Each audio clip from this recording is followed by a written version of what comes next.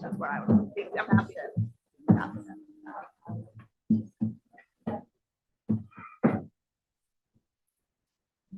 Okay. Ready?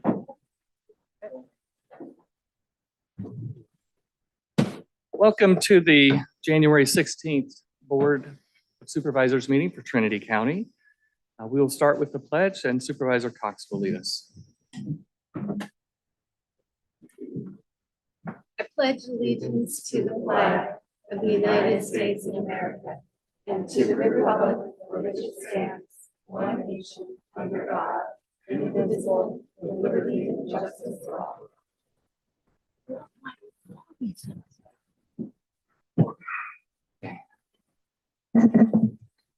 Well, it was just our last board meeting where the board approved strategic priorities, including increased communication and engagement. So next meeting, we're already off to a good start. Lots of engagement today. Our first item on the agenda, item 1.1, is receive a presentation from Health and Human Services Program Manager Jesse Ferguson. And Jesse couldn't be here today, so we are going to pull this from the agenda and we'll put it on our next agenda meeting. Item 1.2, adopt a proclamation of appreciation which recognizes January 24th as Eligibility Specialist Recognition Month. I'll take a minute to read that. A proclamation of the Board of Supervisors of the County of Trinity recognizing January 2024 as Eligibility Specialist Month. Whereas the National Eligibility Workers Association, established in 1975, is the only nationally recognized association dedicated to eligibility workers. And whereas eligibility specialists assist Trinity County residents by providing access to essential services and benefits, including California Work Opportunity and Responsibility to Kids, CalWORKS, CalFresh, Medi-Cal, General Assistance, foster care, and adoptions assistance. And whereas eligibility specialists processed in excess of 2,400 applications for assistance and served over 9,000 beneficiaries of Trinity County in 2023. And whereas eligibility specialists through interactive interviewing and detail-oriented case processing issued direct benefits in excess of $11 million to the beneficiaries of Trinity County in 2023. And whereas eligibility specialists interact with the public with respect and compassion while continuing to meet federal, state, and county program requirements. And whereas eligibility specialists perform valuable services to the residents of Trinity County. And now, therefore, be it proclaimed that the Board of Supervisors of the County of Trinity do hereby proclaim January 2024 as Eligibility Specialist Recognition Month in awareness of eligibility specialist commitment and dedication to individuals, families, and our community. Duly passed and adopted the 16th day of January 2024 by the Board of Supervisors of the County of Trinity. And we do have a little message. Good morning, Chair. Tabitha Albers, Program Manager for Eligibility. I am grateful to be able to address the board today on behalf of the Eligibility and Admin team. Eligibility specialists and administrative clerks at Health and Human Services are truly dedicated to serving our community with compassion and respect. Our administrative clerks provide support daily through direct customer service with over 2,000 in-person lobby interactions and over 3,000 phone calls in the last quarter.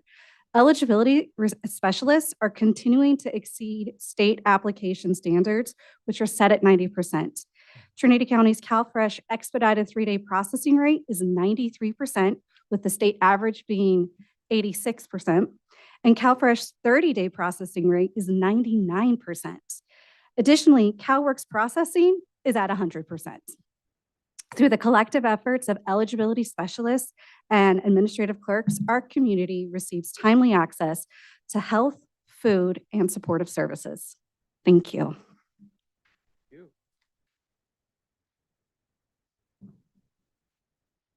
Motion to approve is presented.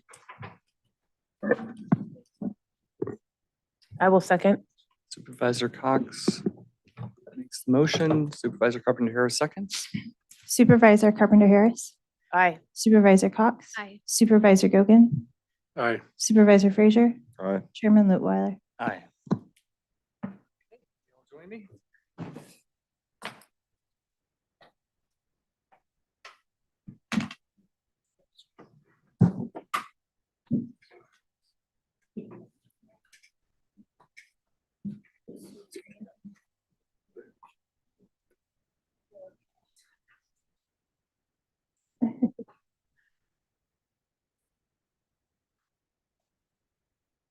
One, two, three.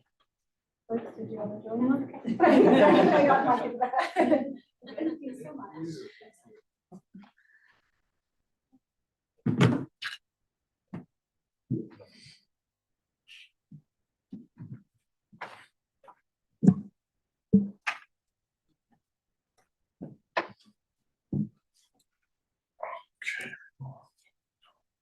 A brief comment to add to that is that another thing that we approved last week was our set of values for the county. And one of those that was newly added was about being solution oriented. And I know from talking to Director Hamilton that there were some really significant changes that came down from the state that made a lot of what we have to do in these departments much more challenging. And yet the group found a way to make it happen. It wasn't, well, we can't possibly do this with all these changes. It's, let's make it happen and very solution oriented. So thanks for living out that value for us. Okay. The next section on the agenda is public comment. This time is for information from the public on matters not appearing on this agenda or within the consent calendar. All comments are limited to 3 minutes and must pertain to matters within the jurisdiction of the board. When addressing the board, please state your name for the record and address the board as a whole through the chair. No action or discussion will be conducted on matters not listed on the agenda. However, the chair may refer the subject matter to the appropriate department for follow-up or schedule the matter for subsequent board agenda. Now open to public comment about matters not on the agenda.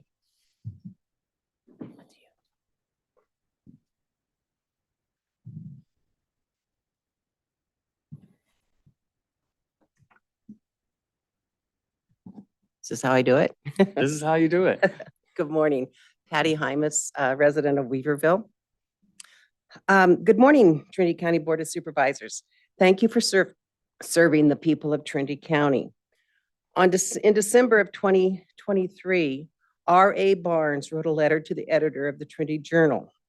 This sparked my interest because I have been following what Shasta County has been doing and what they have been accomplishing for several years. Our neighboring county, Shasta County, has started a movement by being the first county in the state of California and the nation to return to paper ballots and getting rid of the voting machine. One person that was instrumental in helping Shasta County is Dr. Frank. Dr. Frank will be in Shasta County this month on the 22nd. He will be meeting with their Board of Supervisors, and he will also be meeting at the town hall meeting. Dr. Douglas Frank has been a Nobel Peace nominee, a mathematician, a physicist, a chemist, and a minister. He was featured on Mike Lindell's Cyber Symposium. He is nationally known election fraud expert investigator. He has extensive experience on election investigation and has been an expert witness in several voter fraud state investigations. Dr. Frank has agreed to come to Trinity County on Wednesday, January 24th at 6 p.m. to give an update on what Shasta County has been doing. This meeting will be held at the Trinity Alps Golf Course. And during the day, we've set up him to appear at different places throughout the county. You're all invited to attend. I don't think you can all attend because of the Brown Act, but I do have some flyers that will be put around. The whole county is invited to this. This is not a Weaverville thing. This is for information only to see what Shasta County is doing, and maybe our board may want to take some action. Thank you for your comment. Good morning. I'm Vicki Whaley, and I live in Lewiston, and I have a business here in Weaverville. And just to piggyback on Patty's comment, I have listened to Dr. Frank on multiple occasions. He is not only all those great things, he's a true scientist. He has over 60 published papers, and he's a Nobel Peace nominee. So I find him very, he's humorous, he's brilliant, he's endearing, he has a special needs child, and he is a patriot fighting for our country. And he's been across the nation helping states find voter fraud in the machines. So his data, he's a data man. His data is fascinating and the data doesn't lie. So yeah, I think you all should go if you can, and I'll be there. And so, yeah, I just want to encourage you to go.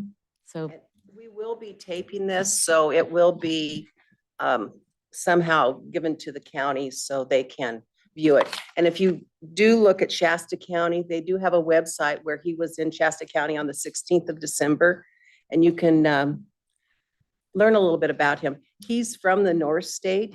His father, or his grandfather was a forest supervisor for Shasta Trinity. His parents both went to Shasta County, fell in love, Shasta High School. They went to the college, got married, and he says he was conceived in Shasta County. So he has a special place in his heart. Yeah. So here's some flyers. Thank you. Thank you. And for I'm your sure comment. he'll be showing us Trinity County data. Yeah. So that's interesting. And there will Anyway. be stuff in the paper to reiterate everything. Thank you. Any other public comment in the room?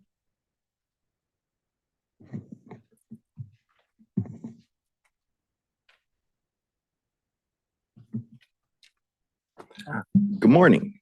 I just wanted to take a few minutes to talk with y'all about animal control and the animal issues that we're experiencing here in Trinity County. My name is Tony Lynch. I live in Burnt Ranch. I am not a very good public speaker, so please bear with me. I have increasingly seen here in Trinity County that more and more animals are getting abandoned.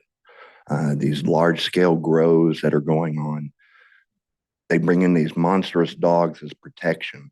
And then as the grows go away, they're just leaving these animals, leaving them to run. They might be down on the highway, or they might be, up on a property way up in the mountains. But still, these animals, they need our help right now. I understand Trinity County is absolutely overloaded with animals at the shelter. You only have few resources available. I would like to invite the board to maybe set up a forum to where we can discuss using your greatest asset here in Trinity County. And that's the hearts of the people that live here. I love my county, and more so, I love my animals. And I'd say most of y'all up there do too. It's just tragic that we cannot get help when we need it. The process, the paperwork, the bureaucracy that we have to go through to get help is just not, it's not sustainable. It's not going to help. So we have groups, we're forming the group, the Downriver Dogs. We want to be your extra set of hands when y'all don't have it available. We're not looking to be an animal shelter. We're looking as to be a transport or a gateway to other rescues, to where we can take some of the burden off of you. So I know I've only got 3 minutes here, but there's Trinity County is, as y'all know, as large as the state of Texas. You got one animal control officer, you got a few people in the office, and that's just not enough. I'm here to volunteer for you. And I know there's lots of, oh no, clock. I know that y'all have much more important things to do, but if y'all would consider letting us have a forum to discuss some of the options that we have found where we can help, I would be greatly appreciated. Thank you for your comments and for your service. Thank you.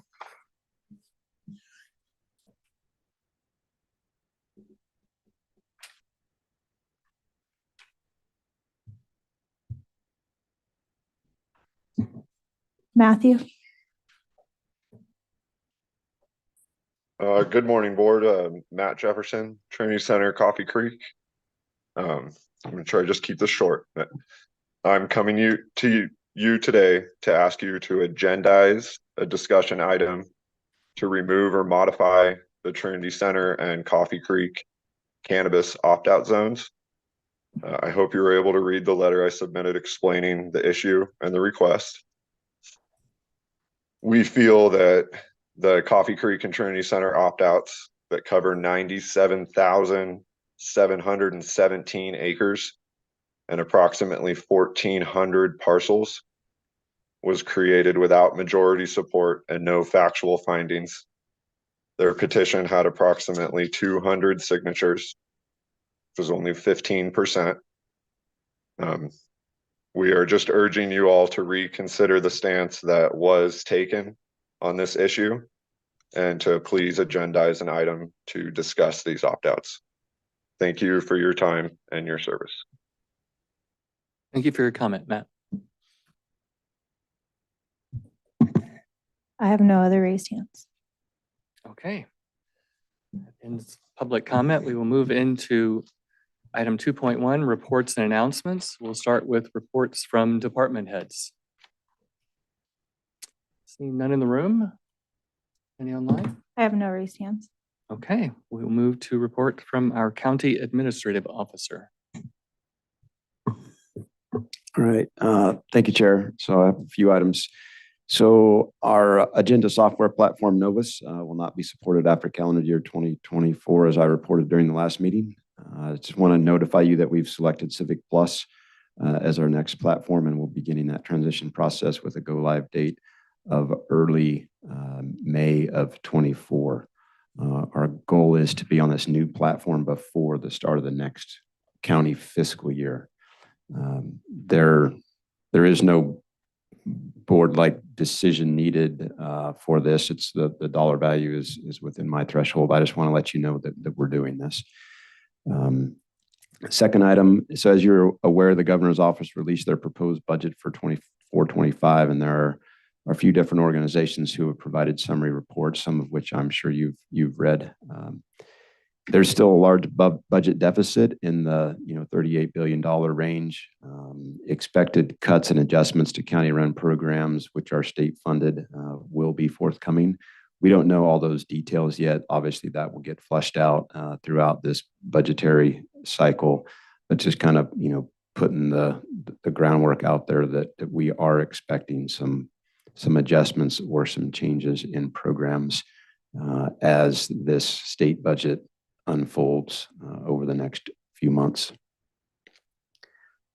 Next topic on the budget, continuing on the budget topic. So we locally in our county, we're planning our mid-year budget review for February.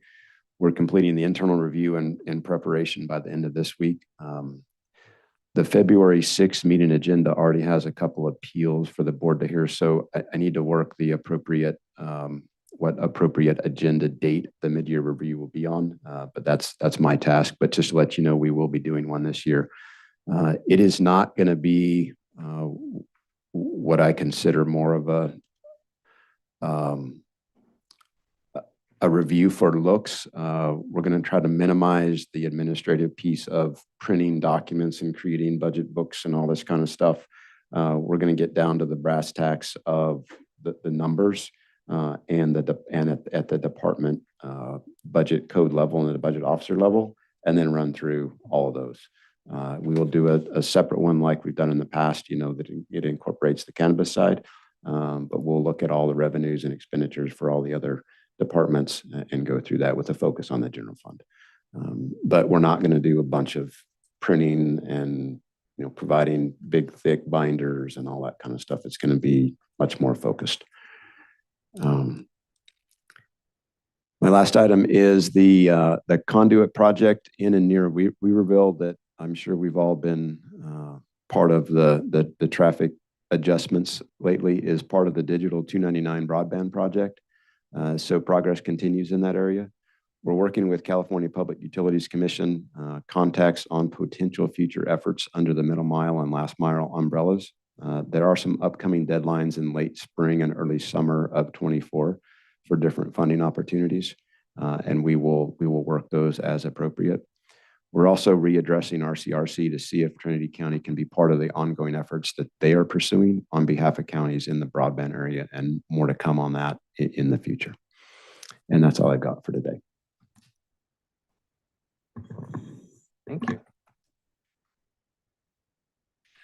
We'll now move to reports from members of the Board of Supervisors. And Supervisor Gogan, let's start with you. Good morning. In the first week of December at TMC, they put forward a water proposal that the county was not happy with.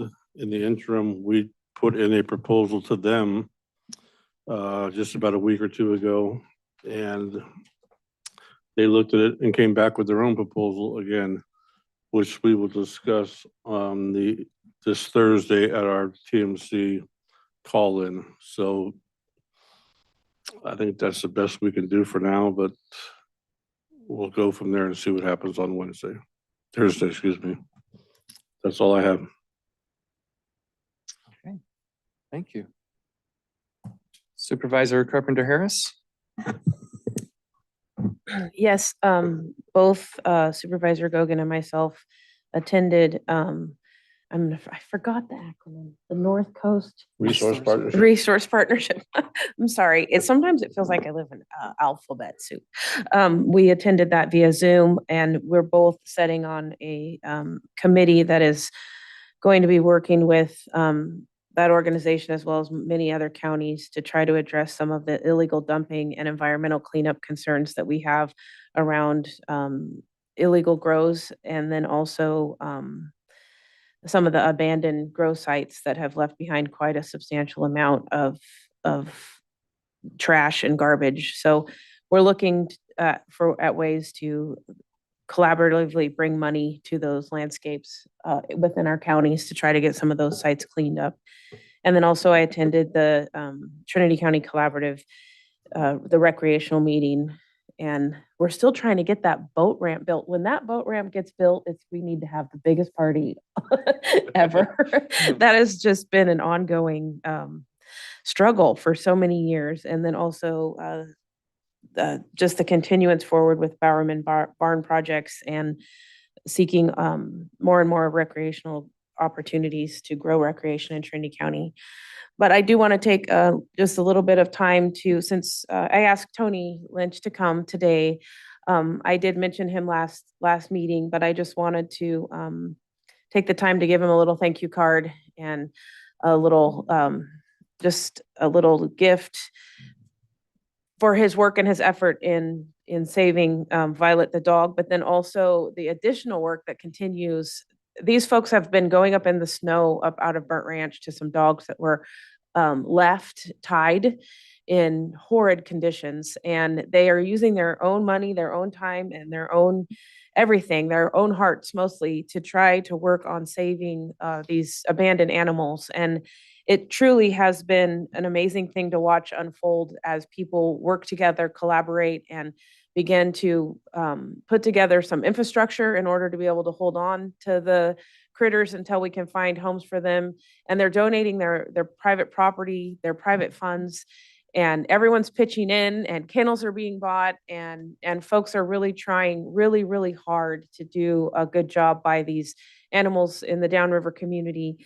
And Tony kind of has risen as the superhero in all of this. So if you don't mind, Tony, come up. I have a little card for you. Thank you.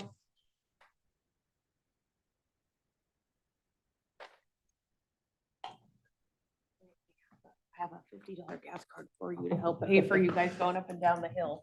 I forgot to put it in here. But I know where you live now.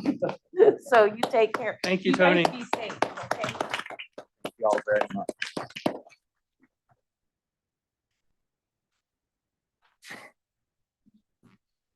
Is that all?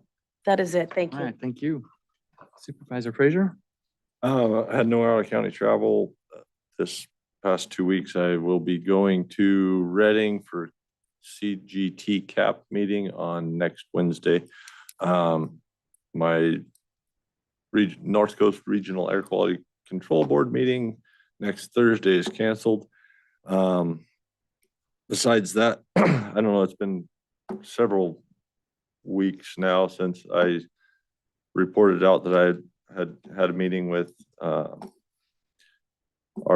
district ranger in Mad River about the hazard trees. I was supposed to get a follow-up meeting in December. I still haven't heard back. So in the next week or so, I'm going to be reaching out to her supervisor and see if I can get that moving again to see if we can do something about the hazard trees along the county roads in Southern Trinity. It's still from the August complex.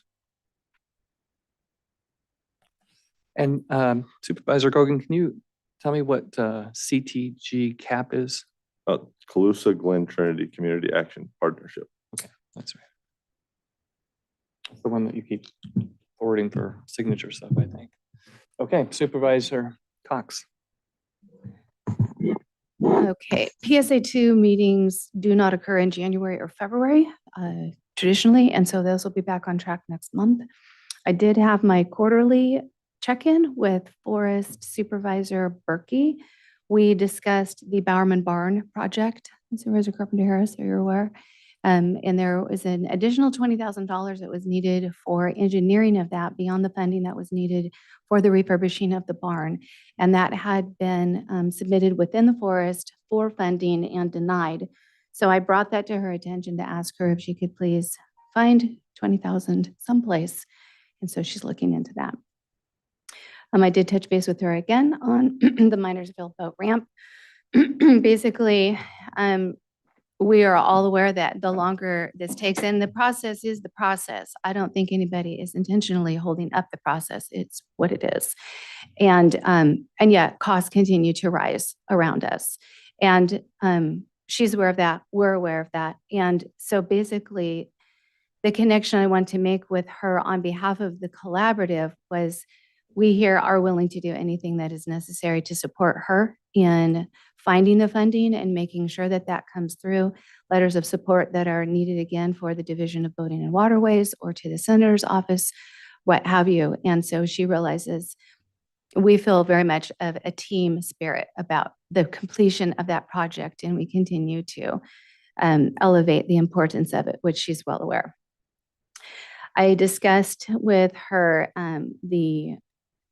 just briefly, because by the time I got there, it had basically been resolved, but there were issues at higher levels above her ability to touch within the forest as far as the RAC is concerned, the Resource Advisory Committee that needs to receive projects and discuss them as far as how Title III funds will be distributed.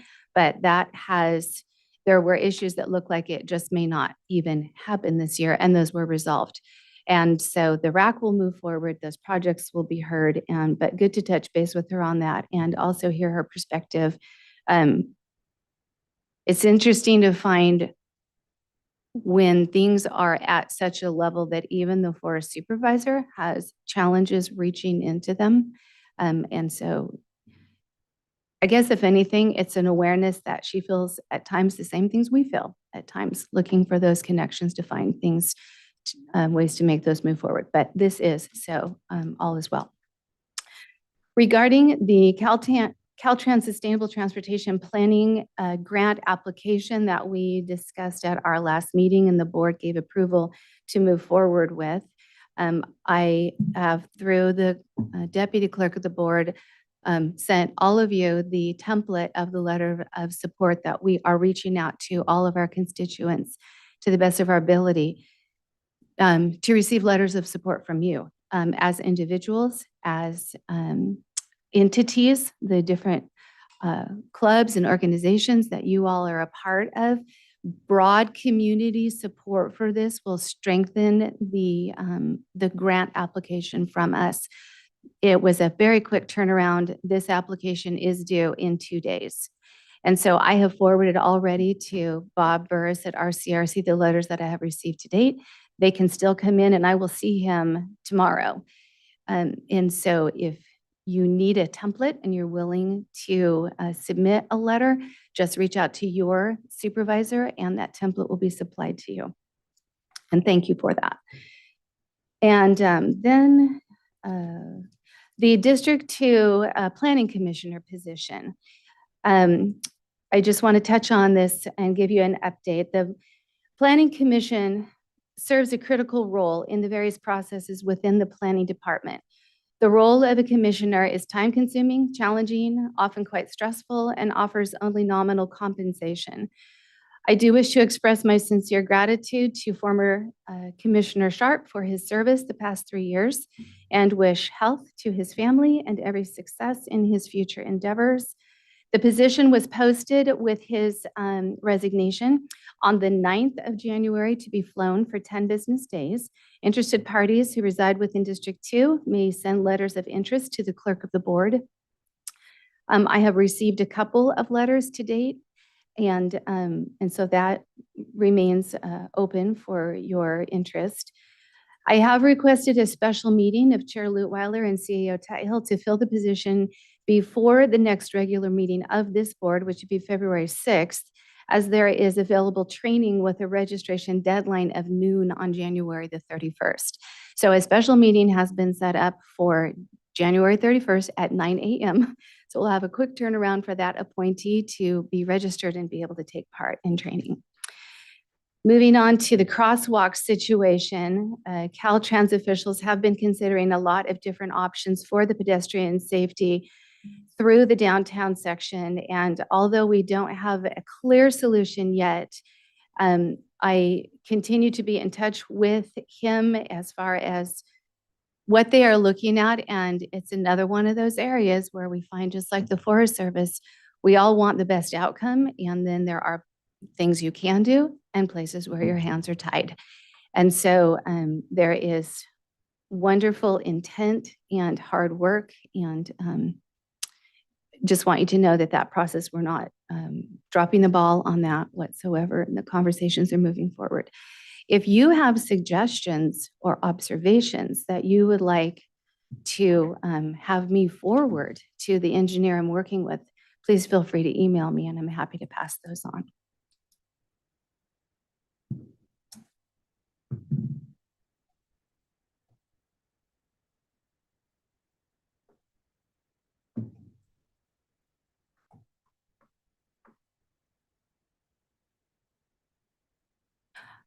Take care of that later. Okay, end of report. Thank you. Okay.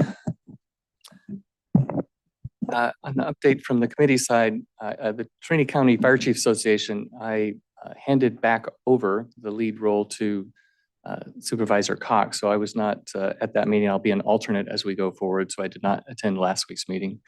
The NACO Telecommunications and Technology Steering Committee, I am attending those meetings. They're Zoom calls on a monthly basis as my schedule allows. It doesn't always match up. And the annual conference is scheduled for February 10th through the 13th in Washington, D.C. And I know Supervisor Carpenter Harris attends that. I think we still need to talk to see if I should also attend this time or not, but it's at least on my calendar. I participated in my first disaster council meeting as the board chair, and just wanted to comment that it's a very interesting meeting. For those of you who don't know, this meeting brings together representatives from all of the organizations that are involved in health and safety matters throughout the county. And after the meeting, I spoke to a representative from Cal OES, so the state level Office of Emergency Service, and just said, well, you sit in these all over the state, so tell me what you think about what we're doing, how we could do better, all that kind of stuff. He said, oh no, Trinity County is the gold standard. He said, you have more consistent and strong support from many more organizations than I see anywhere else. So I think kudos to the people that are so dedicated to this work and making sure we're ready for things that we hope never happen. So thank you all for that.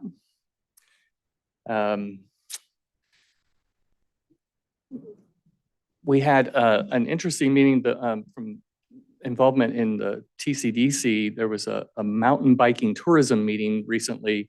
CAO Tuttle was able to help make this happen, and Kyle Warner, who's a pro mountain biker and spokesperson, met with us for I think longer than he planned to, because he was then running late to another meeting, but he was giving us great feedback about what we already have in place. He's pretty impressed with what we already have in place, and giving us his assistance in helping to take it to the next level, including putting us in touch with people that could come out as professionals who have a big following on YouTube and such, and do the videos that show using our trails and talk about the experience. And he said that has happened in other areas, and there's been a huge impact from that. So a number of things like that he's trying to help us move forward, even though he's getting caught up in other things that are keeping him very busy.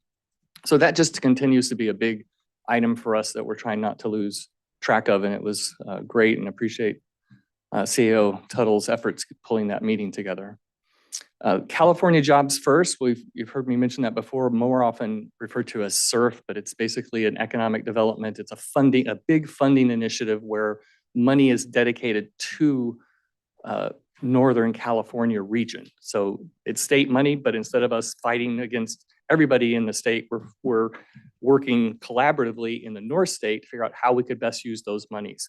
And I've issued this before, I'll do it again here soon, but there is a portal where you can submit your own ideas for consideration. There are many different categories. There's tourism, recreation, there's economic development, there's arts, there's agriculture, all kinds of things that will be considered for these funds. And those funding decisions will be being made within the next 3 or 4 months. So we're finally getting to that point where we're close to those decisions being made. And we have pretty strong county representation. There's 2 of us on the Economic Development Subcommittee. There's 2 of us on the Tourism Recreation Subcommittee. And we have a member of Trinity County who is on the steering committee that is involved at the highest level in that group. So everything moves slowly when it's big like that, but it is moving, and we're getting pretty close to those decisions being made, and hopefully some money coming into Trinity County. And one of the most encouraging things I heard, and I made sure they confirmed so I could take it down in writing, is they acknowledge that there are counties like Trinity that have often been underserved by programs like this, if for no other reason, because we don't have the bandwidth to get up there and have active, strong, built-out proposals. And so they have a goal of as much as 65 to 70% of these funds being awarded to these underserved counties. So that puts us in an even better position. And the first round of funding is actually to help plans get fleshed out so that then they do look very impressive for the next round of funding that will be an even bigger tranche of money for implementation. So it's just very encouraging, and we're trying to stay very close to it to make sure we take advantage of it. There will be a representative of the McConnell Foundation here this week. And we'll be meeting with her to kind of go through some of the things that are going on here and some of the opportunities and challenges that we have. And this was at her request to better understand where we are and what kind of needs we have. So that, again, a great partner and a great source of funding for us. And we're just trying to make sure that we make the most of our time with her this Friday. And then just a small note, I thought it was fun. I saw somebody had shared online that thetravel.com, which I don't think I had visited before, recently released an article, 10 small towns in California where you can retire for less than $2,000 a month. And Lewiston is number 7 on the list. So Trinity County, it says Lewiston, California, Trinity County. So we are on the list. And it highlighted not only the fact that you can afford to live here at a reasonable rate, but also about why you might want to. So it was really neat to have that on there. And that's my report. Quick question. Yes. The McConnell Foundation representative that's coming, is that in interaction with the TCDC or the county generally? Trent, do you know? I know that Alex Cousins, who is on TCDC, is the one who first mentioned it to me. I don't think it's trying to be exclusive to TCDC. That's just Alex reached out to me to see if I could attend. I'm not going to be able to attend. I'll be in Ukiah on Friday for a meeting with Senator McGuire. But it's not exclusive. No. Yeah. So, but other county representatives are not in attendance right now.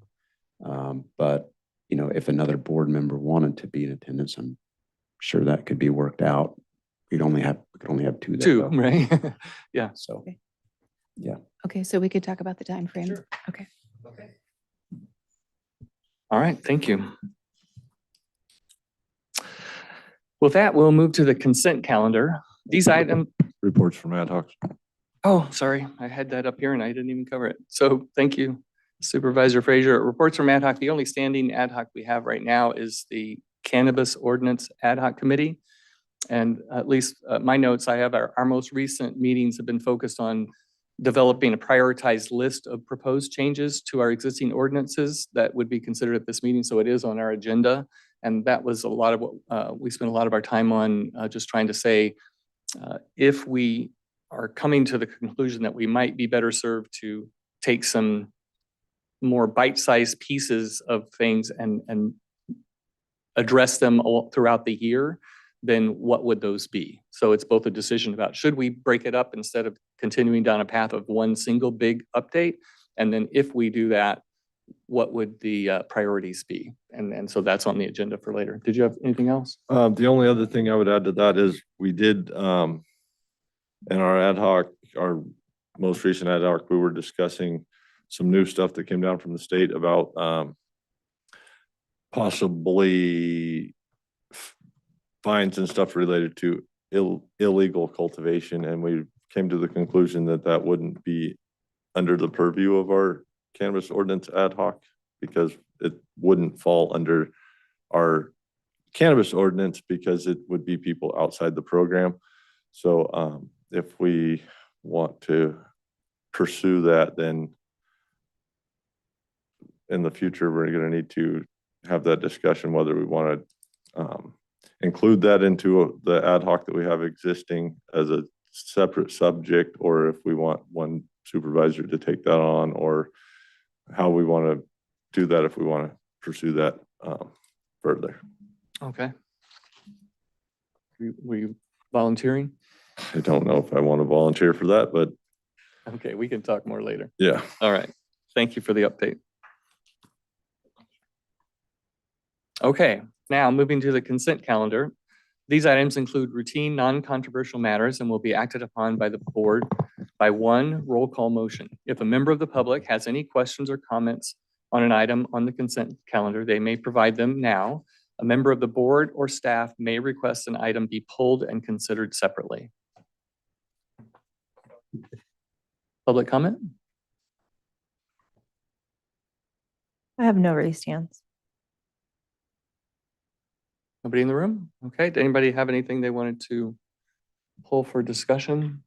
Chair, if I could just make one comment on item 3.2, we have Supervisor Cox's signature block on that item, still as a legacy holdover from her chairmanship. So we will change that obviously to the new chair.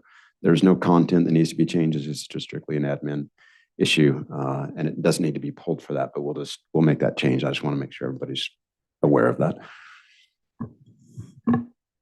Okay, anything else? No? Okay, we'll take public comment. Approve as presented. I will second.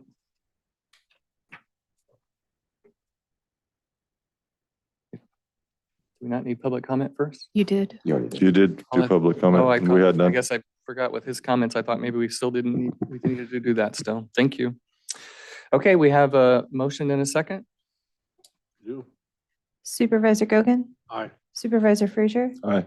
Supervisor Cox, Aye. Supervisor Carpenter Harris, Aye. Chairman Cox. Aye. Oh, Chairman Lutwiler, sorry. Aye.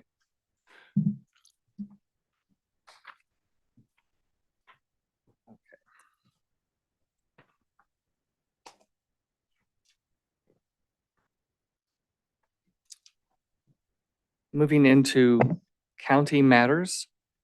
These items include non-routine and controversial matters and are listed alphabetically by department. A member of the board, staff, or public may request that an item be heard out of order. Does anybody have an item they'd like to hear out of order? I have a suggestion. In reading through all of this, I wondered if it might be advantageous to move 4.1 to the end, as we might have some insights based on what we hear from the public on the remaining three items. I'm fine with that. Anybody else? Good. Okay, so we will move 4.1 to the end. And we will start with 4.2. Receive a presentation from the East Branch property owners opt-out request and discuss the request from October 8th, 2021. And Trent, did anybody from staff want to introduce this? I can introduce each one of these.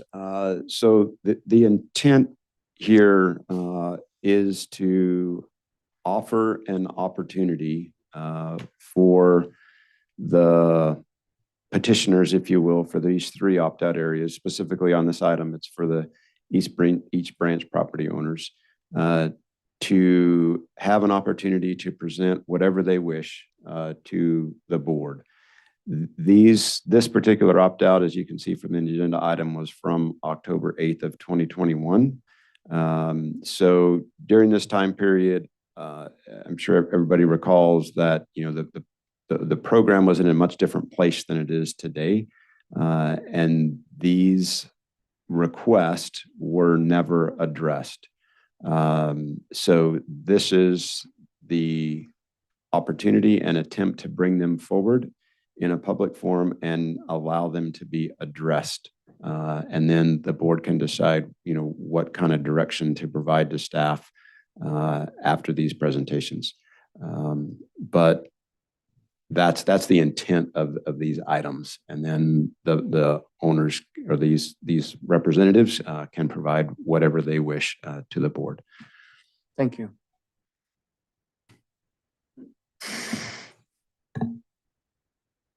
So is there someone here from the East Branch property owner group? I am. Okay. Thank you for your service and I appreciate all the work you folks do. I'm not aware of everything that encompasses, and it is a lot. So I came here today. I have been involved with the East Branch request to opt out, and I have seen a map that shows only a portion of the community, and certainly the private road all the way to the upper part. As I saw it, maybe I misunderstood this map, but the opt-out area should go all the way to the end of the private road. It's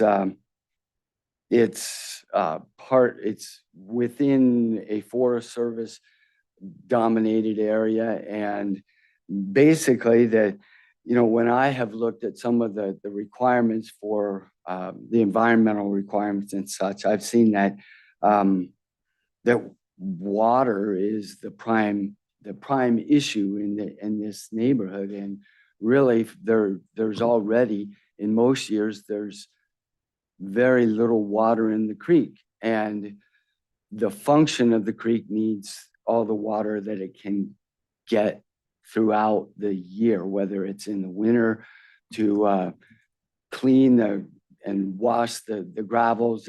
It's a pretty small creek, but sometimes it does rise up and it needs those waters to flush it. And it's in the east. So the reason that I think it's so important environmentally is that the Weaver Creek drainage is a low gradient drainage, which supports federally and state listed coho salmon, as well as rainbow trout or steelhead if they move through. But there's also these restoration efforts, the removal of the East Weaver Dam, and there's slated removal of this culvert downstream on East Branch, which will hopefully allow fish to get up more easily. I've seen steelhead in my creek, not recently. So I live on East Branch and I'm trying to remove less. And at any rate, there's not a lot of water there to remove most of the time. So most of my comment is just that there is, any more withdrawal on that creek, even the withdrawal that we have now, I question, that we need to conserve as much as we can, as in other areas. So large scale large-scale withdrawal was not appropriate. So in an opt-out area that would cover the East Branch Road from the connection with East Weaver Road, where the East Branch Creek flows into East Weaver Creek, and then all the way up to the end where I think Mr. Larry Alice just came in and he owns some property up there.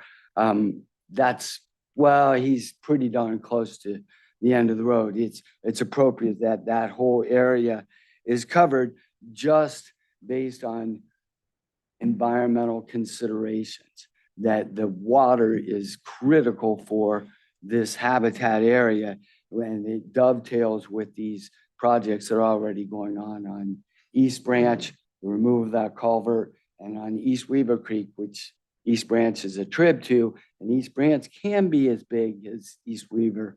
Anyway, there was just this dam removed that's incredibly, it's a great thing for the function of that creek.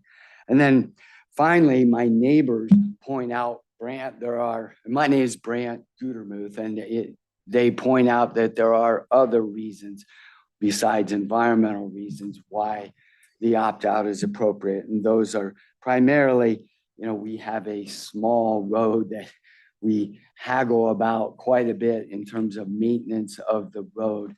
It's a private road and it falls into disrepair, especially in winter conditions.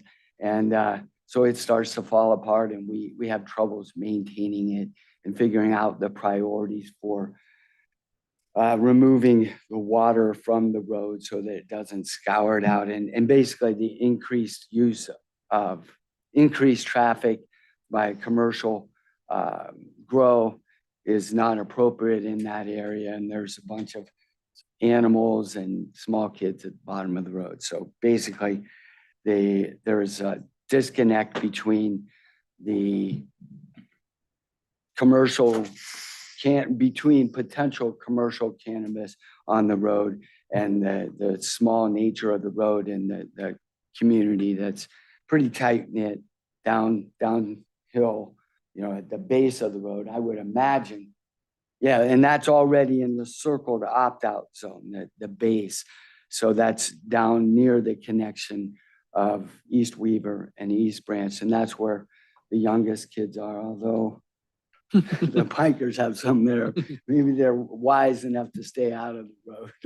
But anyway, it's just a concern that neighbors have, and those are true concerns for traffic, and we have the troubles maintaining our road now, of course.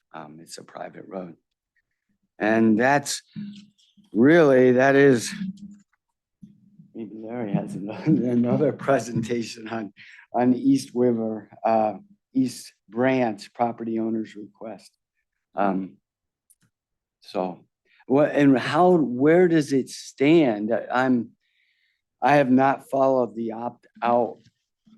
Maybe I'll hear in the rest of these presentations or so. I'm interested to understand where these opt-outs sit, and if the circle that was on the map before that was provided to me is still in place, or if it could, I think it should cover the whole length of the road. Okay. So thank you for this opportunity to present the case.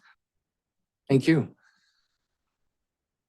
Was there anyone else that wanted to present on behalf of that group? Okay. Did the board have any questions? Not discussion, but questions of? I have a question for Brent. On the East Branch there, Weaver Creek, do you have a lot of illegal cultivation there? No. Zero? To my knowledge, and I don't have, a couple plants or something would be a problem. There may be there's probably a few plants. And how many legals do you have there? Do you know? How many legal? Legal. I don't believe there's any. Okay. Thank you. Thank you.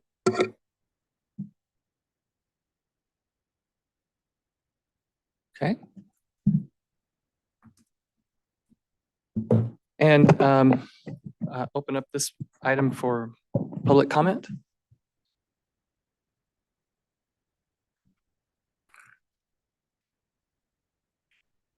Good morning, Chair, Supervisors, staff, Adrian Keys from Hayfork. I'm not specifically familiar with this area, but one thing I'm really familiar with is our EIR. We spent hundreds and hundreds of thousands of dollars and many years developing that document to address environmental issues. Any license that may try to begin a project in that area would have to go through that environmental review process, which includes the roads, includes the water use, every other factor listed under CEQA. Also in the petition, it notes the threat of fire from butane hash labs. There's no zoning in that area that would accommodate a butane hash lab. All the rest of the impacts are addressed under CEQA. And if we are not going to utilize this document, then I kind of wonder why we did that process. It took years. And as I said before, hundreds and hundreds of thousands of dollars, all paid for through the cannabis division. As far as the water issue goes, I did look at some of the zoning up there. It looks like there's a bunch of ag parcels, 20 acres and such. And the water use, well, there's other methods to address water use that would actually reach beyond cannabis, because any other person could purchase a piece of land up there and utilize their water right year round. I would suggest that they look into adjudicating their water.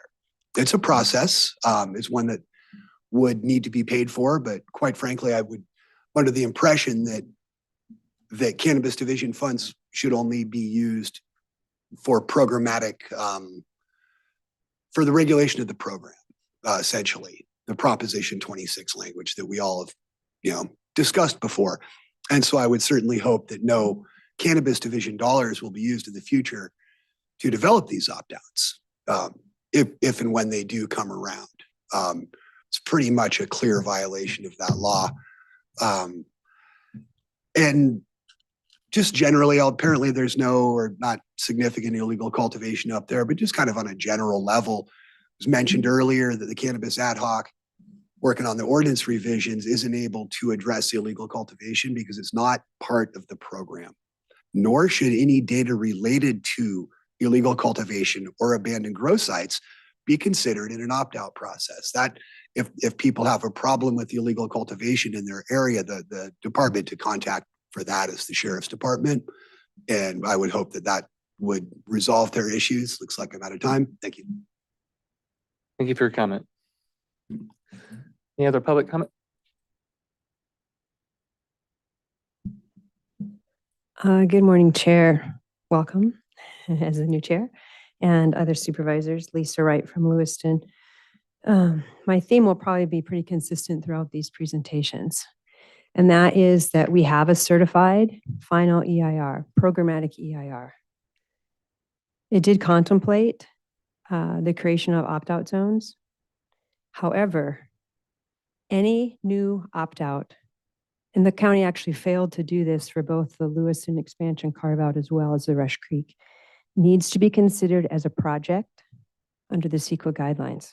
It's a subsequent review for a later project that relies on a previous EIR. There's specific CEQA guidelines. I'm sure that your special counsel for CEQA can better address these.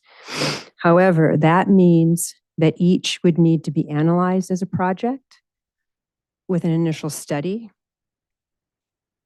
which could later actually lead to a subsequent or supplemental EIR. You can't just willy-nilly start carving out parts of the county that were not included in the original final EIR. Now, why? Well, because that EIR analyzed the area that would be potentially impacted through the general plan and the zoning that's allowable. Once you start carving out those zones or those parcels that were previously considered as allowable under the FEIR, now you're changing the potential impact to the remaining area. And that could increase then the significance or the potential significance of environmental impact in those new areas. You absolutely cannot do additional opt-outs as some political concession. There needs to be environmental analysis done, initial study, potentially a subsequent EIR or supplemental. So that's going to be my theme throughout. Unfortunately, I'm seeing also a common thread where the petitioners aren't familiar, with the EIR and the requirements of the cultivators for things like forbearance, for topographic concerns, water board restrictions, fish and wildlife restrictions. Cannabis is more heavily regulated than our food supply. Okay, so these claims about somehow they're using water from creeks, it's just not allowable for legal cultivation. So please stick with what the law provides. This can't be favors for the neighbors to try to gain, votes in the upcoming elections. There's specific CEQA guidelines for subsequent projects and the requirements around those based on our EIR. Thank you.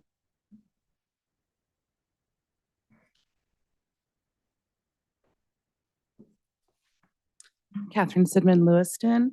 The neighborhood that the gentleman described sounds like a wonderful neighborhood. It sounds like the kind of place that people would want to live. It sounds like community members care about each other. They work out their road problems together. It's a lot of very common stuff to Trinity County. And I would want to assure people in that neighborhood that all of the items that were presented are addressed in the EIR. Water usage, impact on roads. Nobody wants your kids or animals on their property or in their grow, so that's taken care of. And really the issue of if Lisa has a common theme, I'm going to have a common theme as well, which is the concerns, the valid concerns from these neighborhoods and these communities were carefully and thoughtfully addressed in our programmatic documents. And what can't be addressed by the program is illegal cultivation. That's not part of that. And so to have an opt-out and to be opting out the good actors, which maybe don't apply in that neighborhood, perhaps in that neighborhood, it's not applicable to have, even though it's zoned agriculture, which means I could buy a 20-acre parcel and run cattle. That would probably have a water impact. But for this focus, opting out would be opting out the most regulated and carefully controlled neighbor that you could ever possibly have. Unlike what we see 100 yards past the Welcome to Weaverville sign, where you get to redirect water to flood the Performing Arts Center, cultivators don't get to do that, right? This is highly regulated, and it might not even be applicable in these areas because of our EIR, but it certainly doesn't need another layer of NIMBYism and controversy. We have a solid document. Let's use our document and let's trust the process. And if we can't trust the process, then let's address those regulatory things. But this opt-out is based on the presentation that we heard, not appropriate, because all of those items would be covered in a CEQA review. Thank you. Thank you. Any other public comment in the room? Hold on. We have a couple still coming. Well, I just It had, seems like he should. you know, one point that was brought up. Do you want to, a suggestion Supervisor Cox was making, you might want to hold your response to after all the comments, and because there may be other things that you want to address and give you the opportunity. You didn't use your full 10 minutes. So, okay, so did you want to come up, Lori? And then I think I saw Dana. Good morning, everybody. Lori Wills from Lewiston. I don't have a planned thought, just a reaction. And I respect and hear what everybody is saying, but I live in an opt-out area that was approved. And I don't know the exact timeline because I haven't had a chance to research it. But I don't know whether or not the EIR was approved after these opt-outs requests were submitted or before. But I would just like you to all give some thoughts to the fact that the general plan hasn't been updated. The ordinance changes haven't been updated. So a lot of what's on the board's agenda or the planning commission's agenda or the cannabis division's agenda is still in process. And the other thing that's not being considered, I think, is the makeup of each individual community. So again, in our community in Lewiston, they were not following CEQA. The county was not following CEQA. And we were able to get an urgency ordinance. So these don't appear to be under the guise or the request of an urgency ordinance, but I still believe that each individual community, if East Weaver doesn't want cannabis in their neighborhood, I think they have a right to express that to everybody who's making these decisions. And even in our neighborhood, we have two cannabis farms grandfathered in, but we're still dealing with complaints. We're still dealing with odor. We're still dealing with lights, and they're supposed to be complying with CEQA and all the rules. So I just am asking you to give that consideration. And I wish I had more facts and a timeline, but again, I wasn't prepared. And I'm probably going to be saying the same thing for each one of these. Thank you.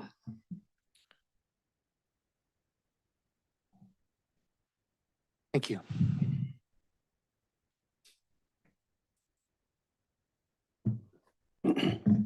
My name is Larry Ellis, and I live in that area which we're speaking on East Weaver. Okay, I've been up there for quite a while, and that property is zoned rural agricultural. Okay, I'm asking you, what impact would this have on that classification of that property now?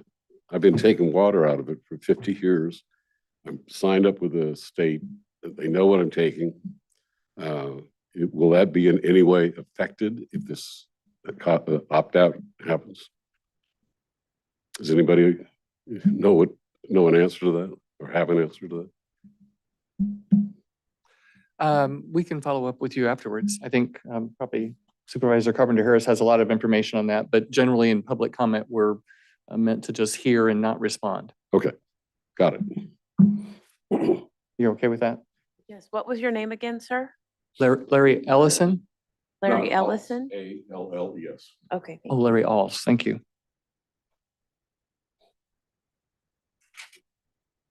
Okay, thank you. Other public comment in the room? Okay. Oh. Sorry.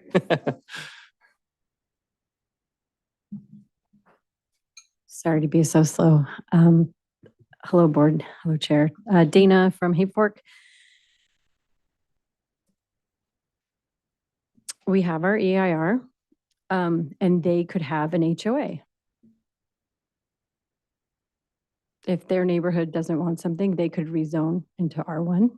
There's other options.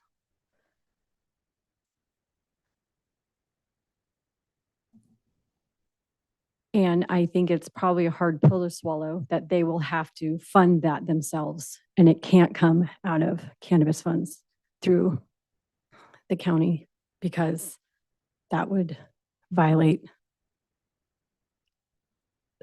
how money can be spent, fees versus taxes, et cetera. We all know Prop 26 now. But they could form a homeowners association. They have other avenues to do this. And that's probably not what they want to hear, but it's just a fact. Thank you.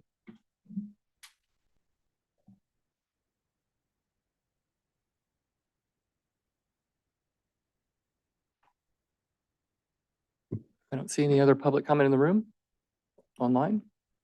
I have no raised hands. Okay. Board, I think in general, we're going to be asked to provide some sort of direction to staff. I'm thinking much like Supervisor Cox suggested that we pull the priorities to after we hear all of these. I'm wondering if we should just hold, unless we have questions for this specific issue, that we hold our feedback about how to move forward until we hear from all. Does that work? Okay. Oh, yes, I'm sorry. Yes, now you can. Yes, I'm sorry, I forgot. Please do. Yeah, this is kind of Oh, it's interesting, and I need to read the EIR, um, which I know is a huge document. Anyway, I appreciate your folks' input that the environment, the EIR should absolutely address the water supply and transportation issues. And, the concern that I have, and I think that, well, the major one I have is water withdrawal. And Larry also had that same question. So, the concern is, and it was brought up by this gentleman that, it could be someone could just go up there and withdraw a lot of water. So it is how much water, how is the water separated? Is it adjudicated? And it is not right now. And that is always a concern with, and how that is a very difficult question. And as Larry said, he reports to the water board his use each year, as do I, because I have a well. And it for whatever use, the water could be withdrawn. And at this point, it would not be, there could be someone moved in, or Larry for that matter, could it potentially increase his water withdrawal. And it's not clear how that would, and it would be not appropriate for the drainage, in my opinion. There's a lot of reasons why the water, as much water is needed in that stream as possible. So, the EIR, I know CEQA reasonably well, and I bet it does a pretty darn good job of addressing water and transportation and the other issues that are pretty typical. So, the concern is, for whatever reason, the East Branch area should not have a large cannabis grow within that area, whether it's protected by the EIR or whether it's an opt-out. I personally don't care the way that it's done, and maybe it fits into this EIR, and I will look into that, and I appreciate these comments about that. So Thank you. Brent. Okay. We had a request to take a 5-minute break, so we'll come back at 10:20.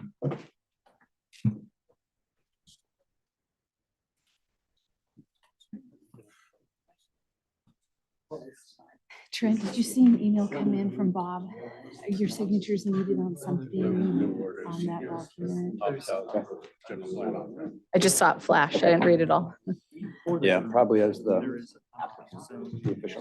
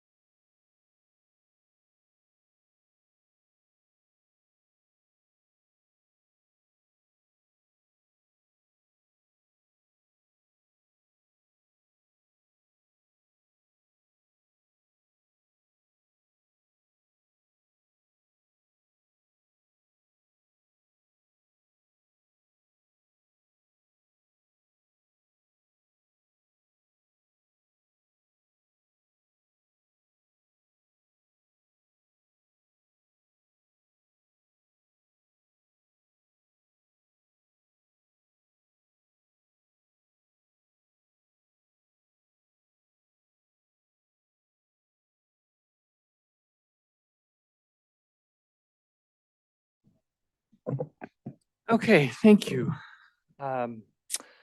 We will now move forward with the next presentation. Item 4.3, receive a presentation from the Hetton Valley Property Owners Opt-out Request and discuss the request from September 17th, 2020. Do we have someone here to present? Okay. As happened the last time, you have up to 10 minutes, and if you want to save some of that to respond to what you hear afterwards in public comment, you're welcome to do that. Thank you. First of all, hi, my name is Susie Torpy. Just to briefly introduce myself, I am the 6th generation in Hetton Valley from the European side of my family. We've lived and used Hetton Valley for over 150 years. The native side is obviously there for multiple generations before that. I've been a Trinity County resident my entire life. I'm a certified trained native monitor. I'm a teacher at the school district where I attended from kindergarten through 12th grade. I'm an active member of Southern Trinity Volunteer Fire Department and the Trinity County Search and Rescue. I define myself by my roots in Trinity County. Watching the blatant destruction of the land and animals literally makes me sick to my stomach and elicits strong emotions. I'm going to try to stick with facts, but just know that I and many others feel very strongly about the land. And I don't know if it can be explained mere words, but it's a part of me, and I'm tied to Hetton Valley and Trinity County.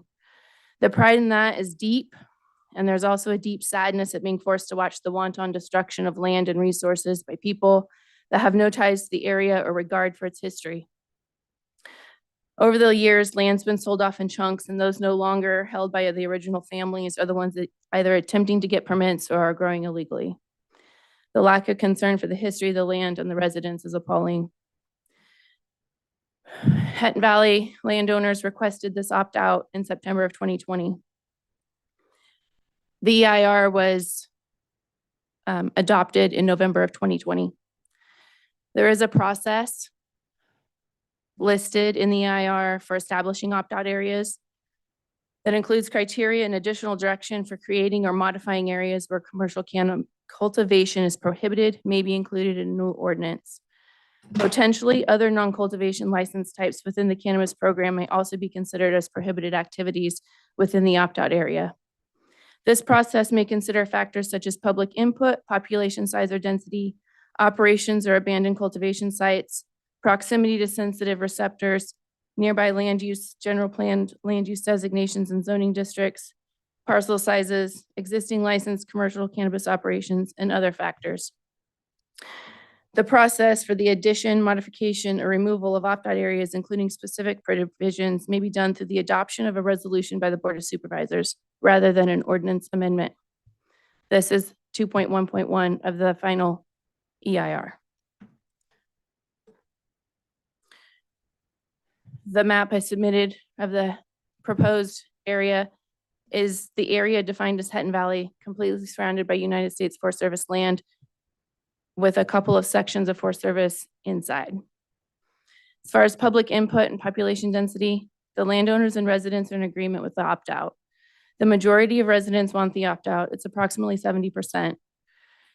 There are about 46 properties owned and leased by 27 signers of the opt-out option. Only 2 of our year-round permanent residents chose not to sign, and the majority of their work is on legal or illegal grows. Several landowners who don't reside full-time in Hetton also signed as they wish it to remain a quiet and beautiful location for visiting, or they are concerned about the quantity and quality of the water and grazing for their livestock.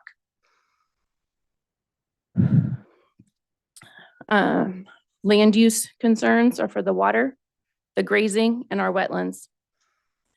The EIR setback requirements states further, because of the current legal status of cannabis cultivation, impacts on wetlands and other waters of the United States are required to be completely avoided.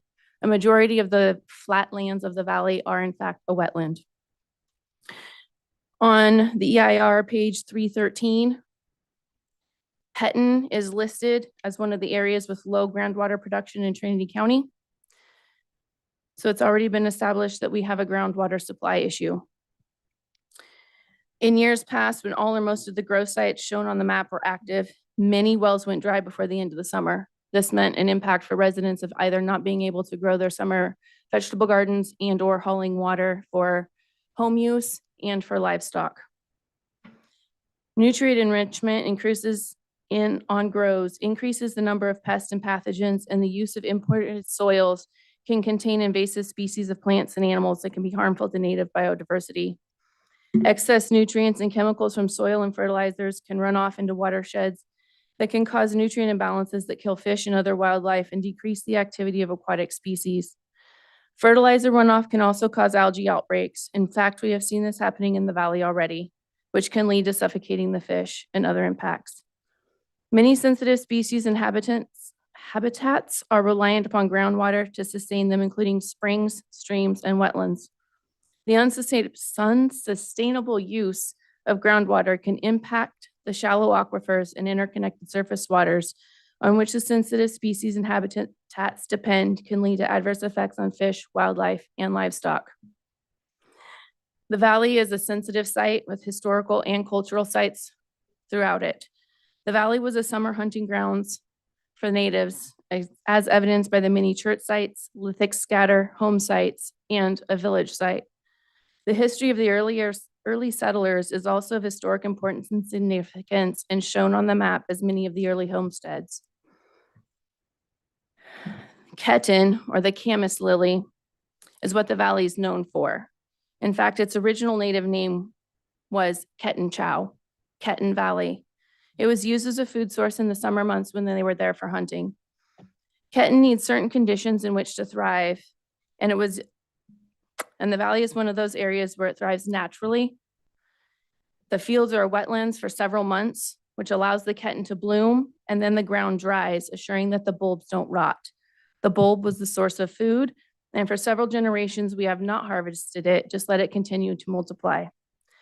The valley is also the home of several sensitive species, including the peregrine falcon, has nesting areas, bald and golden eagles, the goshawk, fishers, spotted owls, and etc., as well as being the nesting grounds for several varieties of ducks. There is not an infrastructure in place for commercial cannabis. There are increased traffic, power supplies, buildings, etc. There is no infrastructure.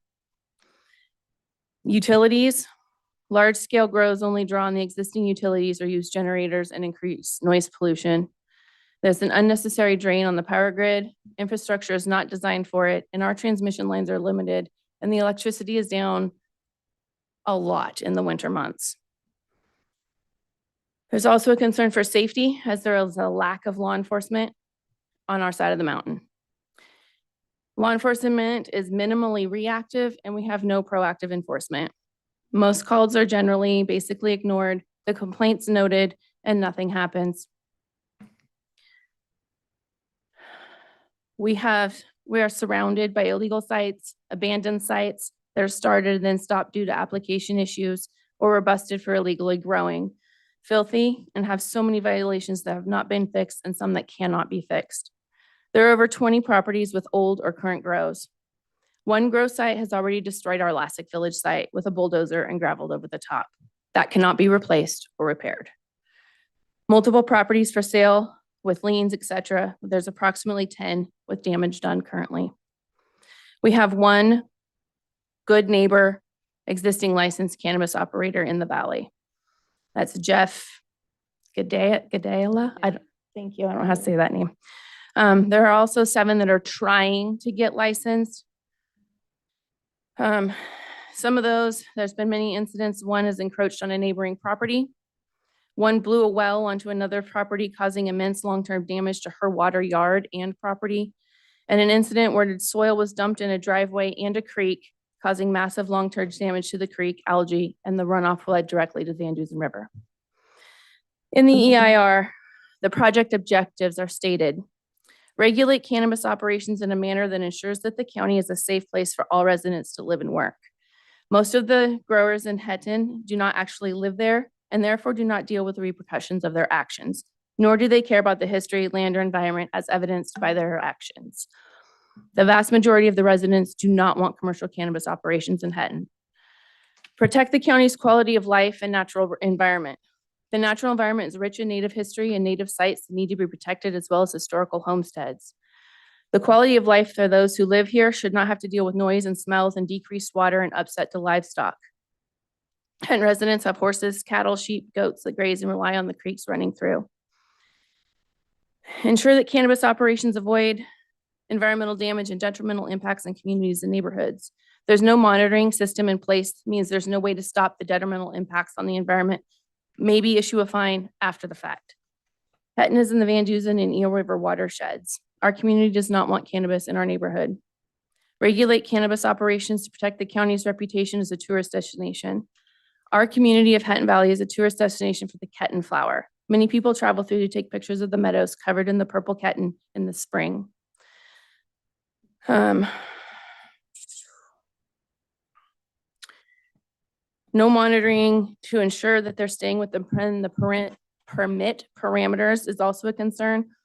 There's current sites that are on appeal. Our valley has already been subjected to irreversible damage. The Lassick Village site was bulldozed and the ridges surrounding it have been terraced. Significant environmental damage has been done to our creek, our wildlife, and our livestock. You cannot fix the environmental damage. You can't bring the wildlife or the livestock back. You can't replace or fix the lost and damaged historical sites, but you can prevent more damage and destruction from happening by adopting a resolution to add Hetton Valley as an opt-out area. I deeply and sincerely hope you will consider such a resolution. Thank you. Thank you. Any questions from board members?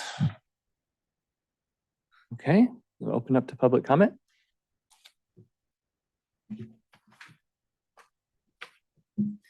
Actually, you can't.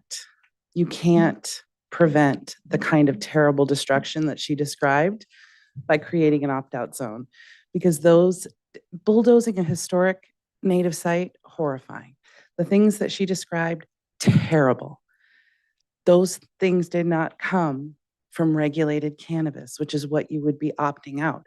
Those issues exist in this county because of inefficient law enforcement and complete confusion, both on this side of the dais and this side of the dais, about what a regulated program can bring to this community. We all understand the devastation of people who come from far away and take terrible advantage of our resources in this county and then leave a huge mess in their wake. That's terrible. We all think that's terrible. But an opt-out zone doesn't fix that. We've already opted out of illegal trespass grows, right? We could use some smart enforcement about that, but we've already opted out of that. We're talking about opting out of the most regulated business in Trinity County, the most regulated activity in our county. All of the things that were mentioned, environmental, historical, native sites, all of these things are addressed by CEQA and would not be allowed. Licenses would be lost. Jeff Gedalia is such a wonderful example of what could be in these communities as a sustainable, organic, certified organic. It cost him a lot of money to be certified organic. A certified organic farmer who does a lot more than farm cannabis. His beef is in my freezer right now, and it's delicious. I really have a lot of compassion for and admiration for the woman who gave the presentation. I honor her legacy in this county. I could be here the rest of my life and would be a newcomer forever, especially compared to that. And I honor what she's saying. And all I can say is that this action, an opt-out zone, will not, cannot, absolutely won't address the concerns that she brought up at all. Thank you. Other public comment in the room?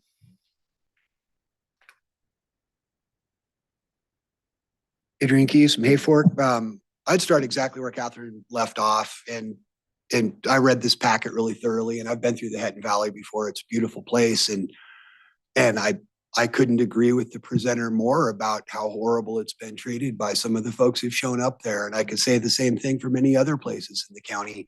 Unfortunately, that is it's the legacy of a lack of enforcement on illegal unregulated cannabis. As far as the regulation goes, well, I will say for certain that inspections happen on a fairly regular basis. And when the state comes through, if you have a leaf tip sticking out beyond the parameter of your canopy, you will be issued a violation. They go through my shed, they go through my files, they go through my computer, they go through my garden, they look at every single thing on my property when they come. And we get both the state and the county in various intervals, plus Fish and Wildlife if you have an LSAA, State Water Resources. If you're even marginally close to being inside of any of the setbacks, then the State Water Resources Control Board will come give you a check for discharge, for your discharge waiver. Setbacks from wetlands are delineated prior to issuing a license. It's a 150-foot requirement. That's significantly more stringent than any other form of agriculture. And I by no means intend to talk down to the residents of the area. And I totally appreciate the cattle grazing and it's a perfect place to raise grass-fed beef. It looks like you could probably do it just on groundwater. From what I'm looking at out there, it seems that you could probably grow grass all year. It's a wonderful thing. It really is.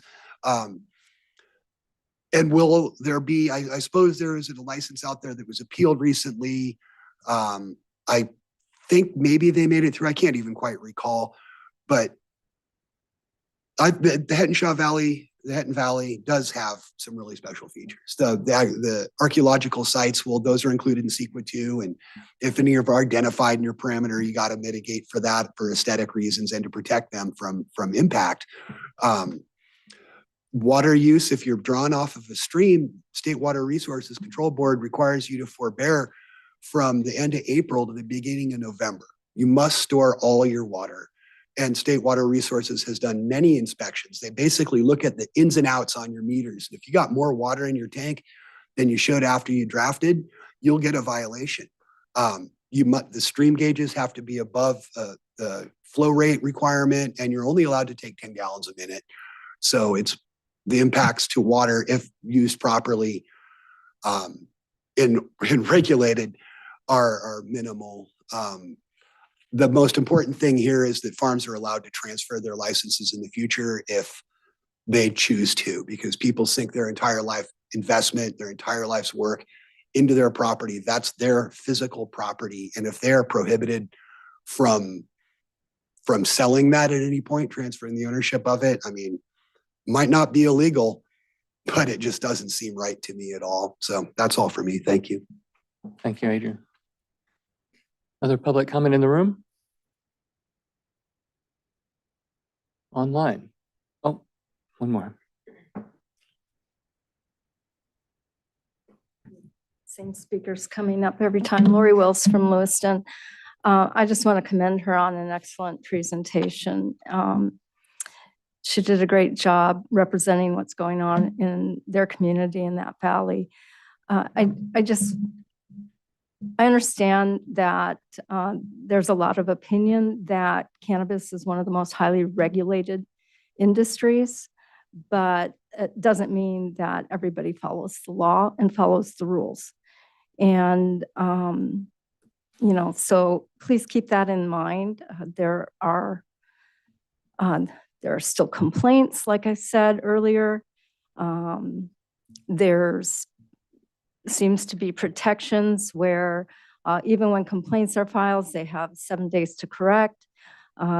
They may correct, and then the complaint comes in again, so then they have another 7 days, and this goes on and on. And so I do really strongly believe that we as residents, and especially long-term residents, have the right to choose what our communities look like. And again, absent a general plan, absent the community plans within the general plans, we're not being heard. And those are supposed to be priorities as well, but they keep getting pushed back, and pushed back. And it's taking years and years and years, but yet anything cannabis related seems to be on the fast track. So I'm just going to ask you to please, there's 3 communities that are asking for this. I don't think you have a wait list for more communities coming in with opt-out requests. There are 3 in the room today, and I hope you give them some consideration to allow them the opportunity to envision what their community looks like. And again, in my community, I've smelled pot every single day. Wake up in the morning, go outside gardening, smell pot. At night, have company over, have outside dinners, I smell pot. My company smells pot. That's not how I want my community to be. And despite the complaints, the smell does not go away. Despite the complaints, that doesn't seem to be addressed in the EIR. So I don't know, there has to be some balance. And I'm just asking you to give these 3 opt-out areas some respect and balance. Thank you. Thank you. Any other, John? Oh, sorry. Good morning, Supervisors. John Brower from Junction City. This is one of those messy topics that comes up now and then. And the original intent of the ordinance, starting back, it started to be developed in 2015, was that local neighborhoods should have some means of not allowing commercial cannabis. And the process to make that happen has been, unclear for a long time. And there have also been periods when the opt-out conversation has sucked all the air out of the room and really handicapped the cannabis division from doing their primary job, which is actually issuing licenses and doing environmental review. There was a 2-year period where the opt-out conversation really dominated everything and even prevented the licensing. So I'm not against the notion of an opt-out zone, but whatever you decide to do here, I think you need to develop a means of doing this in a way that has full transparency and disclosure and a due process, which we don't really have today. So if you're going to entertain this idea, I hope it's done in a quick and transparent and deliberate way. And the staff's recommendations for the amended ordinance that has been in development for about 2 years now had a very clear guideline and due process for accomplishing that. And so I think this is a great time to revisit those staff recommendations and those recommendations that came from the consultant that was paid out of cannabis fees to develop that. And whatever those were, I mean, seems awfully reasonable. And I think that's how it should be done. Currently, it's about 55% of total parcels in Trinity County that are opted out. So at some point, you're going to be forcing an overabundance and overconcentration of licenses in the remaining parts of the county. And that could have its own environmental impacts that you need to watch out for. If you're going to do anything major to the environmental component of our program, then that's going to require its own sequel work also.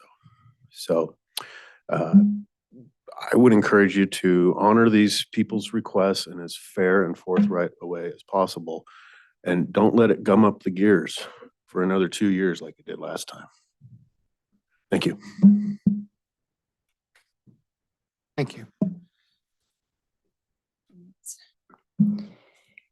Chair Supervisors, Lisa Wright again. There seems to be kind of a big disconnect between illegal or unregulated, illicit, they'll call it, cannabis operations and the legal side.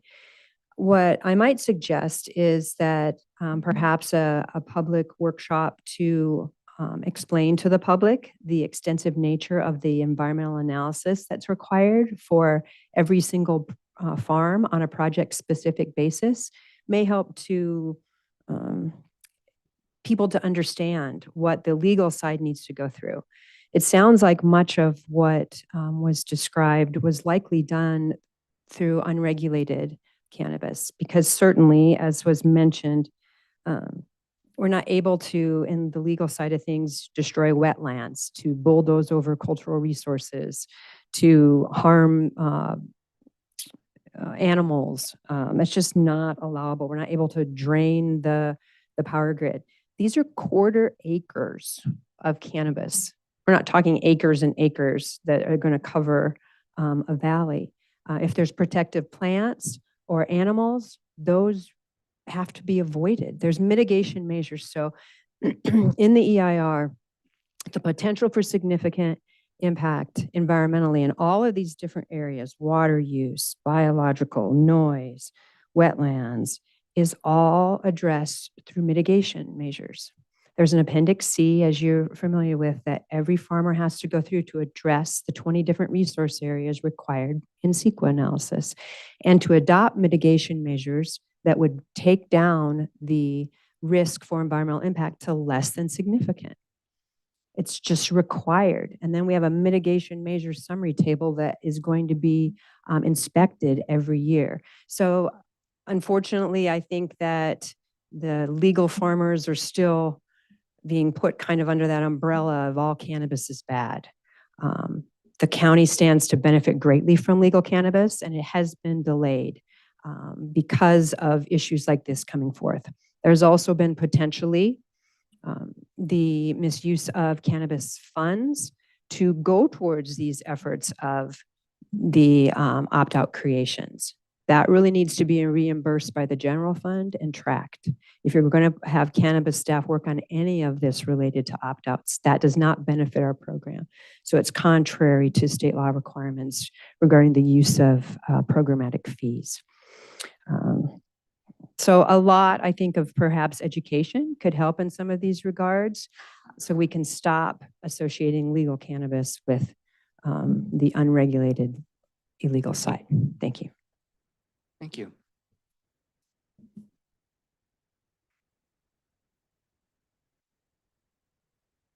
Good morning, Crystal Bell, Lewiston. I really believe that we need to bring the conversation back to where it's supposed to be. We have 3 communities here that want to establish some guidelines within their own community.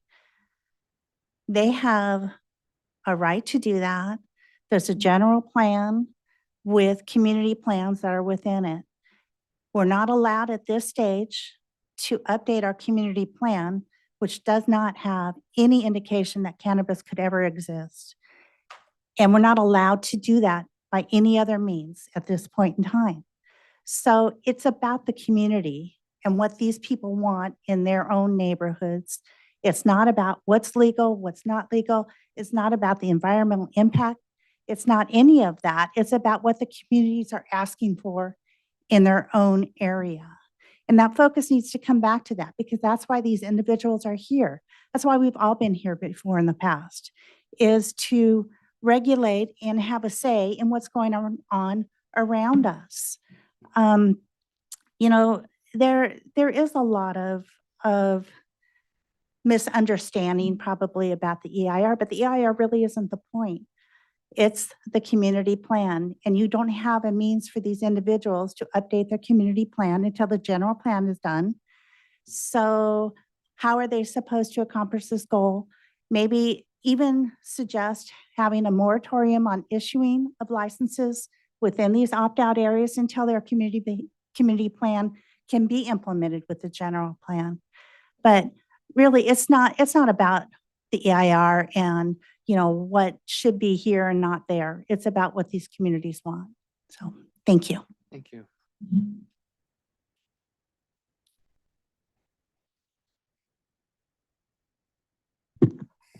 Any other comments in the room? Online? Chris? Hi, can you hear me? Okay, I'm going to think that you do. Okay, this is Chris Williams, Weaverville. So the Head and Shaw representative brought up a lot of great points as to why it's important for our community to opt in and champion our legal commercial cannabis program. I echo Lisa's comments that we should maybe have some sort of a town hall that covers commercial cannabis from A to Z, as I believe that through education, it would ease a lot of community fears and concerns. And for neighborhoods with real concerns that are based in scientific findings and not NIMBYism, there should be an equitable application process that is funded by the general fund or through private funding of these neighborhoods. And this can be addressed in our cannabis ordinance updates and in our future, well, we have a community plan, but our updated community general plans. But please, let's look at the processes that are already in place. And instead of having these kind of knee-jerk reactions to somebody complained 3 years ago. I mean, these neighborhood things, all these signatures were collected several years ago. So I think that we should have an equitable process that does look at actual findings. And if concerns can be addressed in our EIR, then as Adrian said earlier, what was the point of having an EIR if we're not going to look at it and honor it? So I urge you, opt in and champion our legal commercial cannabis program, and also hold some fire under our sheriff's department for not, going after the illegal grows that are causing environmental, having this, I guess, severe environmental impacts. Thank you very much. Carla?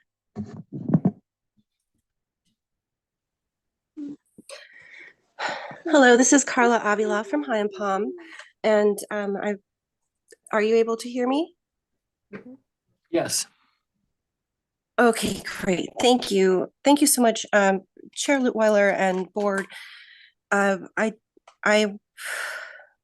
think that this is a really great opportunity for our community to look at solutions, and I fully respect the legitimate concerns that are being brought up both by close-in neighborhoods and by some of our most valuable open space areas of the county.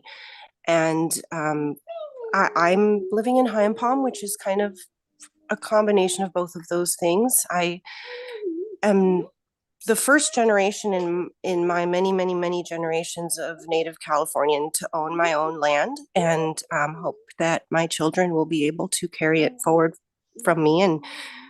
And my daughter was born in High and Palm on my farm. I raise cattle. I'm a regenerative agriculturalist. And I really believe in everything that everyone has said about the dire importance of protecting what we are all here to try and resolve and protect. And I think the EIR is absolutely the cornerstone of this, and we need a capacity and protocol process to be able to make sure that nobody is dozing over. I'm not talking about cattle grazing, my apologies. I am talking about dozing over anything in the Hetton-Shaw Valley without examining carefully where archaeological sites where native species of every kind are existing, and looking at the impacts before we allow any new development. And this process has taken us longer than we would have liked. And I'm not saying that communities don't deserve to have a say, because what I'm seeing here is definitely a need for community plans that are very neighborhood focused in the general plan. And I don't know if we've gotten, that's a different agenda item, so I can't get too far down that road, but I really think that in high density areas, looking at zoning to R1s or creating a village type zoning, but for more like a neighborhood, and it might help these high density areas, and the other where they have water concerns, regardless of the fact that there is no currently commercial cannabis. So it's not because of the cannabis that they're having water issues. I mean, there's so many things that we could get into as the long-term solutions. For now, I would hope that if we can really implement the EIR, that no further of these things should be happening, as well as just ensuring that we have the capacity to do that. Thank you. Thank you. Amber? Hello, good morning, board and public. I hadn't planned on, my name is Amber Carmen, I'm from Weaverville. Hadn't planned on speaking to this topic, but I just felt compelled after listening to everybody. I just find that the lack of education for even myself on these cannabis like EIRs and everything, it would be really helpful if we had some better community education. And then also some accountability for our code enforcement. It sounds like there's some major disconnect somehow with our code enforcement and law enforcement in some of our little neighbor or our little niches that are just falling under the cracks. And it's really devastating to hear what's happening. And I've seen it traveling around the county, as I often do. It is heartbreaking and devastating to see empty properties and blight and just the destruction of our land and our animals. Our fishers, for example, it's 20 years and now they're endangered as a result of toxic chemicals and that have been spilled in our forest lands or left or dumped and used. Anyways, I just really would encourage some accountability with our law enforcement and code enforcement to be going after what our ordinance is already in place for. So that is really all I have to say. Thank you. Thank you.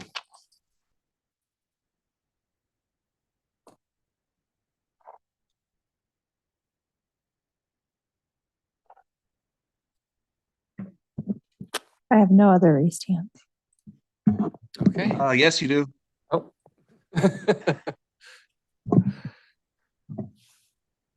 Sorry, it popped up last. Go ahead, Jeff. Thank you.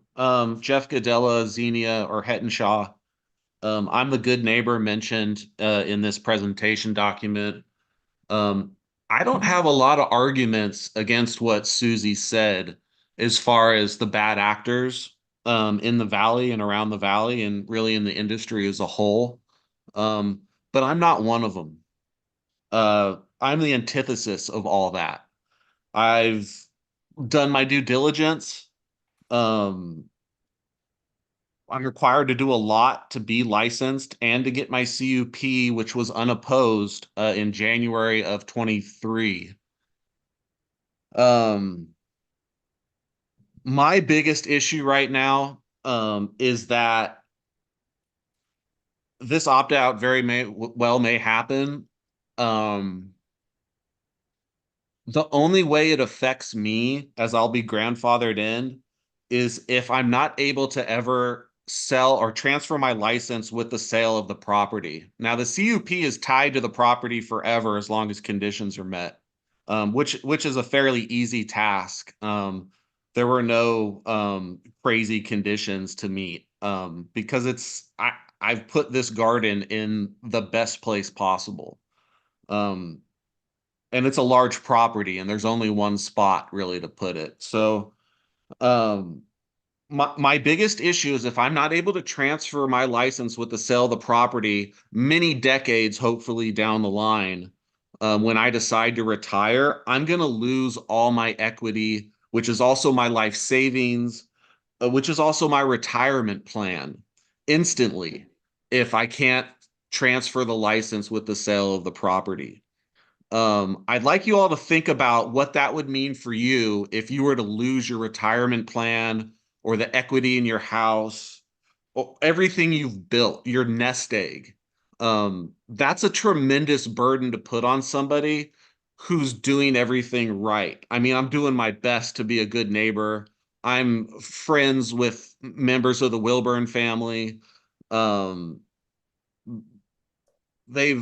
They've all helped me out over the years, including logging my property. I raise livestock on my property. I have a lot of the same concerns that Susie and the people that sign this petition do. I don't have water issues. One of the reasons I bought the place is because it has great water from multiple sources. I have a great well that's designated for agriculture. I have a domestic well that gives me all the water I need domestically. There's a stock pond that never goes dry. I there's probably water issues on the other end of the valley. I don't have them. Please understand that there are possible compromises that don't rob me of my nest egg and punish me for doing everything right. Thank you. Thank you, Jeff. Steve? Hi, can you guys hear me? Yes. Hey, this is Steve Lyon, Junction City. I just have a few comments here, which is, I appreciate that there's people who are taking these problems and taking it the appropriate way, coming to the board, coming to the planning commission. I guess my problems here, what Jeff said is definitely crucial, which is the grandfathering in the way that just pins people in forever is a bit extreme. My other problem is the timing of this, is that we're in the middle of an ordinance update that's going to lay out a new opt-out procedure.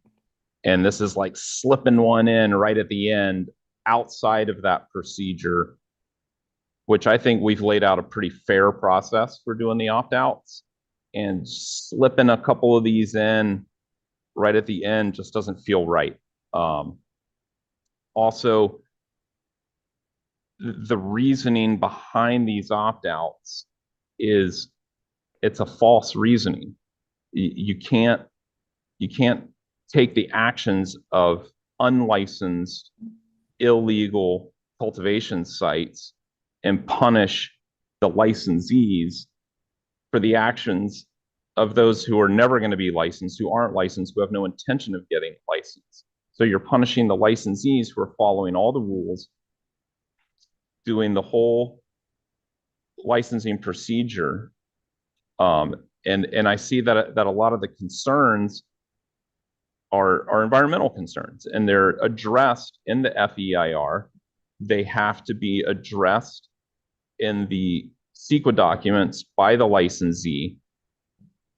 So it's kind of doesn't seem like the right move right now. For one thing, like I said, we're slipping one in here at the end, and then we're basing it on concerns that if someone tried to apply for a new license in that area, all of those concerns would have to be addressed.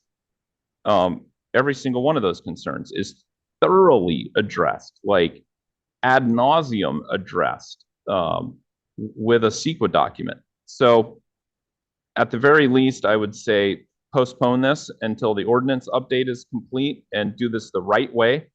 And don't just slip these in at the last minute before a new standard is set. That doesn't seem right to me at all. Thanks for listening. Thank you.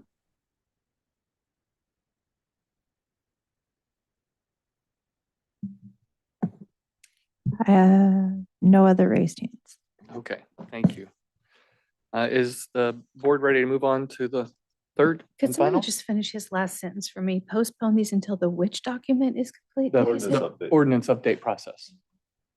And I think he's alluding to the fact that there has been discussion about overlay zones as a replacement for what has been done in the past, and saying let that process continue versus do something separate with these. Thank you. Okay, otherwise ready to move on? Yes. Okay. Thank you. We'll move on to the third and final of these presentations. Receive a presentation from the Lewiston area Mountain View and Wilson Road property owners opt-out request, and discuss the request from October 5th, 2021.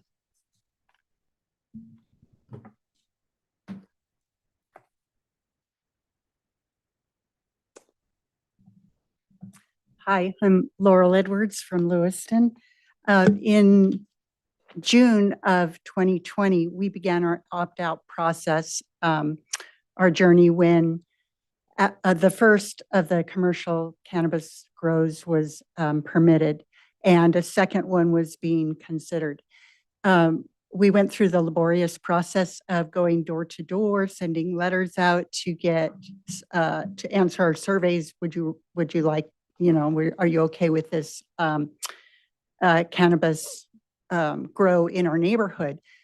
Over 78% of our responders actually 100% of the responders um, said they did not want commercial cannabis in our neighborhood.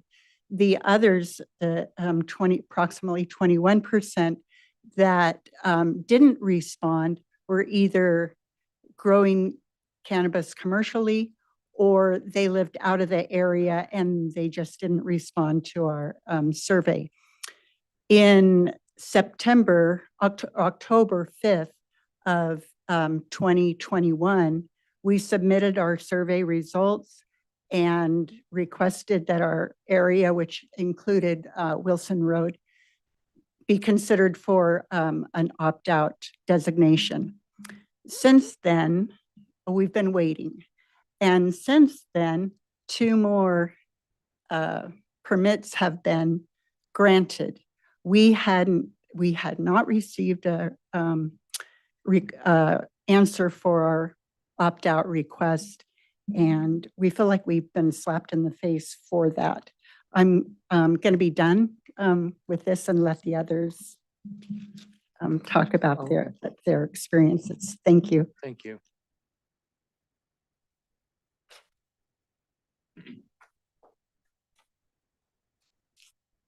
Hi, good morning. Louise Rockwood from Lewiston. I've been here in Lewiston since 2001, and I'm a small business owner, and I own my home. We own our home. And when I first moved here, I came for a really specific reason. I had a great job down in Southern California, made lots of money down there, and I chose to come to Lewiston, to Trinity County, because of what it offered me: clean air, quiet, no traffic. And in the last few years, I'm just seeing that change so much and I'm speaking from my own experience, from my house, from my front porch.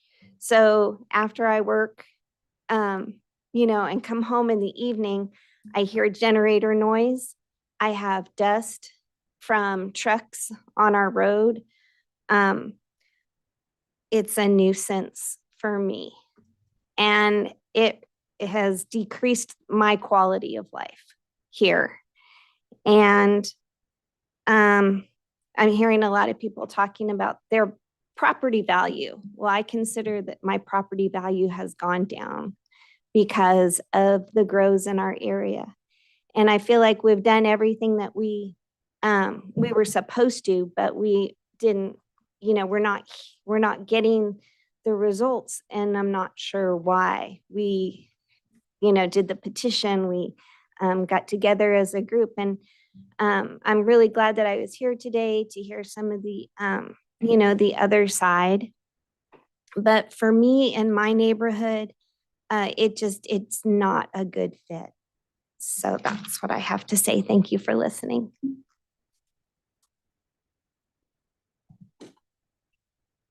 Anybody else from the group presenting their request?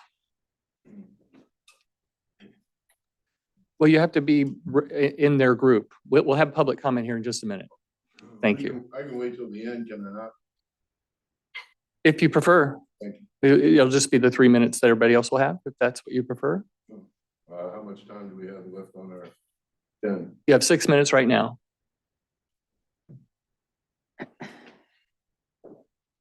Hi, everyone. I'm Andy Wakefield from Mountain View, and I've addressed this situation numerous times. I've said, I don't care if you grow 1 million plants, go ahead. But you should do it in a place where it's not going to affect our families, the safety of our children. Environmentally, I'd like to hear what my 2 neighbors think of the EIR reports when their wells went dry. They live right below each grow site. I don't think that's a coincidence. The traffic is ridiculous. The amount of it's just multiplied. There's only a couple of houses that live up above me, yet the traffic is ongoing. Morning, noon, night, all hours of the day. Sent you pictures this last week of the latest reckless behavior that the one commercial site continues to do. They drove their car right into the oak tree, right in the oak tree, right in front of our house. That's the third incident.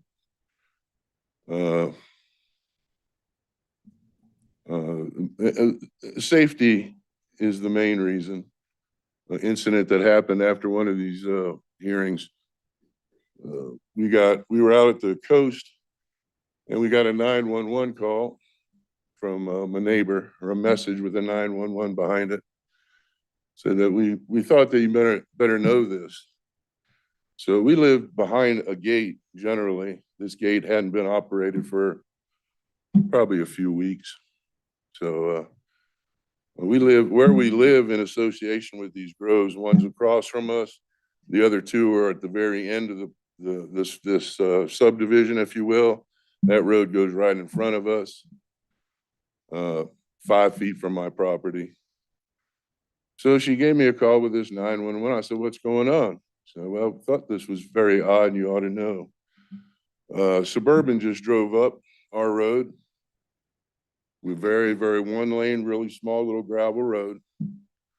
4 guys in there with bandanas over their face. And they drove up there at about 45 miles an hour right up to our house. And my wife and 6-year-old generally play out there. And they walk up and down the roads where all these other destructive, reckless behaviors and driving from the one cultivation. So they ended up spending a couple of minutes and drove right back out about 45 miles an hour. And the neighbor at the end of the road said, no, they didn't stop. They didn't make a missed turn, because there's 2 other turns that they could have met, and went right back out to the main road. So I don't think that those things kind of go along with the county vision that we want. Talk about safety, talk about neighbors looking after neighbors. This all happened with the commercial grows that came in. May be different from others, not for us. And we want you to put a stop to it, because there's other properties that are going to go up for sale now. And we don't want more in. We want these other ones out, ones that aren't grandfathered in. They don't go by what the vision is, clearly. So thank you. Thank you. Any questions from the board?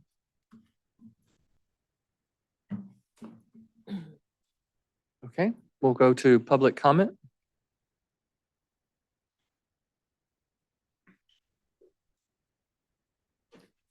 Adrian Keys from Hayfork. Well, first off, I'd be really curious to know if those commercial operations, is that regulated commercial operations? Is it illegal? I don't know.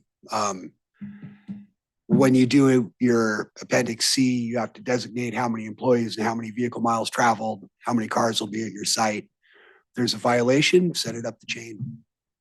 People can't play by the rules, then yeah, they're going to get a little bit of attention from county code or from the cannabis division or whatnot. That's the way that it should be. But mostly about the way that these are playing out up there. There's the opt-outs were contemplated to some degree in the EIR. One of the things contemplated was the contiguousness of the opt-outs. Not supposed to be contiguous, not supposed to be generated in such a way as to cause condensed impacts elsewhere. This point already, from Coffee Creek to 299 down the Highway 3 corridor through the lakes, is basically all opt-outs. Adding more to that will do exactly what the EIR says it shouldn't. Probably already has gone too far in that direction.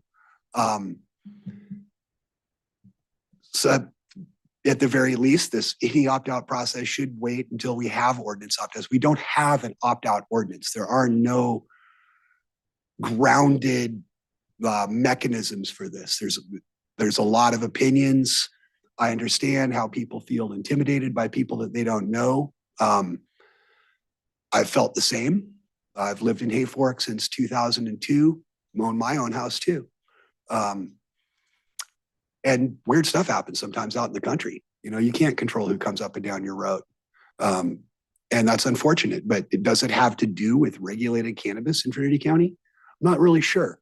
As far as the wells and all that go, we have always been required to report our water use to the water board, but now with the EIR, when we actually get to the point where we're working under it, instead of spinning our wheels, moving backwards, the water will also have to be reported to the county. Static line, usage, replacement rate, all those things. I would suggest anybody who thinks that their neighbors are drawing their wells down, that they perform the same monitoring methodologies that we're required to perform, because we actually have data. I've got years and years of water board data.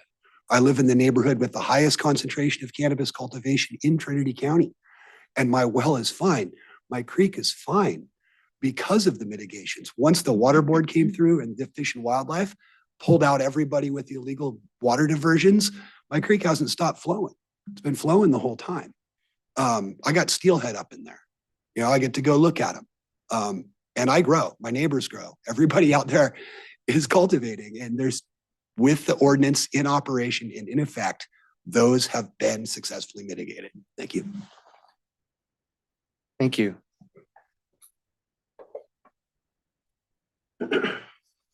Okay, I came here this morning totally naive to all this opt-out and whatnot.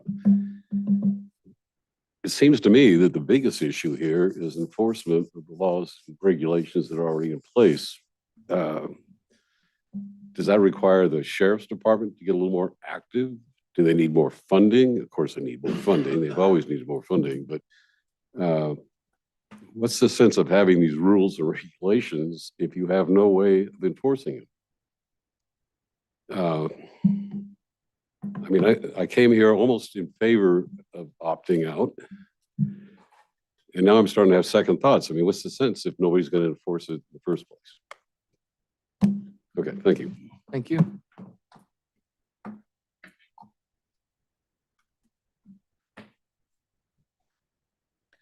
Catherine Sidman Lewiston. I am finding myself both, I have so much respect for the two women who came up to speak to this opt-out. Their contribution to the children and the community of Lewiston is both, I can't state highly enough how positive an impact both of those women, their businesses and their careers have had on our community and continue to have, because they are wonderful community members.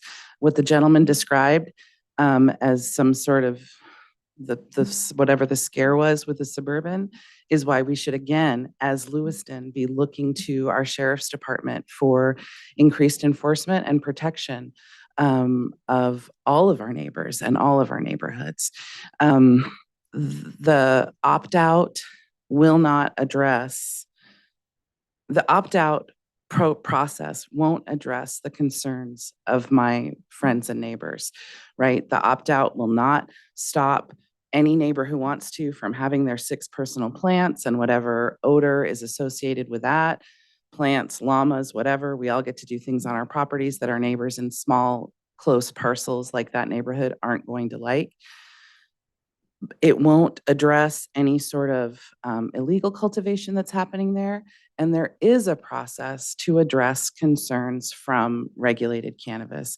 I really want to take this opportunity to echo what Jeff said in the last round about how important it is that licenses are grandfathered in, that we respect the business owners that have made the investment in Trinity County to be here and be contributing, tax-paying, income generating, perhaps even more than mountain bike tours will generate. They've built their businesses, that's their investment. They should be able to transfer those licenses and sell that if it's grandfathered in. But again, I don't want to minimize the concerns that neighbors have. I believe those concerns are real, and I believe that these people have real important thoughts to add, and we should be addressing those, but we don't address those by opting out of the regulated program. Thank you.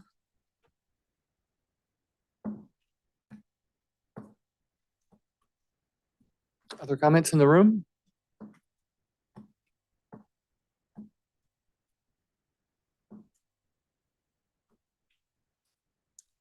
Lori Wills from Lewiston again. I just wanted to have a comment about one of the previous commenters and their investment. And from experience, again, the licensees are able to transfer their license or sell their business. So unless that's going to change, the licensed cannabis farms in our community have sold their properties numerous times over. And the other thing I just wanted to address is I think everybody in the community knows the difference between a legal farm and an illegal farm and who to contact. So, please give those people the respect that they deserve.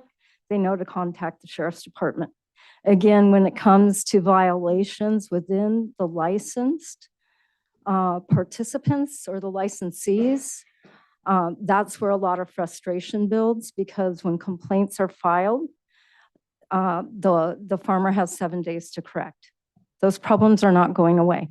It's just a cycle that repeats itself year after year, after year, after year. And until that's addressed in the ordinance, I don't think we're going to see a change. Lastly, just some of the things that Lisa's brought up about the cannabis program cannot pay for opt-outs. And funds should not be used for opt-outs. I think, to my knowledge, and I'm probably wrong, but I mean, that is going to require staff time no matter what. I don't know how you go around that unless you as a board want to exercise your discretion to address this here and today or on another agenda. So if you have to avoid using staff time for this purpose, then use your discretion and come up with a creative way to address this. Because again, we're all going to sit and wait for the community plans to be updated and for the general plans to be updated. And I don't think it's right that these people in these communities aren't giving some consideration. So thank you so much. Thank you. Any other comments in the room?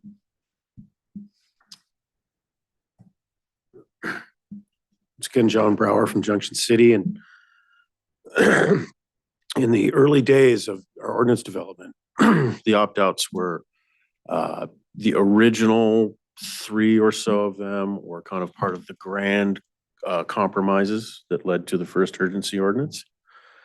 And subsequent to that, Hayfork chose to opt back in.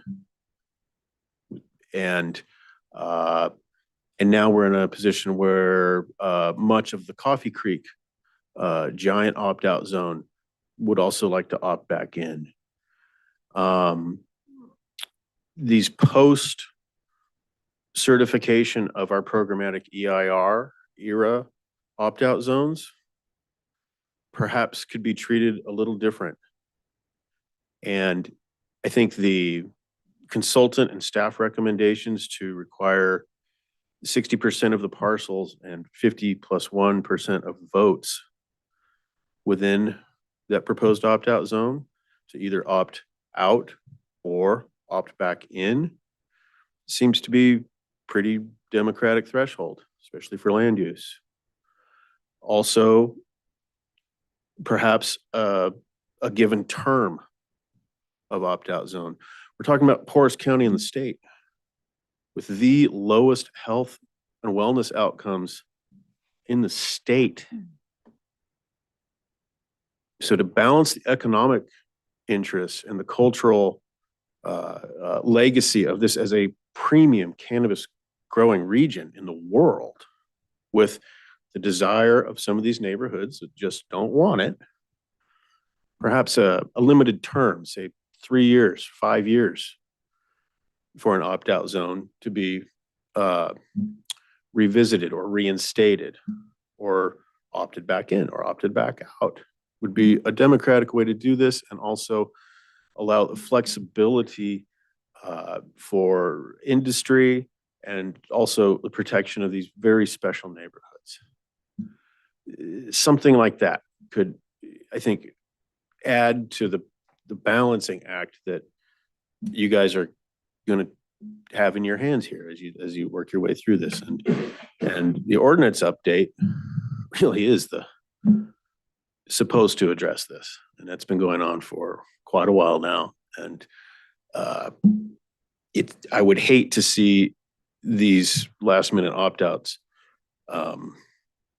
prolong that, or like I said before, gum up the gears on the basics of licensing and renewal and environmental review that are so important here. So thank you. Thank you.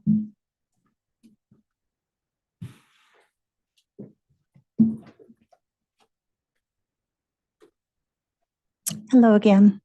I think there's one topic I just wanted to make comment on, and that's the focus on how much these farms have to go through to get an Appendix C approved. And all of these things have to be regulated according to the AR. All of it, everything they have to go through. But there is one thing that's missing in that, and that is that they're not required to mitigate when they get a license. So it could be well known how much odor there is, and it could be part of their odor control plan, but they're not required to mitigate it at the time of licensing. So in essence, what the process is they give their license in this area, and they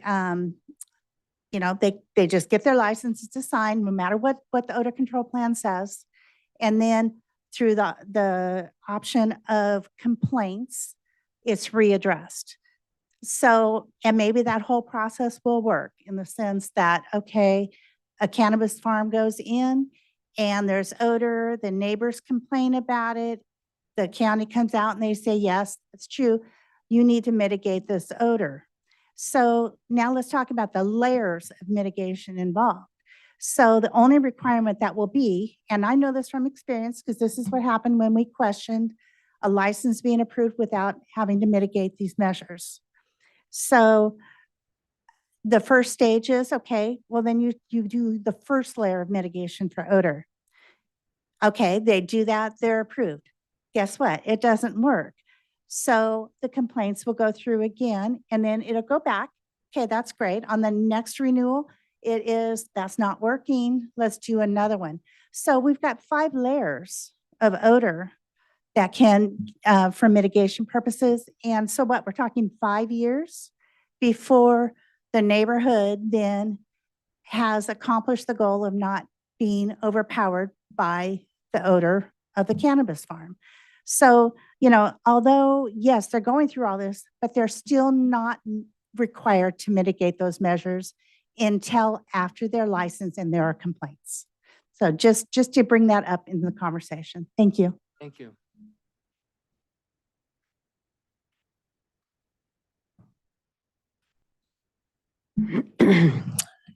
Lisa Wright, Lewiston. Interesting, just to comment on mitigation measures. The requirement begins when your license is issued. Because of the TA lawsuit and the inability of people to operate for a couple of years, they weren't required. You're not required to implement mitigation measures until your license is issued. It's not a requirement. You're not supposed to be cultivating, right? So you wouldn't be able to implement. So there's a little bit of misconception there. Once you are issued a license, then you have a mitigation summary table. You sign off on that when you pick that up, and you need to begin the mitigation process at that time for all of the different mitigation measures. I want to just pull this back and to reemphasize that any action that you take to restrict the use of properly zoned parcels by creating additional carve-outs is a project under CEQA. It needs to be analyzed and not paid for by the farmers. It's absolutely a requirement under the CEQA guidelines. This cannot just be done haphazardly through a resolution. It can't, right? You need to analyze the environmental impact of pulling out these parcels, many of them properly zoned for what's allowable under the ordinance. Future activities contemplated in a programmatic EIR still requires project-specific review. Please don't lose sight of that. That will be something that will come back and potentially bite and create liability for the county. It's very important that we don't overlook that. Do you certainly want to address, people's concerns? Absolutely, right? Your supervisors. You don't want, some of your people to be unhappy. But at the same time, there are laws that apply. So there's certain things you can't do and certain things that you can do. I think I heard one time Heidi say, there's what you would like to do and what we're allowed to do under the law. Please stay in that lane of what we're allowed to do under the law. It's extremely important. And then I would just emphasize again, perhaps some additional educational measures to help people better distinguish between illegal and legal. I don't think that you just know as a neighbor. You don't necessarily just know that the farm up the road has a license. We don't post the licenses outside anymore. So I think that just educating on the impacts and the fact that licensed farms need to do these mitigation measures, not overlooking that. It is required and it will be inspected and reporting done on it on at least an annual, if not more frequent basis. Thank you. Thank you. Any other comments in the room? Yes?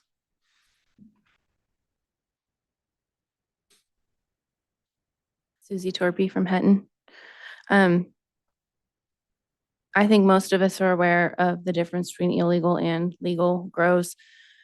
The gray area may come in when they're in the application process and they're growing, or in that area where they are not mitigating the issues, even if they have a permitted grow. And then there's a significant frustration with those mitigations not taking place. And again, there's not a monitoring system, at least not on our side of the mountain, where people are showing up and addressing these issues. There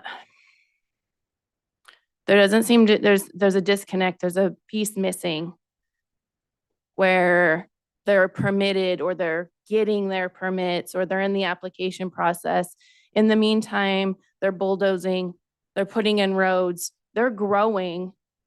So is that legal or illegal? Because they're in the permit process, but they haven't, and there is no mitigations, and there's all the environmental damage and resource damage is happening prior to, and then that's not fixable.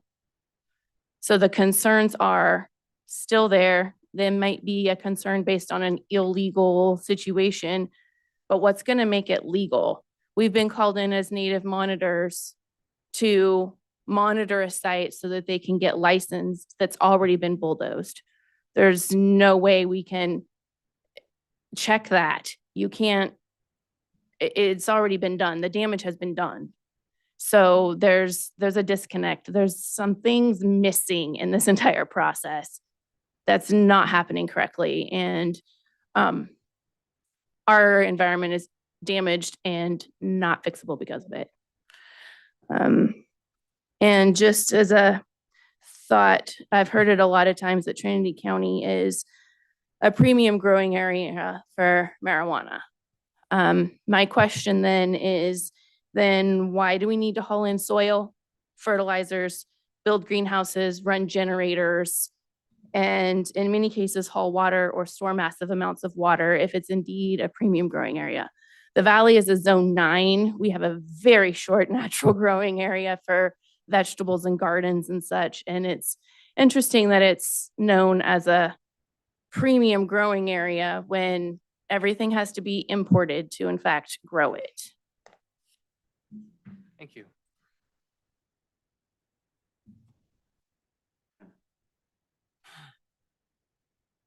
Hello again, Chair and Board. Dana from Hayfork. I wanted to comment on the previous speaker's comments.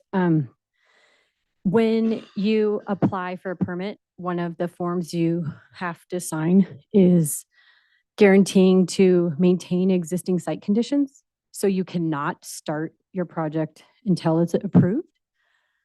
All of the steps that I think we're all in this room pretty familiar with at this point, which is cool.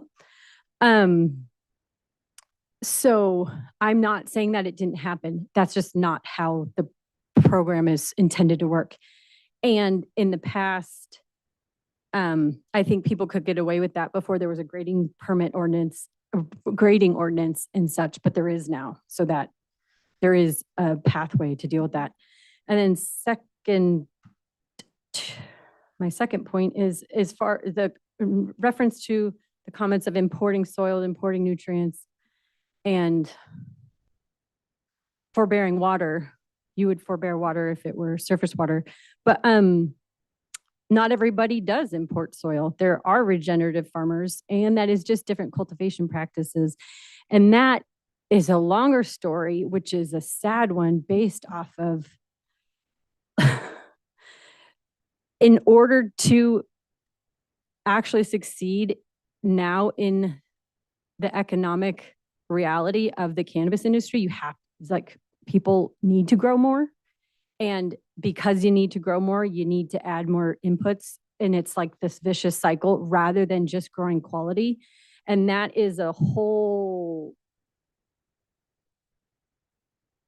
huge philosophy. And it's a really interesting one. And I'm proud to grow among some of the best regenerative farmers in the county. And they're mostly all members of TCAA, but anyway. And that is a concern. And then there's also grower education where they're overfeeding and there's more runoff than necessary. And that's a whole nother thing. But that flushes out in licensed legal cannabis, because in order to make it and actually be a business that sustains itself, you have to be good at that stuff. And you can't just be trying basically and throwing it at the wall. But anyway, thank you.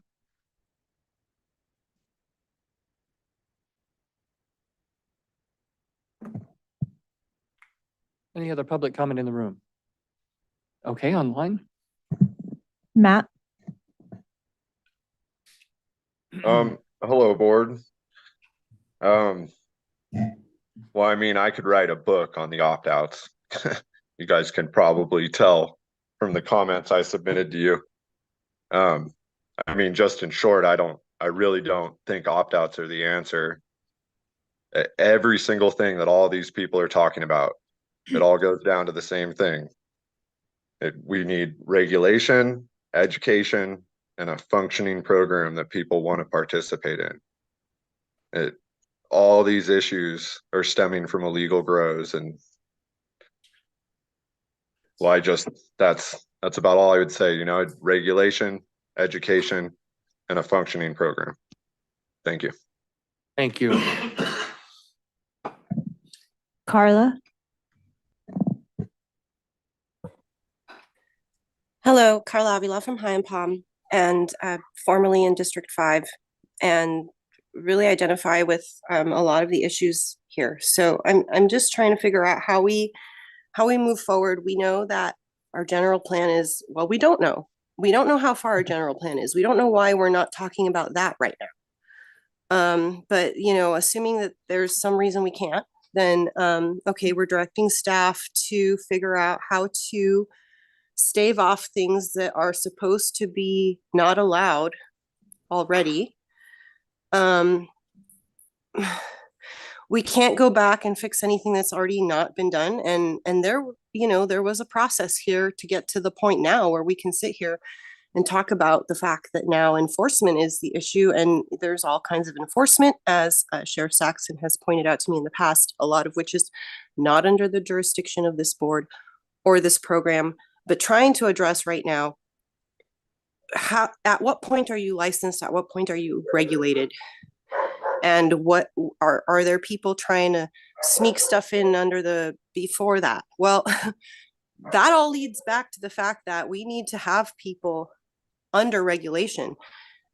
I happily voluntarily signed up for the North Coast Order in 2015, which I believe Supervisor Harris was a part of the water board, North Coast Regional Water Board. When that happened, it was basically a 200-ish item list of best management practices that when I read, I thought, this is, if everybody was doing this, it wasn't about cannabis, it was just about if everybody was doing this, what solutions could we see? Like, we could see a whole myriad of solutions, but that was in 2015, and we're in 2024 now. So I am assuming we're looking at strategies for 10 years out from the original North Coast water board order, and why isn't this working when I have been through the ringer to try and cultivate less than 10,000. I'm a 5,000 square foot, but this should be working.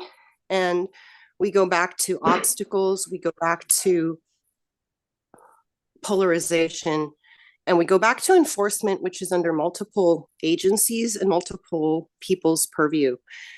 And so for your staff, the direction is to support enforcing the mechanisms that we have and the tools that we have, which are there now. And yes, they haven't been there in the past. They are there now. So I just encourage us to figure out every which way to make sure that we are not punishing people for doing things right, because the mining company graded over Trinity River last year and we helped them fix that. We help cattle get fenced out of riparian areas. Let's fix it. Thank you. Steve? Hi, Steve Lyon again from Junction City. It's a little bit of an echo, I guess, from earlier, which is it still just doesn't feel right to be slipping in these opt-outs when we're on the verge of creating a fair and equitable process that does truly survey neighbors. We had the one lady who said she surveyed neighbors.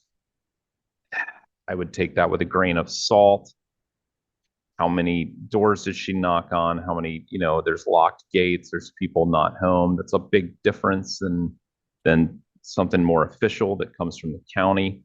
And again, we're back to the complaints that I'm hearing from people seem to almost all come from unlicensed cultivators. And that's just, it's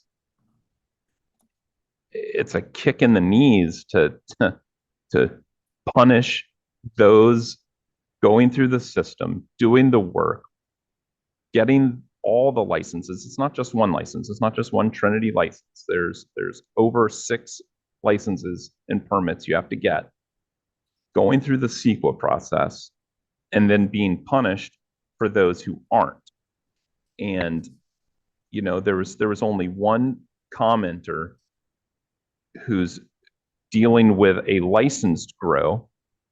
And it seems that that person's complaint was the process isn't moving fast enough for her. But there's a process that's fair on both sides. Hey, you have an odor. Let's go to mitigation step 1. Hey, does this work? No. All right, let's go to this next one. And it seems like a fair and equitable process. There's recourse. There's recourse for her. There's recourse for the person with the license. To me, what she said is an absolute success story. She has a problem with a licensed cultivator. She has someone to go to. That the planning and building department has agency, has jurisdiction over this person's license. There is a step-by-step method for addressing the concerns. Seems about perfect in a bureaucratic world. I don't see how you get much better than that. So again, slipping these in without any kind of real due process, without actually contacting neighbors, without actually surveying the people in that area. It's an unfair process. And I think these need to wait until the ordinance update is done and we have a process, and let's follow the rules that we set that have fairness built into them for both sides. Thank you. Thank you. Amber? Hi again, Amber Carmen from Weaverville. A lot of the things that I've been hearing is natural resource abuse, land misuse and abuse. Some things we might think about moving forward, and I encourage you, board, to consider sustainable stewardship. I hear a lot of the buzzword regenerative farming. I think that means a similar idea.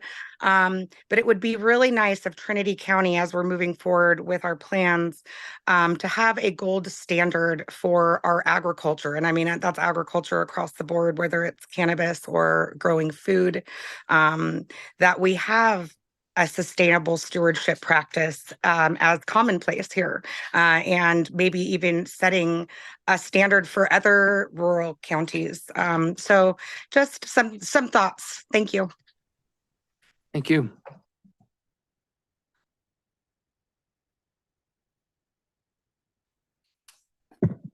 Jeff.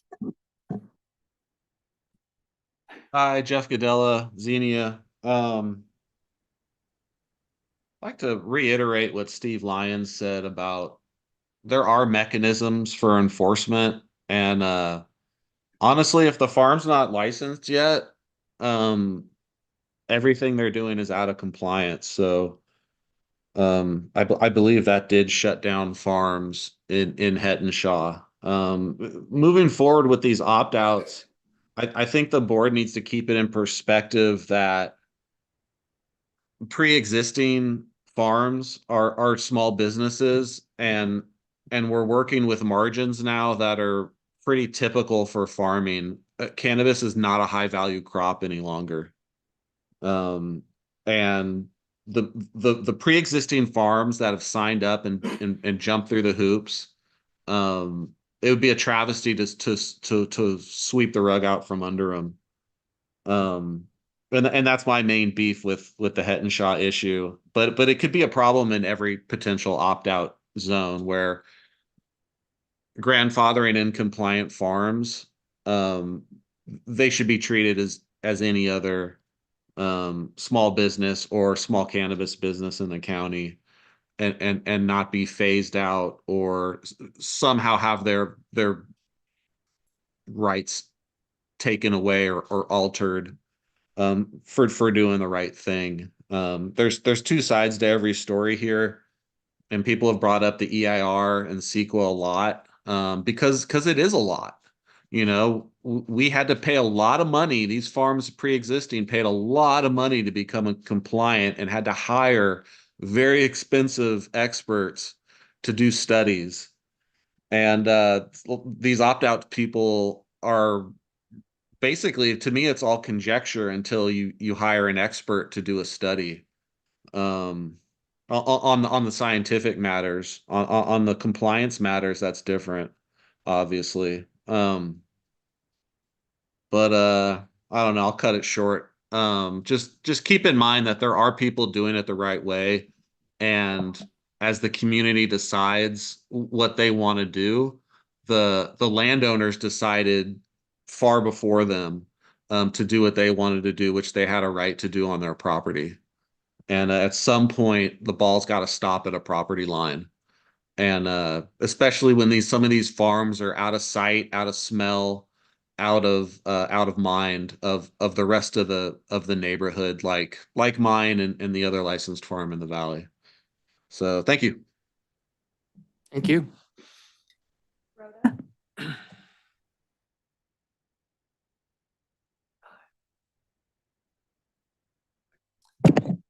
Rhoda.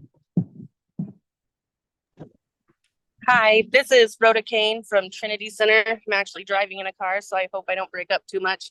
But Lisa Wright is 100% correct in that each of these opt-out zones is a project, and they should have to do an EIR and a CEQA for their project, just like everybody else did. I also agree that we need to be really careful and make sure that what we're doing is legal. The county's losing lawsuit after lawsuit after lawsuit, millions and millions of dollars, because we haven't made all of this process, done it all legally and correct according to the state. And I just feel like that's super important to remember. I had another point, but I'm driving, so I can't remember it. But thank you very much for your time. And I just hope that we can remember that this is all right. Thank you. Thank you. Drive safe. Daryl. Hi there, this is Daryl Davis, Junction City. Try to keep it really short too. Concerning the opt-out, I'm wondering if this is something we should be that can be done during the ordinance update, as a way to opt out. But remember, there has to be a way to opt back in. That seems to be happening. So, concerning land use, does something like this require its own CEQA? Thank you. Thank you. Sue?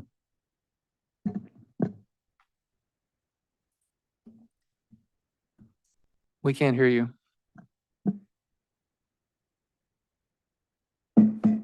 Okay, can you hear me now? Yes. Thank you. Yes, this is Sue Lutweiler from Lewiston. Sorry if I cough. I've got a cough that won't go away. Excuse me. All due respect to both sides of the issue, for me, the overriding thing that we're talking about here is community choice. I know we have people referencing the EIR and CEQA, and those are very important documents, but I don't see either as a defining legal document of where cannabis cultivation should take place. I don't see it as a defining legal document of where opt-outs should take place. I see it more as a guide for how the cannabis program can operate ideally, in a way that reduces the negatives in the best possible way and with the least impact on the neighborhoods that are around them. And in the end of all ends, it feels like our general and community plans, along with the ordinances that regulate the land use, should address where cannabis activity is appropriate. And none of us at this meeting should forget that a key part of the general plan are these community plans. Those are driven by a community input on the activities and zoning that they see as appropriate or reasonable for their area. But short of having those completed, the opt-out requests before you today are the only avenue for community residents to make their voices heard when they're faced with ongoing issuance of cannabis permits in their areas. Right now today, we have the county continuing to issue permits in these areas.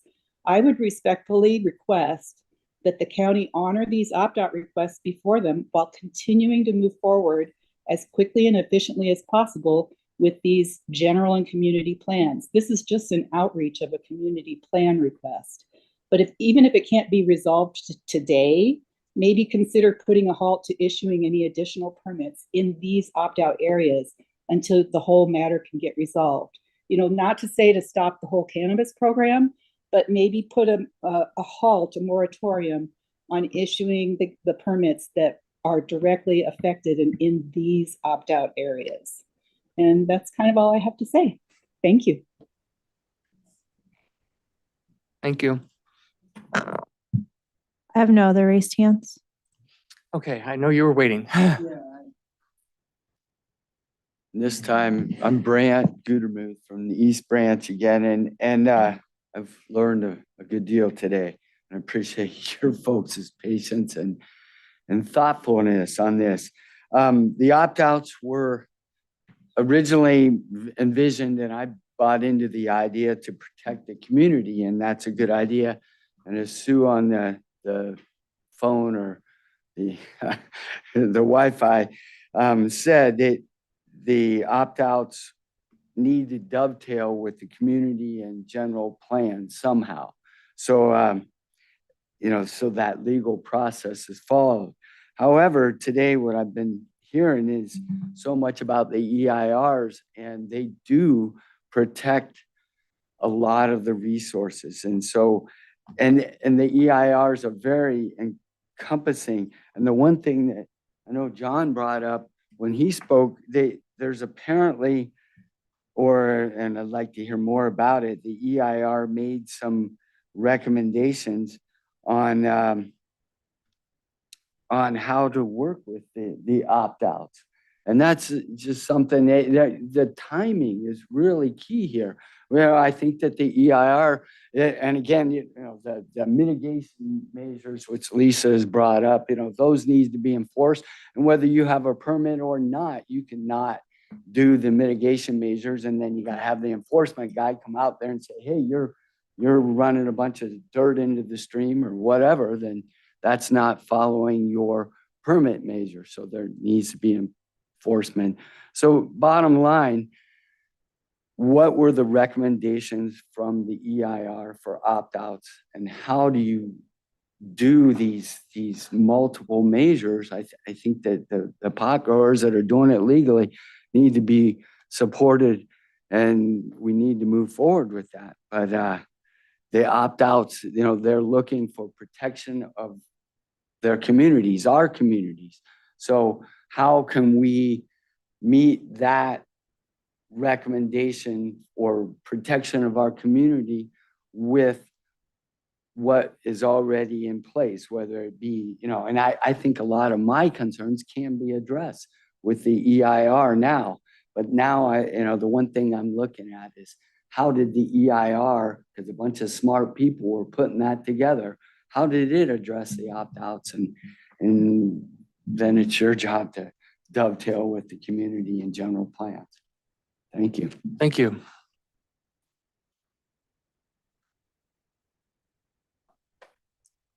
Still no? Okay.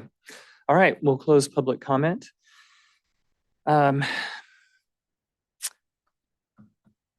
next thing that we have on the agenda after this is to look at that list of priorities, which from the ordinance update, which included something about opt-outs.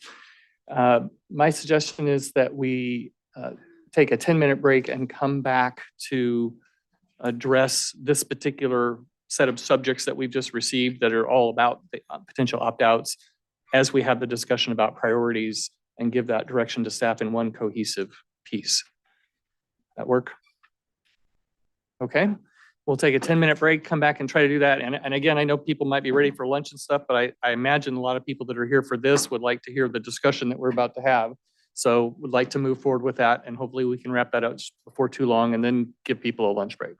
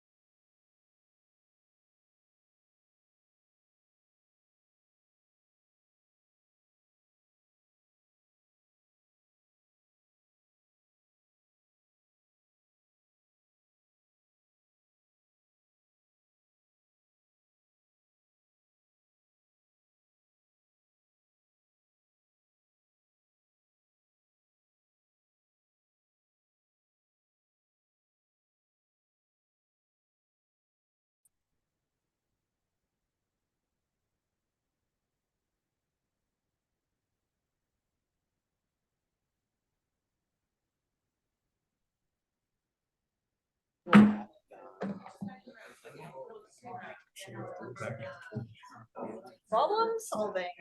Bringing the meeting back to order. And I'd like to explain how we're going to move forward. This next item, which is actually 4.1, which we chose to take out of order, is discuss and receive board direction and prioritization on cannabis ordinance update items as outlined in the summary section. And in there, you would see that opt-outs or the overlay zone that has been being discussed as part of the ordinance update is one of those items. And that's why I was suggesting that we just have the discussion about that in that section, because we're basically giving direction to staff about, do we want to take this approach of prioritizing? Do we want to prioritize these particular items? And to clarify, we're not trying to give direction to staff on what to do about all of these. It's just whether, and how to handle them. It's about go figure out how to handle them, if in fact that's the vote that we have. So we will go through the process of ask CAO Tuthill to present the item, and then we will have questions. We'll have public comment, and then rather than our normal process of having a formal motion on this list, I think the list needs a bit of discussion. So we'll have discussion first, and then theoretically a motion will come from that we can then use to give direction to staff. Penny. So, CAO Tuthill? Thank you, Chair. So Ashley, as I'm kind of introducing this, could you bring up that document that I'd sent you earlier this morning? So I would like to provide a little bit of the why behind this item. I know it was somewhat vague in the way we presented it in Novus, and that was actually intentional. And I'm going to go over some comments that I had put together before. Obviously, I had heard any comments from today, and a lot of the comments that we heard today are addressed in kind of what I want to go over. But we need to have a discussion with the board on accomplishing the cannabis ordinance update as a whole effort, or whether we want to break it down into smaller items and then bring those individual items to the board as they're completed and ready for either planning commission and or board decisions. The main driver behind the need for prioritization is due to the parallel effort with the general plan and zoning elements in the general plan. We heard a lot of comments this morning about the general plan, community plans. We didn't hear a lot about the zoning, but I will go over that here in a second. So the schedule, and I know we haven't shared this with the public, and this is not necessarily I know there's a little bit of risk of showing this up here, but I'm okay with that, and I'll take that. But this is a snapshot, and this was not in the board backup documents. I just got this together recently. But this document gives a sense, and don't hold me to the very specific of this, but this gives you a sense of the level of activity that will be ongoing with the general plan, community plans, and the zoning element within the general plan over the next 6 months. The top section is specific to community plans, and when those, really, it's actually really the middle section there is community plan oriented. But that will start in earnest, later this month and at the beginning of next month, and there'll be very specific engagements with those communities, in public forums, and opportunities to have input back and forth. And you can see that goes for a couple months, and then we get into the parallel effort. There's zoning ordinances at the bottom part of this chart, and there's different activities there. The purple blocks are actual, meetings with either the board or the planning commission. The green ones are different forums with the communities out there. So there's lots of engagements that will be happening. And because the cannabis ordinance does have some zoning and some land use aspects to it, and is very important to not only the county and these communities, and we want to get it right, but it's a huge effort. And the general plan is also a huge effort. And from a priority perspective, we've got to get both of them right. But from my opinion, the general plan, which includes community plans, includes this zoning element, includes a housing element, includes lots of other elements, that is really one of the highest priorities within the county. Not to say the cannabis ordinance update is not a high priority, because there are different staff working on those. But the general plan is probably one of our highest priorities for 24. And then that will not get adopted officially until 25, just because of the review process and the involvement with, doing the environmental analysis with that particular document. There's going to need to be an ERI done for the general plan. So lots of moving pieces here. And that's why we wanted to have this discussion in a public forum to provide for that transparency and opportunities for input. So that is part of the why. And we're not asking the board to make decisions on these 8 topics that we have come up with. And when I say we, this is county staff, some ad hoc. And so that's kind of the we behind this. So again, we're not asking for decisions on this. We're asking for, if we don't do the whole cannabis ordinance update as a whole, what are those priorities or what are those areas we can pull out of there and continue to work in a parallel effort as the general plan, community plan, zoning elements of the general plan are also working along, that won't overly complicate the process.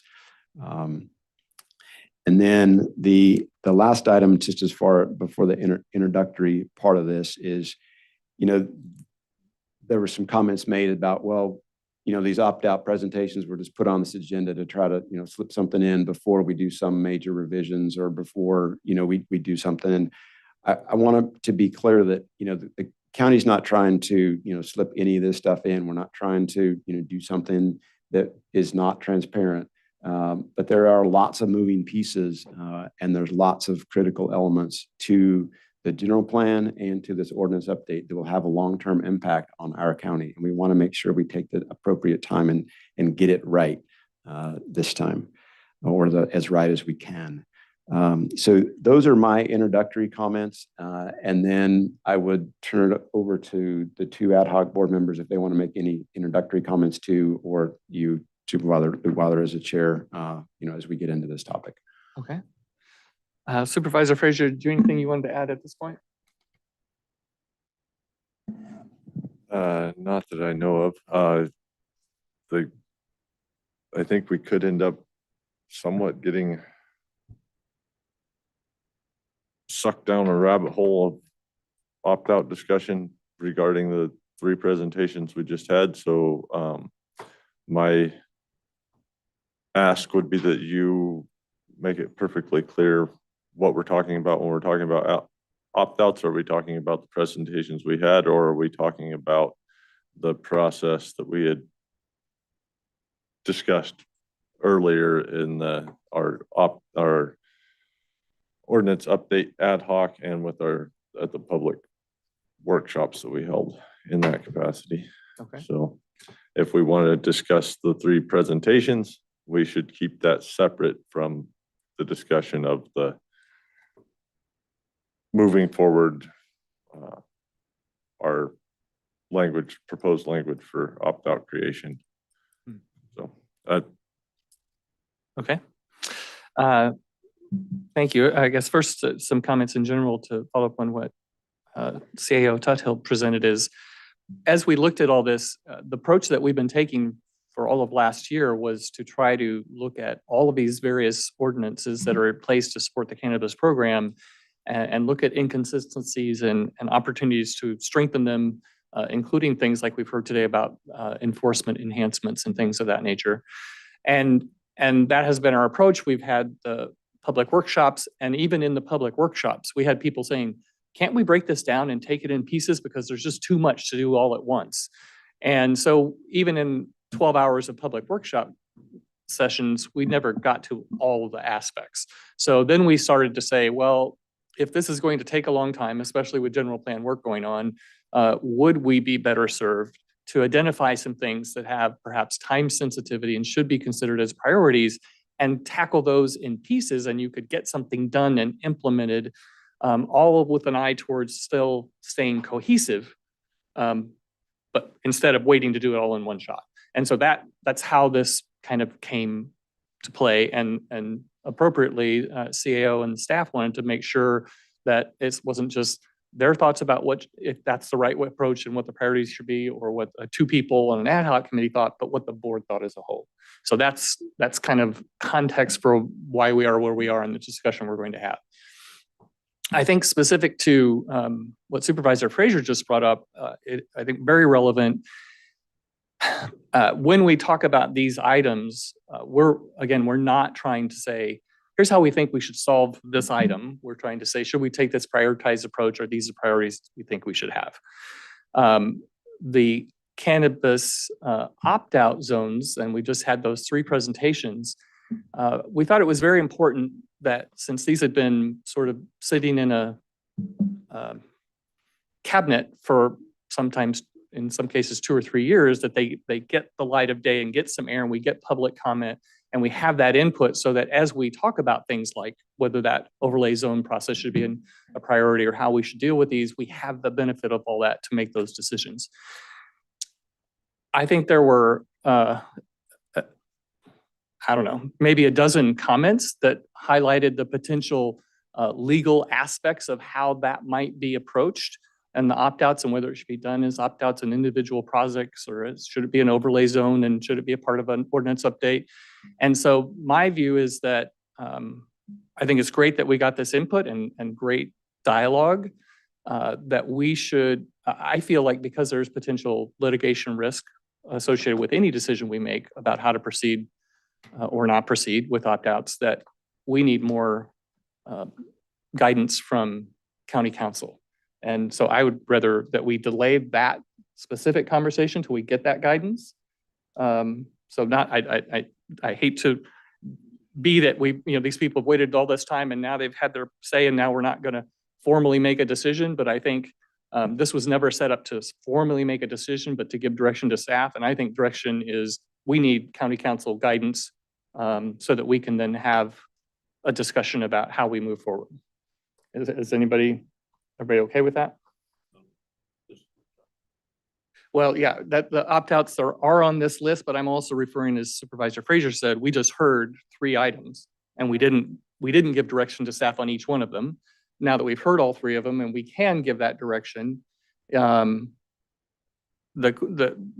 thought is that the direction that we might want to give, whether it's pursuing these as we have in the past, whether it's pursuing it through the ordinance update, whether it's waiting for general plan, whether you hold off on applications for cultivation until these are, all those sorts of things, but there are so many legal issues associated with that we need to have county council guidance from a litigation risk and strategy standpoint, to then have an effective public discussion about how we do go forward.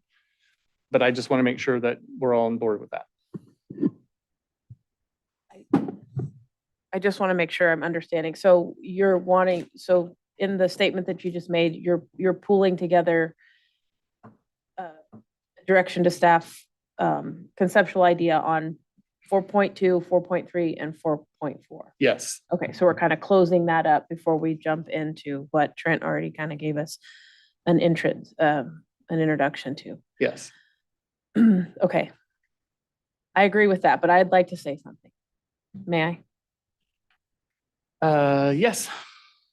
Thank you. I'm just trying to make sure we're following rules, and we're a little off track on rules right now. So let's go ahead. So I just want to make an accumulative comment regarding the presentations on 4.3, 4.2, and 4.4 to the presenters and to the community. Okay. Okay. I just want to say that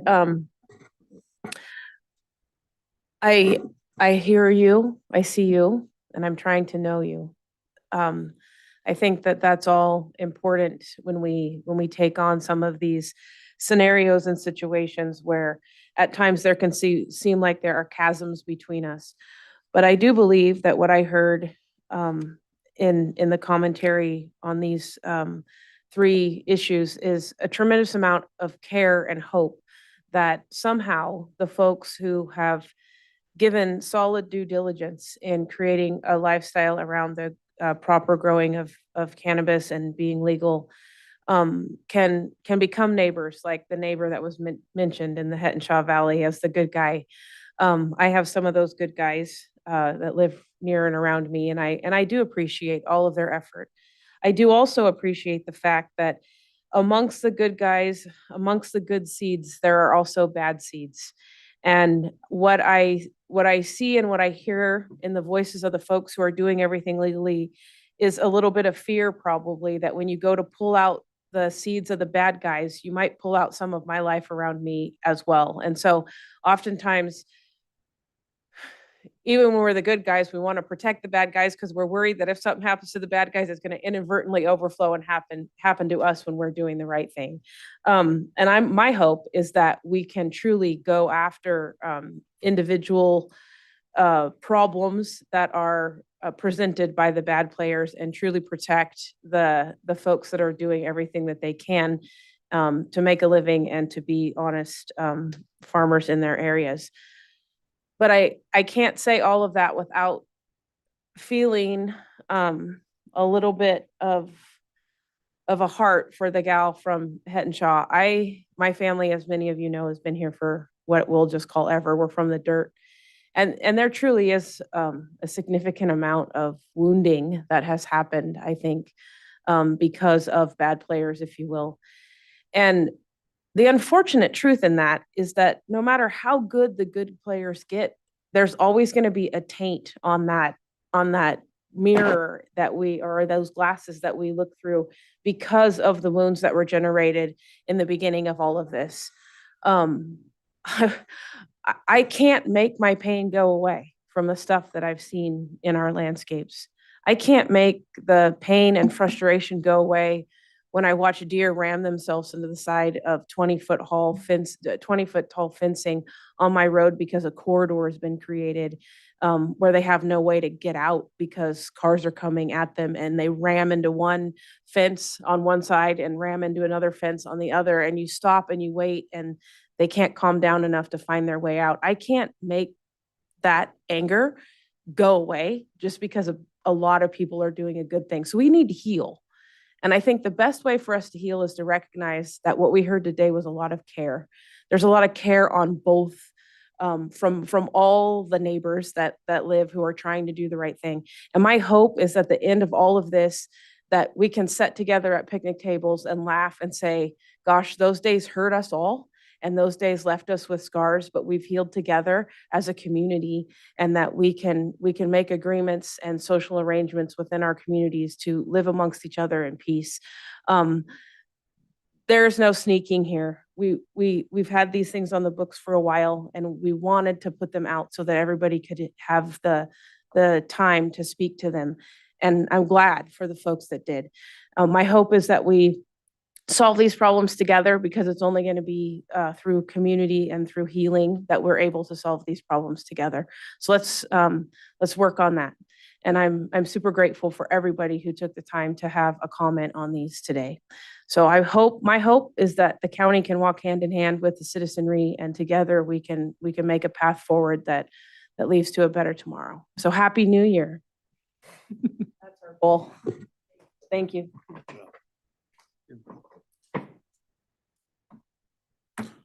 You're looking at me. I still have the question now. You're comfortable with having a delayed conversation in public about Yes. how we're going to move forward? Yeah, I am. I just don't want it to be delayed for 2.5 years. Amen. Yes, with some speed, get the counsel that we need. Exactly Okay. what you said. Oh, go ahead. Well, I guess I just have one question. In all of the comments, and there's just pages of notes here. There's substance, there's law and fact, there's opinion, and there are varying degrees of inconsistency between opinions as they're applied to various situations. And what then is confusing to me is, what can we do? What can't we do? And what would just be disappointing if it were done? And then, then there are questions of equity, and how does that equity get applied in a way that you know, on a cannabis side, of the conversation, it's, you know, no further delay, please. But on the other side of the fence is there's been delay. And so I just don't, I want to understand, and I think perhaps Chair, that's what you were pointing out when you said we need some counsel to guide us into, when we're looking for equity, where we don't want to get, it's not, to me, it's, I mean, yeah, we're trying to avoid litigation, obviously. But it's bigger than that. It's the principle beneath wanting to avoid litigation is that we didn't do something that created an egregious land use legal problem that somebody just finally put their foot down and said, no further. And that's what I'm looking for to try to figure out, okay, then in what order? So if we say, on the one hand, there's an EIR, you have to follow this. And we say, on the other hand, there needs to be a general plan, there needs to be community plans, these need to be updated, and people should be able to say what they do and don't want their communities to look like. Then we say, you can't do an opt-out when you don't have a way to opt back in.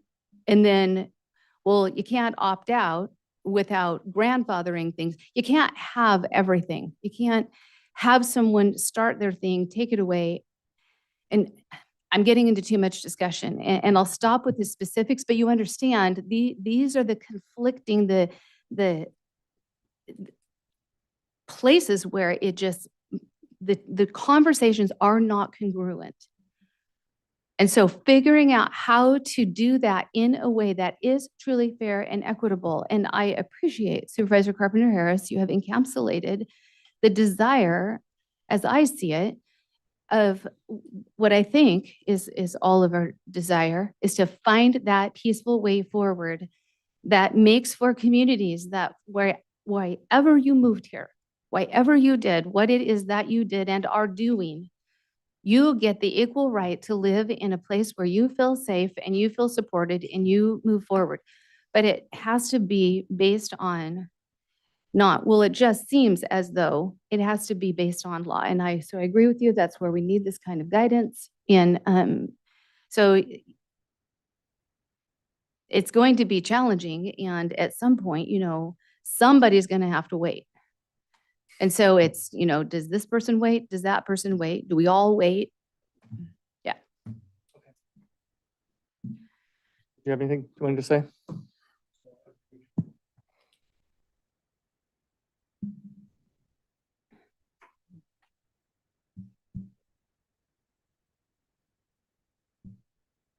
There you go. So I think most of these problems in the three areas that we talked to, East Branch, Hedden, and Mountain View, can be mitigated, we'll say, during the community plan. Get together. I think there's 8 community plans, and we also have the general plan coming up that will incorporate, I guess now what we're going to call overlays. But I'm hesitant to move forward on these 3 opt-outs, just because I think we have something in place coming down the line that will be a little bit more. Now we're getting into how we're going to address it, which we don't really want to get into today. Yeah, that stuff. We're gonna wait for legal to come back to us. Okay, go ahead. Okay.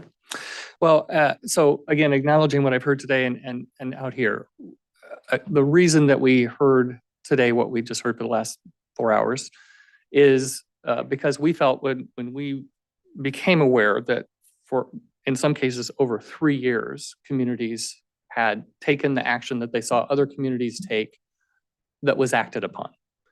And they were left with no response, no answers. And we feel that we have an obligation to provide an answer. And what we're saying today is the information we received today is invaluable to inform us as we go into discussions with legal counsel about what considerations should we have? What kinds of options do we have? What sort of actions would be the best to take to balance what we're hearing? And as I think Supervisor Frazier noted, this is not something that we want to say, oh, but we're going to go away and talk about it in 2.5 more years, we'll be back. So CAO Tuthill and County Council, I ask you, based on what you know about what we have in upcoming agendas, do you feel that we would be in a position to come back and have some kind of update and discussion about this in our second meeting of February? I'd give time for us to have whatever kind of conversations, research, clarifications, and even if we're at a point where we're not ready to make a final decision, I think we have to have this in front of us and people knowing that we are taking action and moving forward, so that it doesn't just feel like it's back on the shelf. Are you saying for the second meeting in February, another open session agenda item, or we would Yes. get finalization of the open session item in 20th? Yeah, we can shoot for that. I'm Okay. confused on what this open session item looks like. What are you describing? So the question was, what would we be describing? I'm trying to say, we're saying that we want time to go do our homework, and I'm putting a timeline on doing the homework. And just saying, yes, we should, but let's also set a timeline for ourselves. And even if it's the best that we can do by a month from now is to have something on the agenda that says, here's where we are in our research, and here's when we plan to get back to you, which I hope is not the case. I hope we're in a place to make decisions, that we can be in that position by the end of February. And that's just acknowledging that we already have a very full agenda. We have to have time for these discussions and research. Just from a legal perspective, you are correct. These are very complex issues. I do want an opportunity to provide some research and some legal direction to the board. That can be done on the February 6th meeting. I would recommend me done in closed session because, again, my legal opinion is protected by attorney-client privilege, so I unfortunately can't just present it. I have to present it to you in a closed environment, and then we'll look at doing the next meeting to come back to have additional discussions publicly. Okay. So that will be our intent, and that's how we'll move forward. And just acknowledgement again for all the folks that came to present perspectives. It is very helpful to us, and we do take seriously that some sort of decision and clarity about how we are going to move forward is deserved, and we'll make it happen. Okay, thank you. So now returning to item 4.1, we have this list of priorities of which one is about opt-outs. And we've heard from CAO Tuthill why we're having the discussion. The backup material has the list. At this point, does anybody have technical questions that they have for staff or county council? If not, we'll move to public comment. No, I'm good. Okay, let's open public comment. And just because we've been going around in circles a little bit, let me read it again. Discuss and receive board direction and prioritization on cannabis ordinance update items as outlined in the summary section. Public comment in the room. Thanks again, Chair. Adrian Keys from Hayfork. Stay away from any of the sticky stuff here. I would have really appreciated to see stacking on here. It was consistently mentioned in all the workshops that I attended. Probably the quickest way to gobble up the licenses, get the division funded, probably alleviate the fear of people that new activity might occur in their area, because we will eventually and probably relatively quickly run out of available licenses. Then it's difficult, and maybe just like a head nod or something, because I know we're not supposed to communicate, but the county tax cannabis ordinance 1357 review and update is that, and I know I'm not expecting the answer, so I'll just go ahead and say what I was going to say.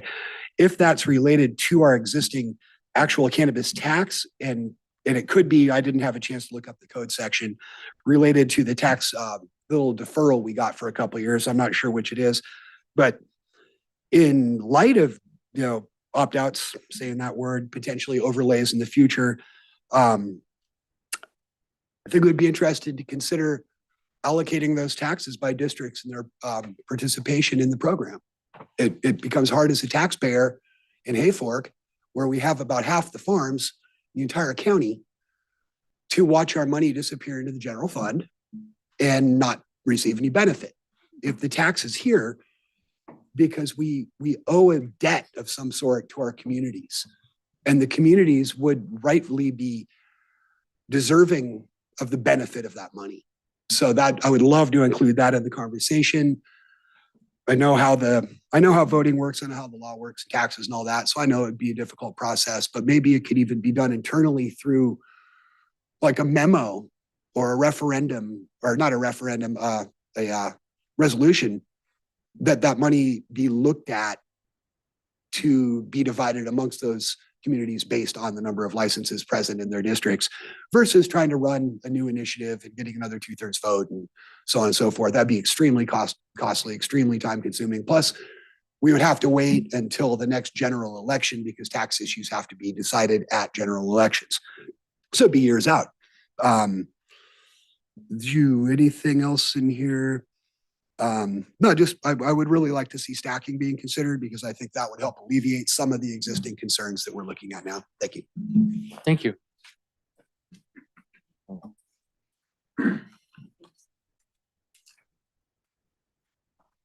John Brower from Junction City. If we're talking priorities,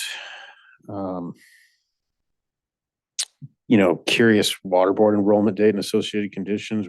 Is there a controversy there? I mean, it's really clear that an early water board cannabis order number basically holds a parcel for future licensing. And those were the early jumpers, the earliest jumpers. We've lost a few hundred early participants out of the program for various reasons, mostly the county unable to manage their own program over the years. Those people that have maintained their water board status should also continue to hold that parcel's spot in line. The CCV process potential transition to administrative buffer. Yeah, that's probably the top priority of the administrative changes in the ordinance that have been requested for years. Staff and the consultants seem to be behind that, also the cannabis ad hoc. The opt-outs, this conversation is heated up again. So that's probably a top priority, both the consultant that cost a lot of money and all the public process that went into that, and staff and the cannabis ad hoc all seem to be behind the most recent recommendations to amend the ordinance regarding opt-outs. So before you have any more conversation about these opt-outs, it'd be really easy to approve those amendments to the ordinance and just bring them in via those standards. Enforcement, sure, that's something that is going to be an ongoing conversation. It's probably not the top priority, but enforcement of the license, the local permittees, is a priority, but definitely not the highest. The definitions, there's really only two definitions that need to be tweaked. Again, the consultant, staff, and the cannabis ad hoc all seem to be behind those definition tweaks. It's real simple. It should also be a top priority. The noticing period, changing notice of violations from 10 to 15 business days makes an awful lot of sense, especially for these more remote locations and a overburdened county staff. If you want to see enforcement, there needs to be a feasible way of doing it for both applicant and regulator. Something else we should probably add to this that's come up time and time again over the years is the cannabis license fees that go toward enforcement of non-licensees. Those funds need to be returned back to the cannabis program every year, and this would be a great time to start that right now in 2024. Return those fees that have resulted in fines, reimburse that back to the cannabis program. You also avoid your potential Prop 26 compliance legal risk that is very real. You can do that now. It should be the top priority. Thanks. Thank you. Other public comment in the room?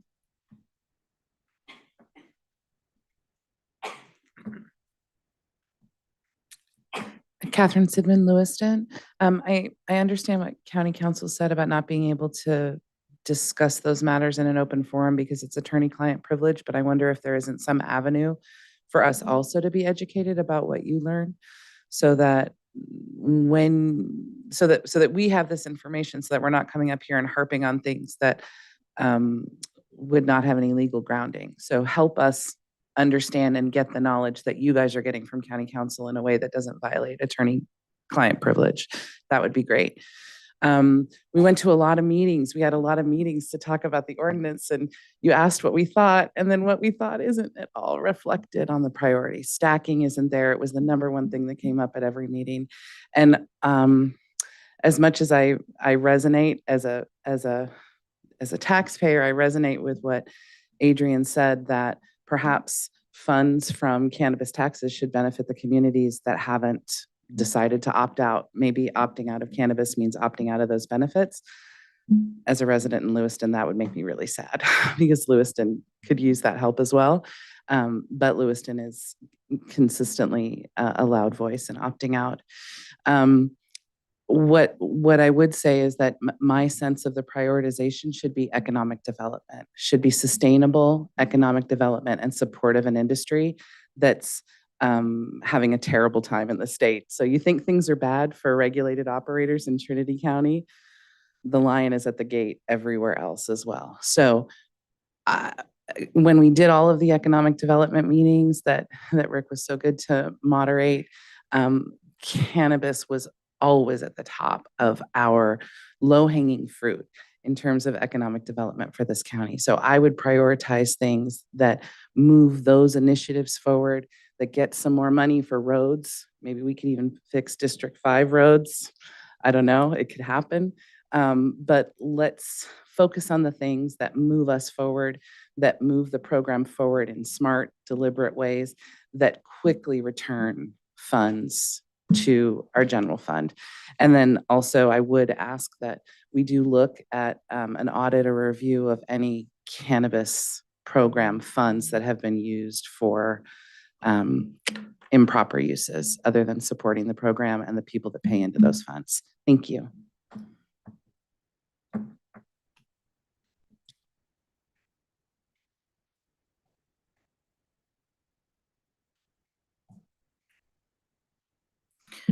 So I'm looking at the list of priorities and concerning all a lot of the topics that have come up today, I'm thinking one of the main priorities should be enforcements and the notice period.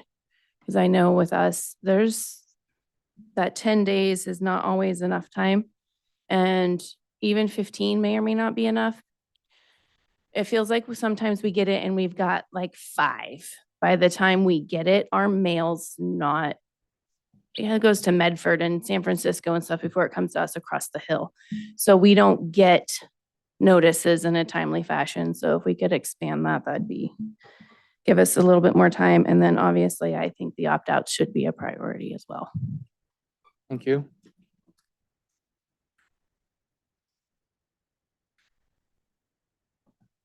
Other comment in the room?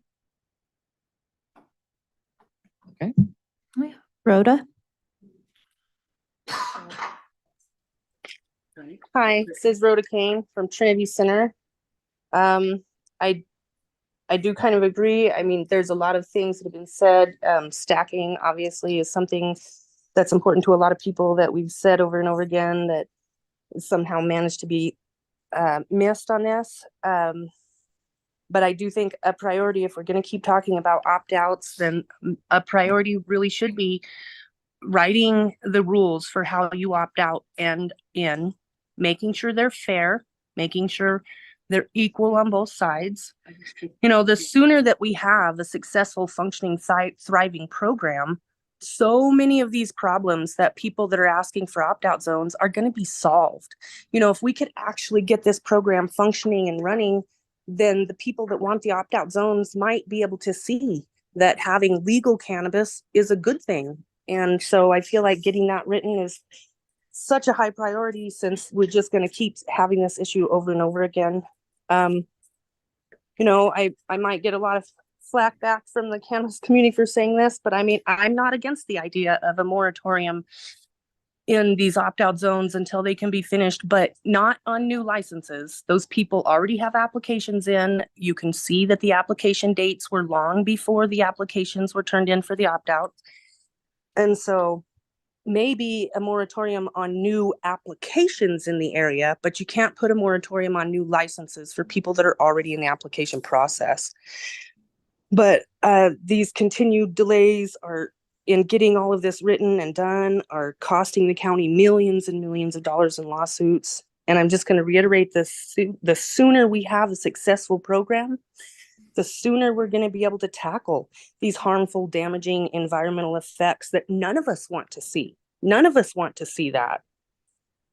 And, you know, if people don't want cannabis in their neighborhood, that's fine. If your neighborhood really doesn't want it, that's a statement of fact. If you can prove that your neighborhood doesn't want it, that's a fact. We don't need to disparage cannabis cultivators and say that none of us love the environment and none of us care about land and history. All of that's really unnecessary and really damaging to our community as a whole. So the sooner we can deal with this, I think a lot of people's minds are going to be put at ease, and I think it's really going to help our community come together, which is what we desperately, desperately need. Thank you. You. Jeff?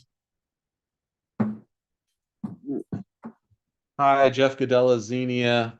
I'm also disappointed that the things we discussed at those meetings, I went to both of them in Hayfork. I don't see any of it on this list of priorities. I thought that was the point of the meetings. It just kind of shows the growers' voices, the real stakeholders in this are not being listened to or addressed. Stacking should be on this list. As Adrian stated, it can solve a lot of problems. And also just like reinforce the validity of the program. Fee study needs to be on here. This is something people have been screaming about for quite some time, and the answer's steadily been, it's coming, it's coming. We need to know where our fees are going and that they're being used legally, because everybody knows what's happening in the back rooms that they haven't been, and that there's been a looting of the cannabis coffers in this county to support other things. That's going to come back and bite the county in the butt big time. It's got the potential to bankrupt the county. I'd like to see a notice period in opt-out for potential opt-out zones. A lot of these landowners need to be notified that their properties are being subject to massive devaluation. I think that's only fair. The 15 days from 10, fine. Like, I don't think that makes a big difference. It's 5 extra days. If people really feel they need that, then give it to them. I mean, I get noticed for my own property for some reason in these things. Yeah, that's about it. I'd really like to see the things we talked about on this priority list. Enhanced enforcement, like it's been addressed already that enforcement is an issue on illegal sites. The fact that they think legal or compliant sites need enhanced enforcement.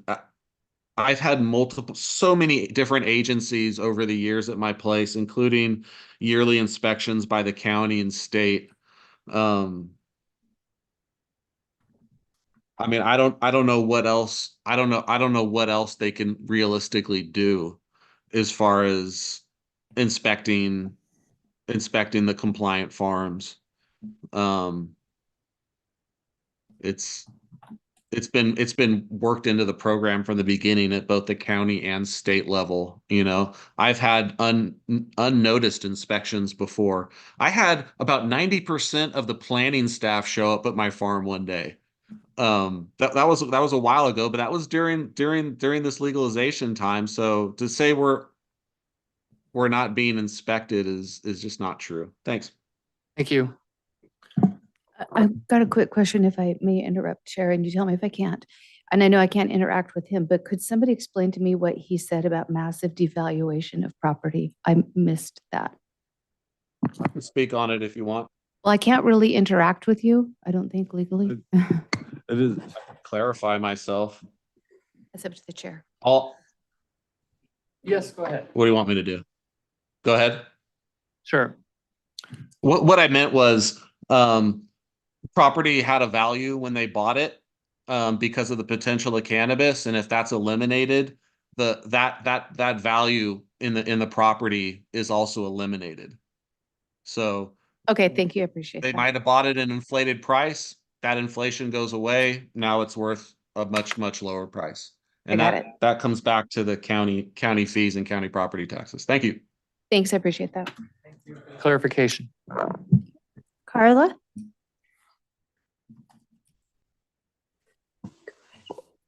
My name's Inyo, and I'm tired of hiding from all of this.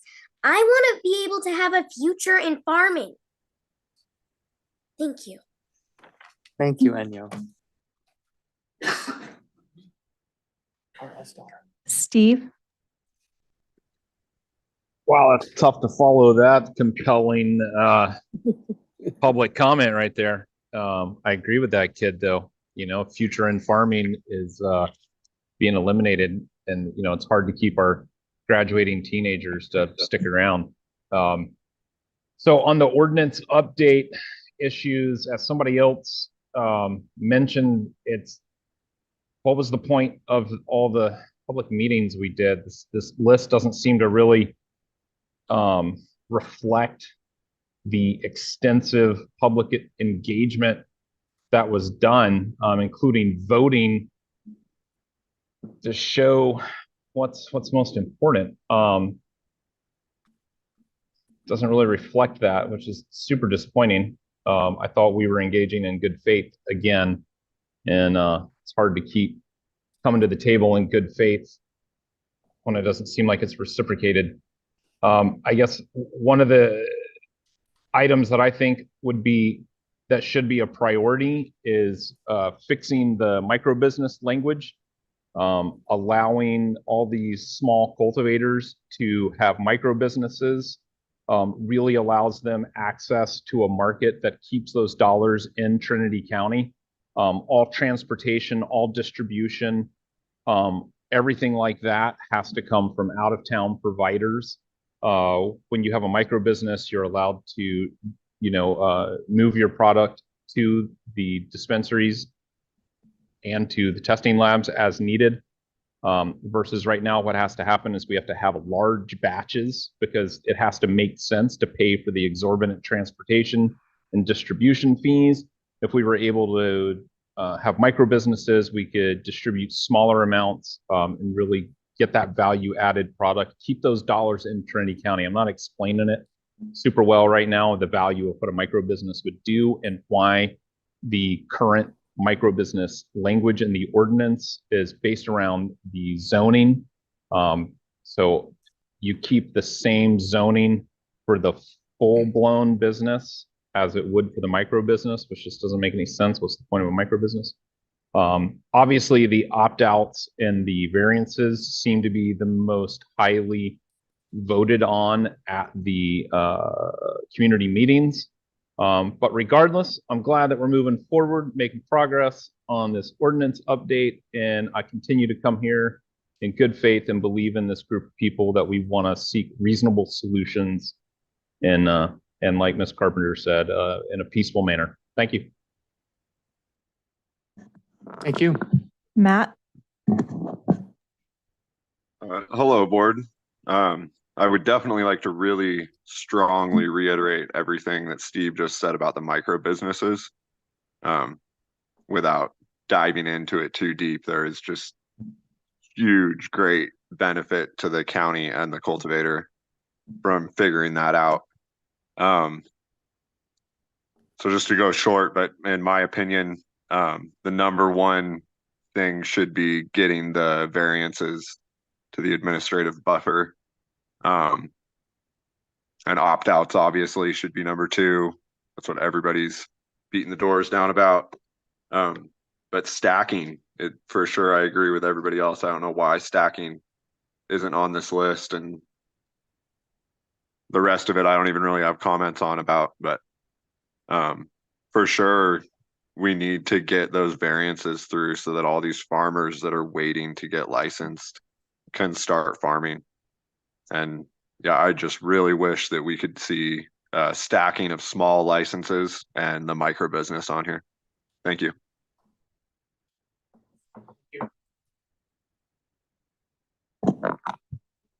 I have no other raised hands. Thank you. Lisa Wright, Lewiston.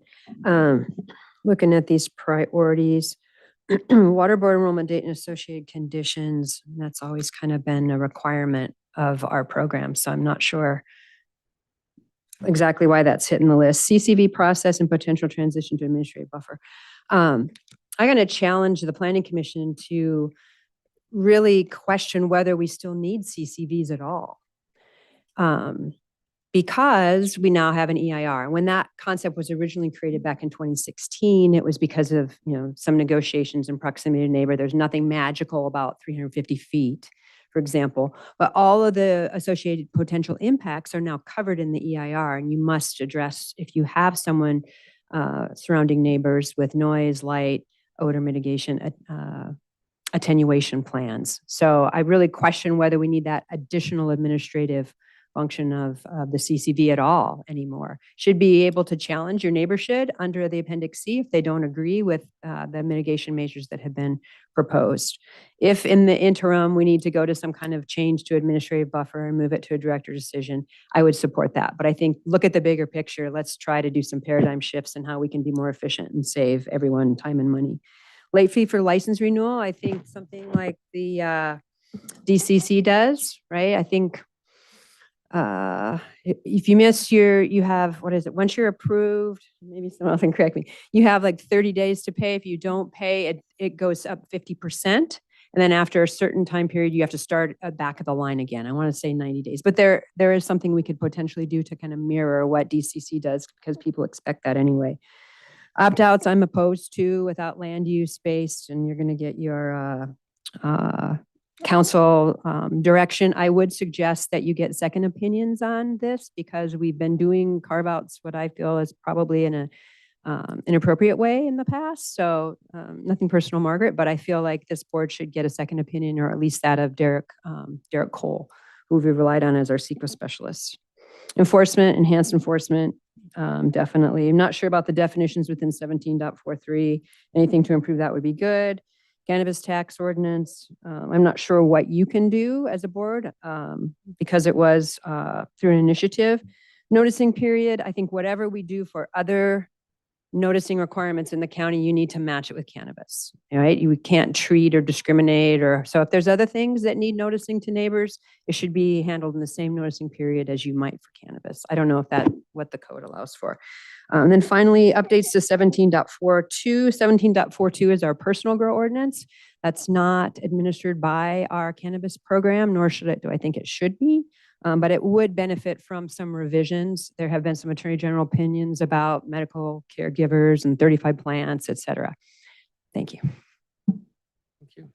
Thank you. Daryl?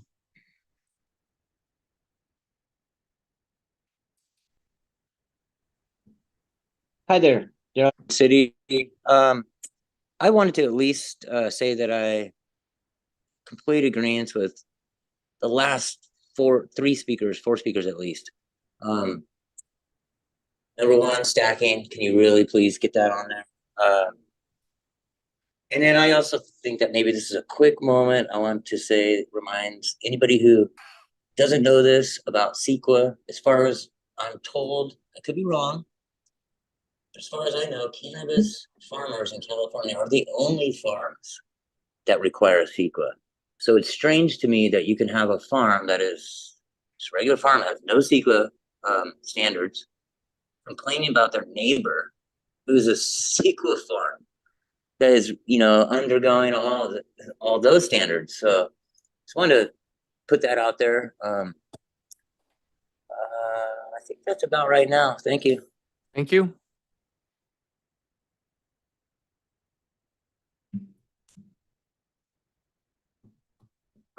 Carla?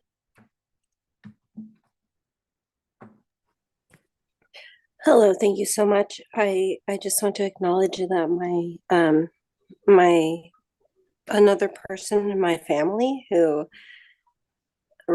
is a resident of Trinity County had an opinion and a comment. So this is a separate comment, and this is Carla Avila from High and Palm. Everybody in this room and all the effort, like if we could actually accumulate a cost on the effort this has taken, we could genuinely say that we care about our community. So at least we know that, right? Beyond that, I think we're still needing several courses of action. And beyond anything, I just want to ensure that our staff at the local jurisdictional level is supported with the capacity and resources that they need to make this carry out feasibly and be in the best interest of everybody involved. And I really think that's the genuine goal here. We're probably one of the last standing places on earth that has a political constituent direct connect to the person who's representing them in a way that could be effective. And the very last thing I would want to lose is that. So I think, if anything, our staff is well directed in the fact that we are pretty much the leaders on the national level of what everything can look like related to this item. And that's probably the most important thing that our community can focus on. Not that there are not, I'm not saying there's not other important things. I'm saying if we know that we have consensus that this is something that we have the leadership and the knowledge and the wisdom to resolve in our own due diligence, as I have heard many people state. So let's use that due diligence to be at the forefront of how we redefine and define our success. Thank you. Thank you. I have no other raised hands. Okay, with that we will close public comment. Bring it back to the board. Yes. First thing, I wanted to address some of the concerns we heard about stacking and all the other issues that were presented to us at those community meetings. That's not going away. We're still continuing to work toward a comprehensive rewrite of our ordinance. What we're asking here is if we should take some of these smaller issues like the CCB issue that we've heard about and do those separately, or should we just wait on that and move forward as a whole? So it would be, instead of, I think that probably the biggest issues we've heard about from staff, and a lot of this is staff directed, would be like the CCV process, some of the opt-out stuff. Some of these other things are small bites that we can pick off while we're working on a comprehensive update. And at the same time, keep them within the scope of the comprehensive update. So we don't end up with 7 ordinances that all say different things about the same thing, which is what we have now. And we have also heard a lot from the cannabis cultivator side of this discussion about not making radical changes. We just figured out how to do this. So when we started diving into the real nuts and bolts, brass tacks parts of our ordinance update, there's a lot there that we have to make sure we get. So it could be a while longer before we get through all of those priorities that we discussed in those public meetings. One of the discussion items today is to determine, are we going to continue down that route, do it all at once, or are we going to pull out some of these smaller, these ones that they might not seem that important to some of the folks that were involved in all those meetings, but they're the ones that we can do without pulling that much time away from staff, or that will actually help staff in the future be able to dedicate their time to the more comprehensive update. Questions, is that appropriate? Sure. First one is, there was a commenter who referred to priorities that consultants, staff, and the ad hoc are apparently in favor of, and the implication was therefore those things should go forward. I would like to understand, as the ad hoc, could I have the perspective of what those conversations have been? Have there been indications that if in an ad hoc meeting, there's some sort of agreement made as to what the priorities are? I don't understand where that comment is coming from. Well, I'll take a step first. Is that one, I haven't been in a single ad hoc committee meeting where a consultant was involved. So that may have happened in ad hocs before I was on the ad hoc committee, but this has been staff and the 2 ad hoc committee members. We did have some, our consultants that are working on the general plan did initially start this process with us. Meaning like Heidi? No, meaning like Meaning Chair local Harnish. consult. Oh. And our initial stab at it that we got from them was less than exciting. And then it's been mostly since then driven by our county staff, our ad hoc, and public input. That's why we had 4 public meetings to discuss where we need to go with this ordinance update. And we got really deep into our ordinance, and it's not going to be a quick rewrite. So we have had some consultant input, and then also our staff is dealing with SHN, who consults on planning issues. They've made recommendations on some of these items, mostly based on language, those kind of things. So But you didn't walk away from those meetings with any sense of decision. No. Or you did? No, no, I think it's been a lot of back and forth and input, and even to the point, like, it's concerning to me to hear people who are concerned that they weren't really being listened to during the public workshops, because they very much were. And the example of stacking, if we can keep the conversation down, part of the issue of stacking not being on the prioritized list is we're looking at what has the most sense of urgency and can be done easily or easily. And with stacking, it's very important to the cultivators. It's also, we have a backlog of over 100 applications sitting. For stacking. Period.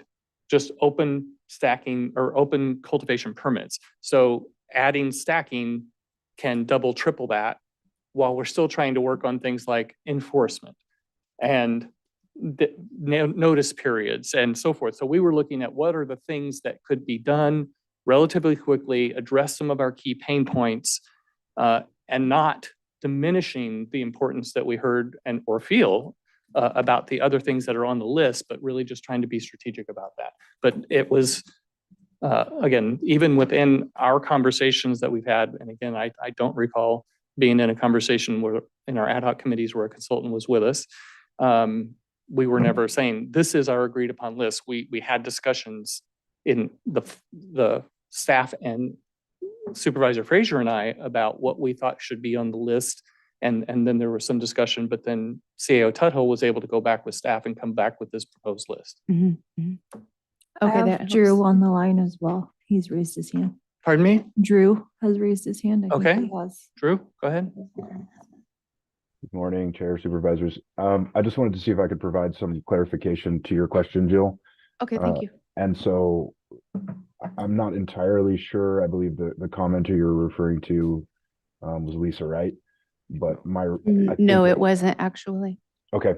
Well, in terms of, some sort of consensus between staff, ad hoc, and the consultants, the one topic on this list that I can speak to was related to the CCV process being converted to administrative buffer reductions. And that process was proposed by Mentor Harnish as we were working through this first draft of ordinance updates. So perhaps that was something that they were referring to, if that helps to clarify somewhat. Okay, thanks. And correct me if I'm wrong, but that conversation was before the Planning Commission at one point, was it not?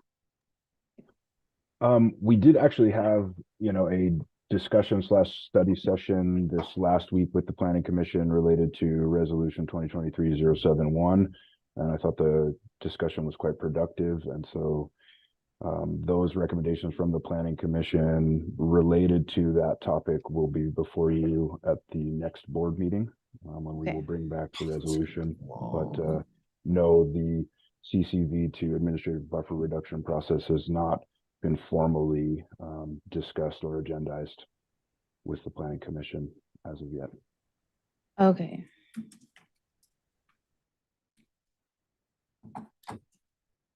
Anything else? Probably. Some time? Yeah. Anybody else want to go? Something? We're gonna act on these things one at a time. A question about, are we acting them one at a time? I think we're really just looking for people to weigh in. This is a direction to staff matter.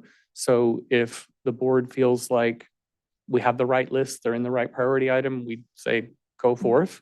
If we think things should be added, taken off, reprioritize, that's the discussion we're trying to have. And so that we can give a cohesive direction to staff so that they know, are we moving forward with a prioritized approach? And if so, is this the right list in the right order? Could I have a sense of how long broad brush 1 and 2 would take?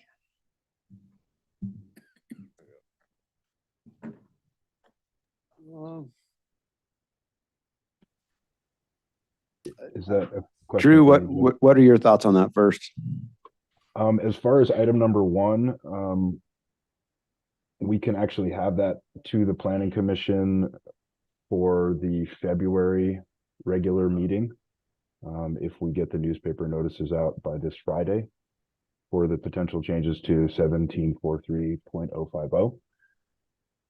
In terms of late fee for license renewal, that could likely also be accomplished in a reasonably short time frame, although we haven't had specific discussions with ad hoc about what the late fee structure could be.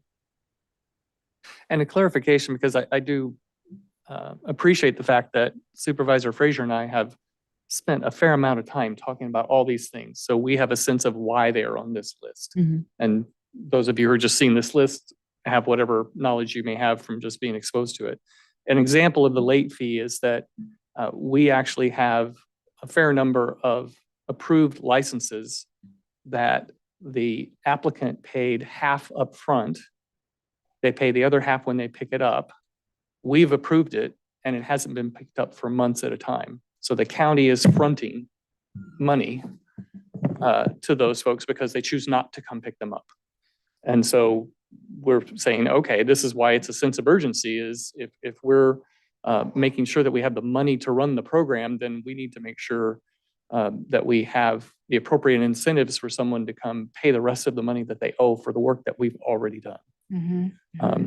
And I would even say there's been also conversation about changing the way we charge the fees, the fee structure discussion that was mentioned, to not even have a second half unless there were special circumstances that caused the fee to be even higher. But for right now, it's just trying to address this initial problem. Opt-outs is on the list for the reasons that we heard today. You know, we know that we've had this situation with several requests for some time, and having no answer is worse than having an answer, even if you don't like the answer. And so we're trying to just get that out and say, one way or another, we need to decide what we're going to do or not do about these. Enforcement was really looking at a lot of times we hear about whether it's in an opt-out zone or not in an opt-out zone, that the enforcement seems to lack impact and accountability. So how could we modify the enforcement to be more impactful and have more accountability and be fair? You know, a minor infraction that shouldn't have a big impact shouldn't have a big impact, but one that is significant and repetitive should have a very big impact. And so it's trying to say, but we really have to put some time and energy into that to come up with something that the board could then consider. But that could potentially deal with a lot of the problems, as we've heard. You know, it's a lot of these problems would go away if we really had the better enforcement. Well, it's not just about resources, it's also about having the right programmatic requirements. Definitions have been mentioned. There are, Drew can speak to whether that's 2, as was mentioned, or if it's more, but I know that there are a number of areas in which our definitions are either not in alignment with each other or we've gotten out of whack with the state. So we thought the sooner you deal with some of those things, the better. I'd let Drew speak to the tax ordinance. The notice period has come up multiple times again, seems to be a relatively easy fix and addresses people's concern that we hear over and over again. And there have been comments aligned with it should be the same everywhere. It shouldn't be just for this type, but we should have a consistent approach to that notice period. But that the 10-day often is insufficient because of mail going to Sacramento before it comes back into the county, and it can be 10 days before it even shows up. And then there's no time to respond. So I don't know, Trent or Drew, if there's something that you'd like to add, just to give a little bit more flavor as to why these particular things are on the list. I just wanted to give a little more context for those that haven't been involved in the discussions. I think that's good context. Jill, to your specific question about 1 and 2, you're probably looking at about 60 days, I would say, just broad brush, big picture. And would it be the type of thing where those 2 look like they could perhaps move forward in tandem with each other and the timelines were the same? I guess how many of things, because we're doing A, B, C, but could any of them go forward together? I mean, short answer is no. That's why we're asking for the priorities. So to get through 1 and 2, we're looking at 120 days before number 3 would be on the table. I wouldn't say it's purely going to be done in a serial fashion. But we do need to have priorities as far as which one of these to work first, because the cannabis division also has normal day in and day out of running the program, of working appeals, of, you know, just normal activities within the program, and that keeps them, you know, fully employed. This is kind of like, you know, oh, this is priorities, and how do we want to mix that in with the normal day-to-day functioning of the program? Yeah. Okay. So this is not just what they're going to be doing. Sure. Since it feels like an opportunity that is compliant, since we're sitting here in an open session, we had a conversation a few meetings ago about, and it came up today in a lot of the public comment, where somebody has applied for a license.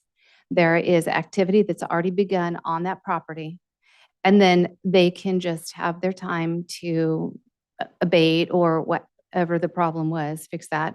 And it's cyclical, and we heard that multiple times. Is that a conversation that gets pulled into number 4 with enforcement? You had, Chair Leutwiler suggested at that meeting, action that you thought would be appropriate, that if somebody was beginning their processes before they were licensed, they should not be able to move forward with that license. Well, that's not something that we have seen in the past. So that would be something that would be new for consideration. Is that in that pocket, or is that not even a concept on the table yet? That has been included in the input that Supervisor Frazier and I provided to staff. On number 4 Yes. for enforcement. Okay. So we tried to take a fairly broad brush, and it needs a lot of work still to get fine tuned and public input at some point as well. But tried to address some of those things that have come up through our hearing of appeals and through concerns that we've heard through public comment and issues. So yes, that particular thing was included as an example of how things might be done. And just to put it frame of reference, there were things that were as low as we've heard before, you have some amount of time to fix it and there's no fine, to there's a fine, to there's suspension from the program, to there's you can never participate in this program ever again. Okay. And again, just as Sure. putting it forward and trying to relate it to if somebody's really, we heard about the good neighbor, which is great to hear. If somebody's a truly bad actor and they just keep thumbing their nose, then why do they deserve to keep getting another chance? Just get them out of the program and quit giving the program a bad name. Sure. So it's a pretty broad brush, and we'll take a lot of fleshing out, and again, public input will be important to that, but it's there. Okay. So Jill, were you thinking enforcement, excuse me, prior to the license being issued? When they put the license, when they take the application, you think someone should go out there, look at their property and see what's there? Is that what you're saying? I'm saying when there's a notice of violation that has been issued before a license has been issued. And I'm just saying, we had this conversation. I was asking if that conversation had been a part of this enforcement topic. So seeing you've got opt-outs as number 3 on the list. Is it okay to give opinions now? Sure. Okay. We're opinioning the whole time. We're gonna end up giving direction to staff, so. Yeah. My opinion on direction to staff. Yeah, please do. Okay. I guess it's a little uncomfortable to me that we're talking about things that are kind of, well, I don't know how you go back in time and relate them on a timeline. But when I look at the opt-out applications that go all the way back to 2020 that haven't been dealt with, and they're number 3 on the list, that feels uncomfortable to me. So potentially moving that up is something that I think, and regardless of what you do about it, I'm not saying that when you take that topic up, you end up with a process that says, okay, this is how we do the opt-out. There was a commenter today that said maybe you just don't take any applications, new applications in those areas, so that the process for both pauses until we do general plan, community plan, and have those kinds of inputs. But it just feels uncomfortable to ignore something that's as old as September of 20 while we do other things. So what you're saying is put opt-outs as number 1. Well, potentially, yeah. My suggestion on that, based on our earlier conversation where we're going to consult with council, and Rick's already determined we will be coming back on February 20th with opt-out language again, and a determination on what we're going to do with those 3 that we heard about today. I would say staff concentrate on the staff things, and the board can work opt-outs in tandem regarding the 3 that are already in the queue. The opt-out language in our ordinance, to me, would be that lower level. If we address these opt-outs in some form or fashion as a board outside of our ordinance update, I follow you. then I think we can do that in tandem with, we wouldn't have to pull that out of our ordinance, because it would be, I think, more appropriate to work it in to the ordinances. So I hear you saying that items 4.2, 3, and 4 are different than item 3 on 4.1. Yes, because those are specific, and the opt-out language that we had discussed was establishing criteria to create an opt-out, which would benefit items 4, 2, 3, and 4.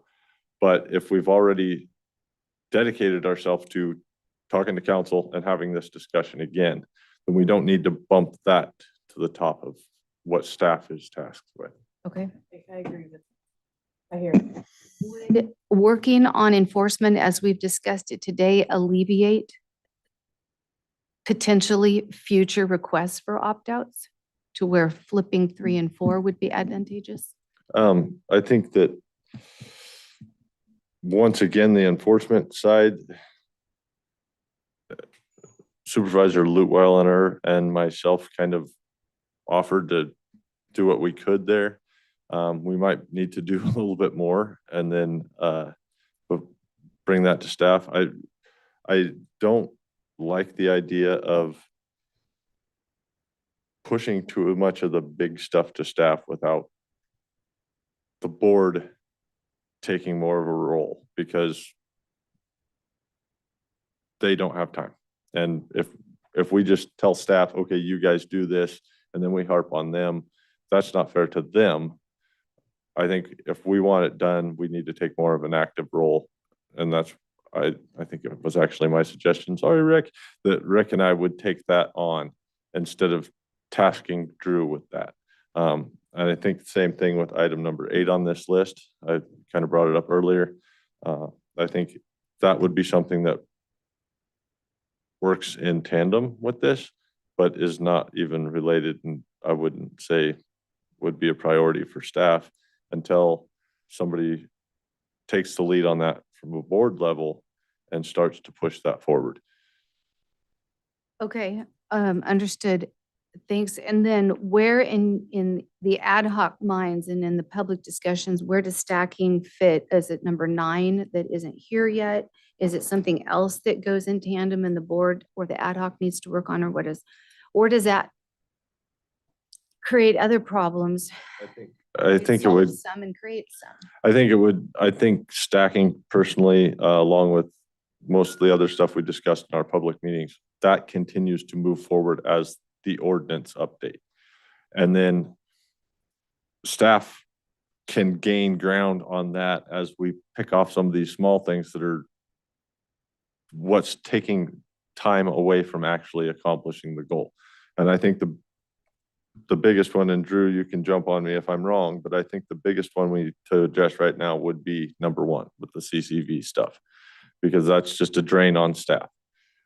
If we can address that, then that takes one more thing off of the plate of our cannabis division, and they can address some of the other things moving forward as a more comprehensive update. Yeah, and I would clarify too, there has been a lot of discussion about stacking. Oh, yeah. We're not starting from scratch on that conversation whatsoever. It's really more a matter of these things address pain points. Yeah. Stacking addresses a pain point from a cultivation. It also creates some because it's going to double, triple the workload, which is already overrun. And so we're just trying to say, let's deal with some of these other things first. And we've already done a lot of work on the stacking. So it's not on a back burner. It's just not on the front burner. Okay. It's just not something that we thought we needed to pull out and do separately is the main thing. And these are we'll call them low hanging fruit or important hanging fruit.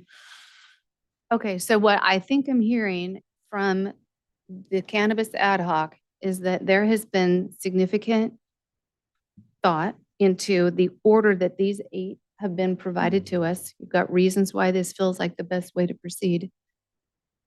And if that's the case, my opinion is I'm good with that.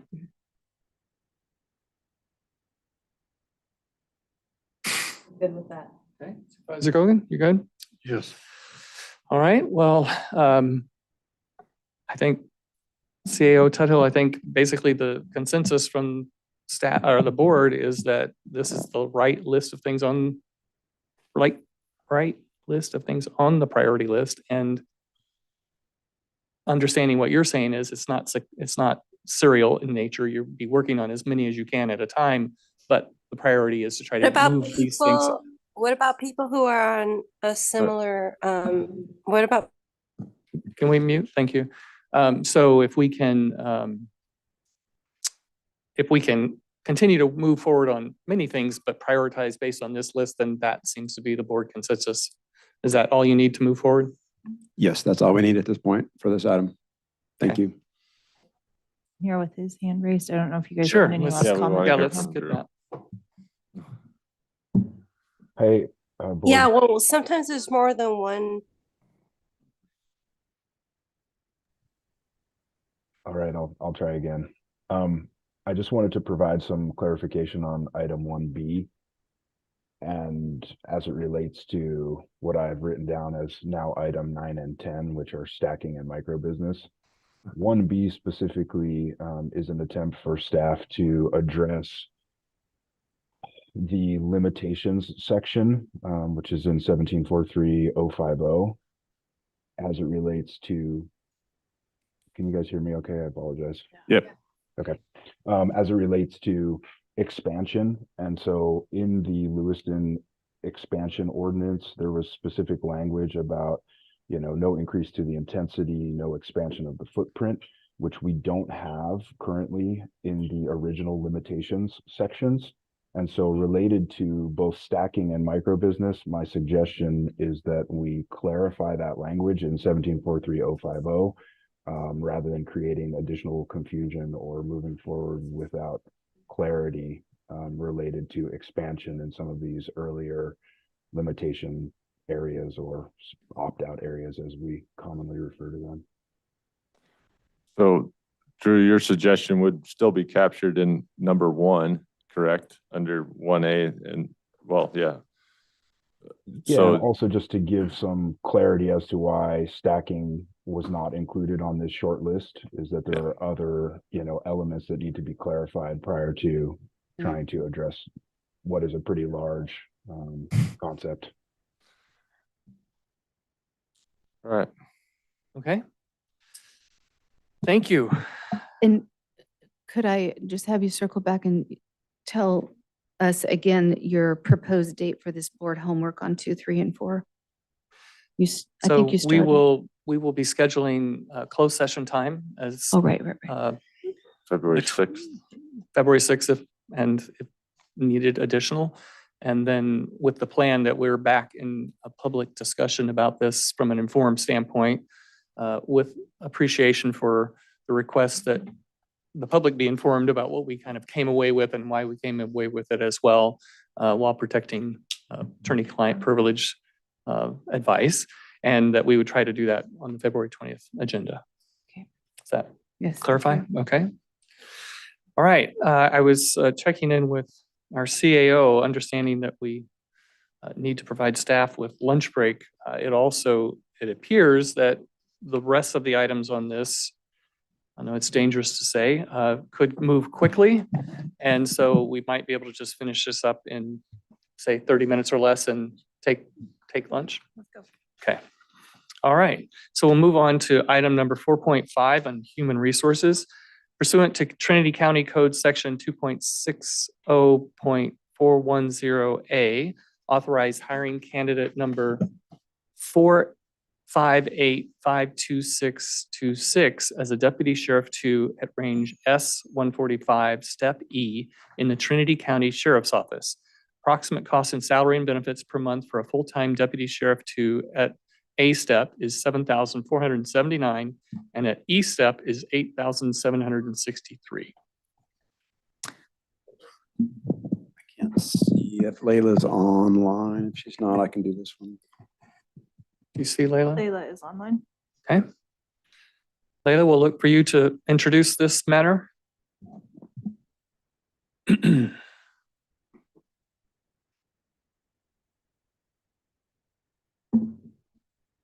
Maybe she's not at her desk. Well, so technically, after we actually agendized this, we discovered that we have authority in the current DSA MOU to take this action, but since it is on the agenda already, so the introduction is that this candidate is one the Sheriff's Department wants to hire. They have found him. The individual has worked here in Trinity County before. They moved out of state down to Florida for a short period of time. They discovered that they want to move back here. They are a very well respected and sought member, and there will be virtually no training time required for them. So my discussions with Sheriff Saxon are within about 2 weeks or less. This individual can be out on patrol, and that is significantly less than what is typically a up to 6 month plus time frame before we can get somebody here trained and acclimated and actually out on patrol. And then based upon where this individual left the county, this is the appropriate level to bring this individual back at. Any questions from the board? To approve as presented. Any public comment? So you got me this time. Actually gets a- They all left, Wow. so go ahead. I feel better now. Do we have any public comment in the room? Online? I have no raised hands. All right, now I'll make a motion to approve as presented. We have a motion and second. Supervisor Gogan, Aye. Supervisor Frazier, Aye. Supervisor Cox. Aye. Supervisor Carpenter Harris, Aye. Chairman Litwiler. Aye.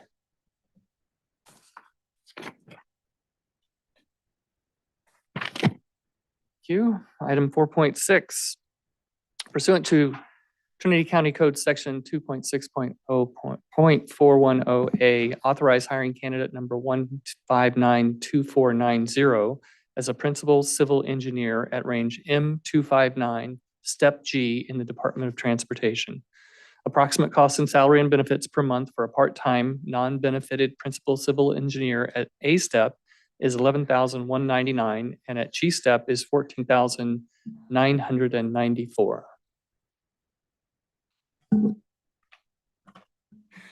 So I can, while our HR director catches her breath there, I think I can pinch hit for on this one until item 4.7. So for 4.6, recall at the last meeting, the board authorized this job description and classification to be implemented.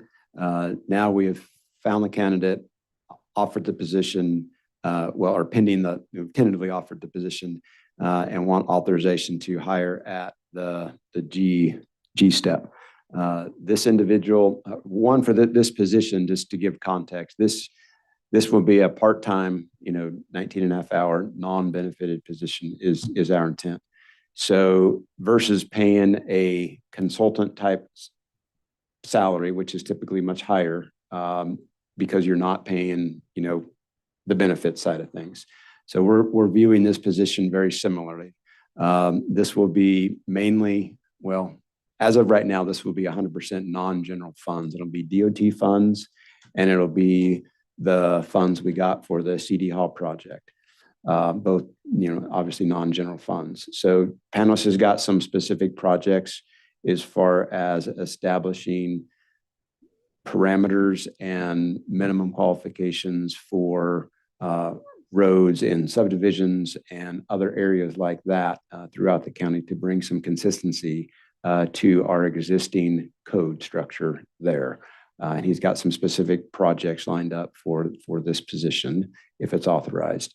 And then we will also use some of that time for this position to basically do the project management aspects of the CD Hall project that we need to get going. And just in some context, that position will, put together the RFP documents, be the engineer, if you will, for us, and to basically run that project under the direction of the CA office. So that is the request for this position. And we have a very, very well qualified candidate who Director Kokos knows and has worked with and can very much vouch for. Cool. That's great. Any questions? No. Public comment? Oh, yes. Normally, the G-STEP requires 10 years of continuous employment with the county, and she actually does have 10 years of continuous with Panos at the other county. So just to make it easier. Great, thank you. Any public comment in the room? online? I have no raised hands. Move to approve as presented. We have a motion. Do we have a second? So make a motion. I did. Oh, second. A motion and second. Supervisor Gogan, Aye. Supervisor Cox. Aye. Supervisor Carpenter Harris. Aye. Supervisor Frazier. Aye. Chairman Lutwiler. Aye. Okay. Item 4.7, take the following actions in the probation department. Approve the job descriptions, set the salary range, and add to the alphabetical listing of classifications a deputy chief / assistant chief probation officer at range 0248. Program facilitator 1 at range G149 and program facilitator 2 at range G159, effective January 1st, 2024. Number 2, modify the departmental listing of allocations for the probation department to add 1 deputy chief probation officer, 1 deputy chief / assistant chief probation officer, and replace probation corrections counselor 1/2 with program facilitator 1/2, effective January 1st, 2024. Pursuant to Trinity County Code Section 2.60.420, reclassify employee ID number 00887 from an assistant chief probation officer to a deputy chief / assistant chief probation officer at step F, and reclassify employee ID number 02382 from a supervising deputy probation officer to a deputy chief probation officer at step B, effective January 1st, 2024.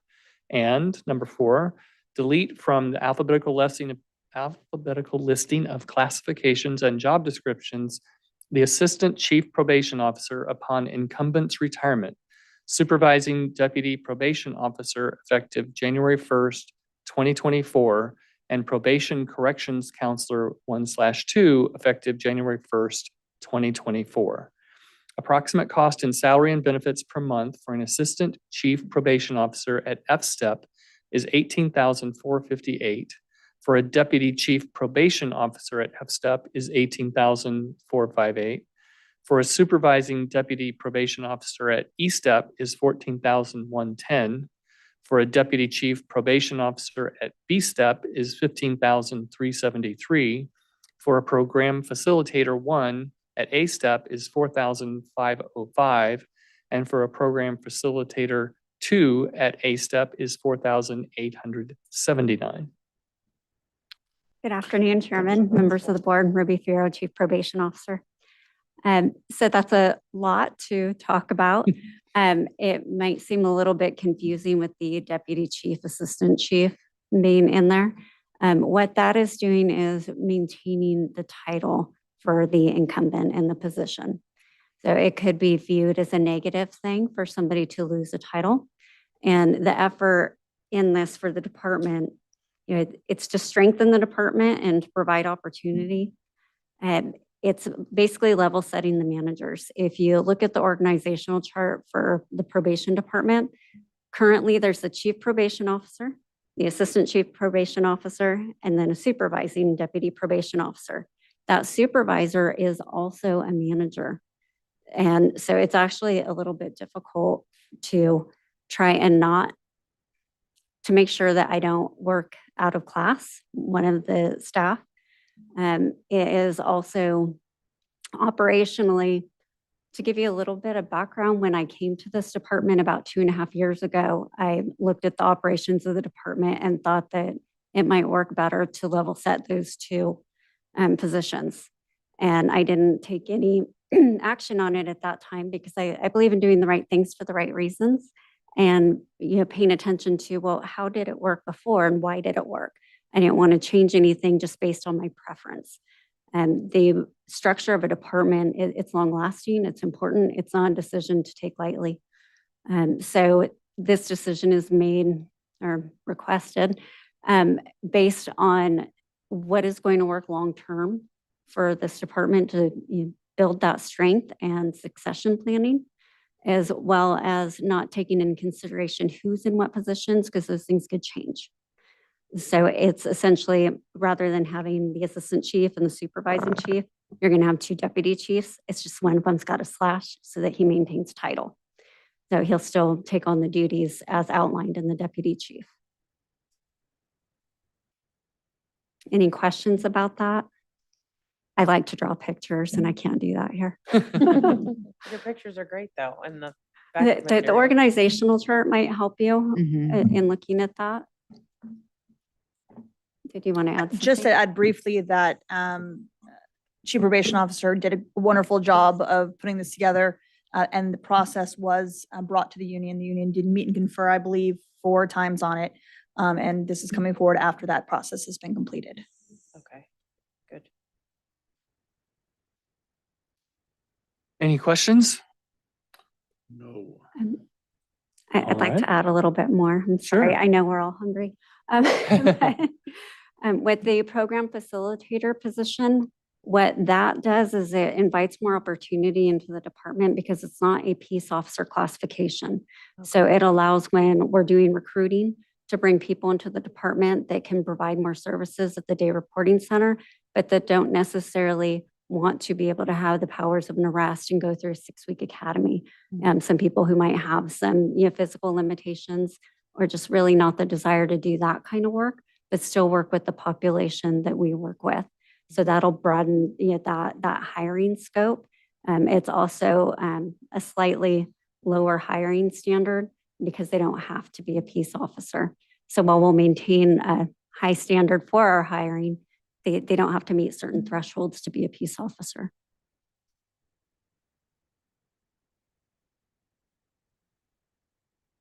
There's pictures. There's your And also these are unfunded positions and we won't be asking for more funding from the general fund. We've already accounted for that and we'll be able to absorb that into our current budget.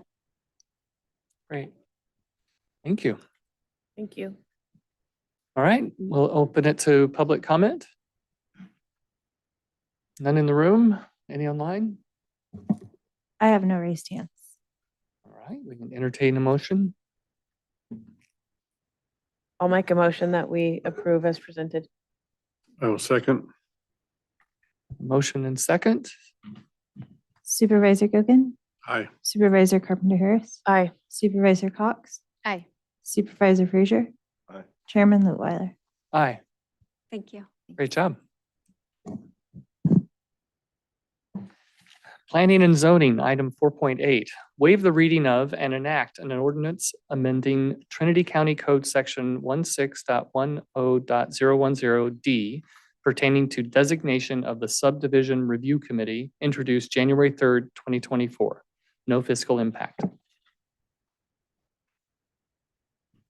Hi, Board. This is the second and final reading of the ordinance amendment in order to enable you guys to appoint a primary and an alternate for the Fire Chiefs Association. Approving it would enact it at this meeting, and I'm here if you have any questions. Any questions? I read everything. Any public comment? I have no raised hands. We'll entertain a motion. Move to approve as presented. I'll second. Motion and second. Supervisor Frazier, Aye. Supervisor Cox, Aye. Supervisor Gogan, Aye. Supervisor Carpenter Harris, Aye. Chairman Lutwiler. Aye. Thank you. Our closed session includes item 5.1, Government Code Section 54954.5F, conference with labor negotiators, counties designated representatives, Margaret Long, Layla Cassis, and Susie Hawkins, employee organizations, Deputy Sheriff's Association, and Health and Human Services Unit. Do we have any public comment about closed session item? I have no raised hands. Are you going to report out about the last closed session?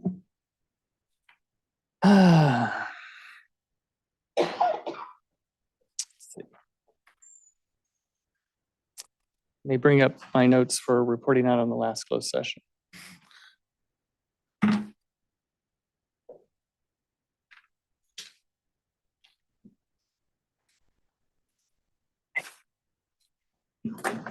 Mine, you got it?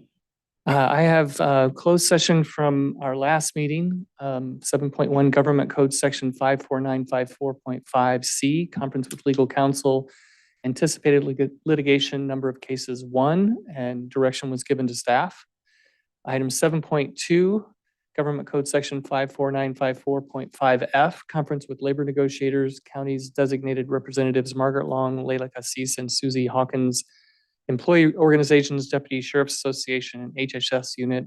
And this subject was postponed by staff, which is why it's on the agenda today. Okay. With that, no public comment, we will move to closed session.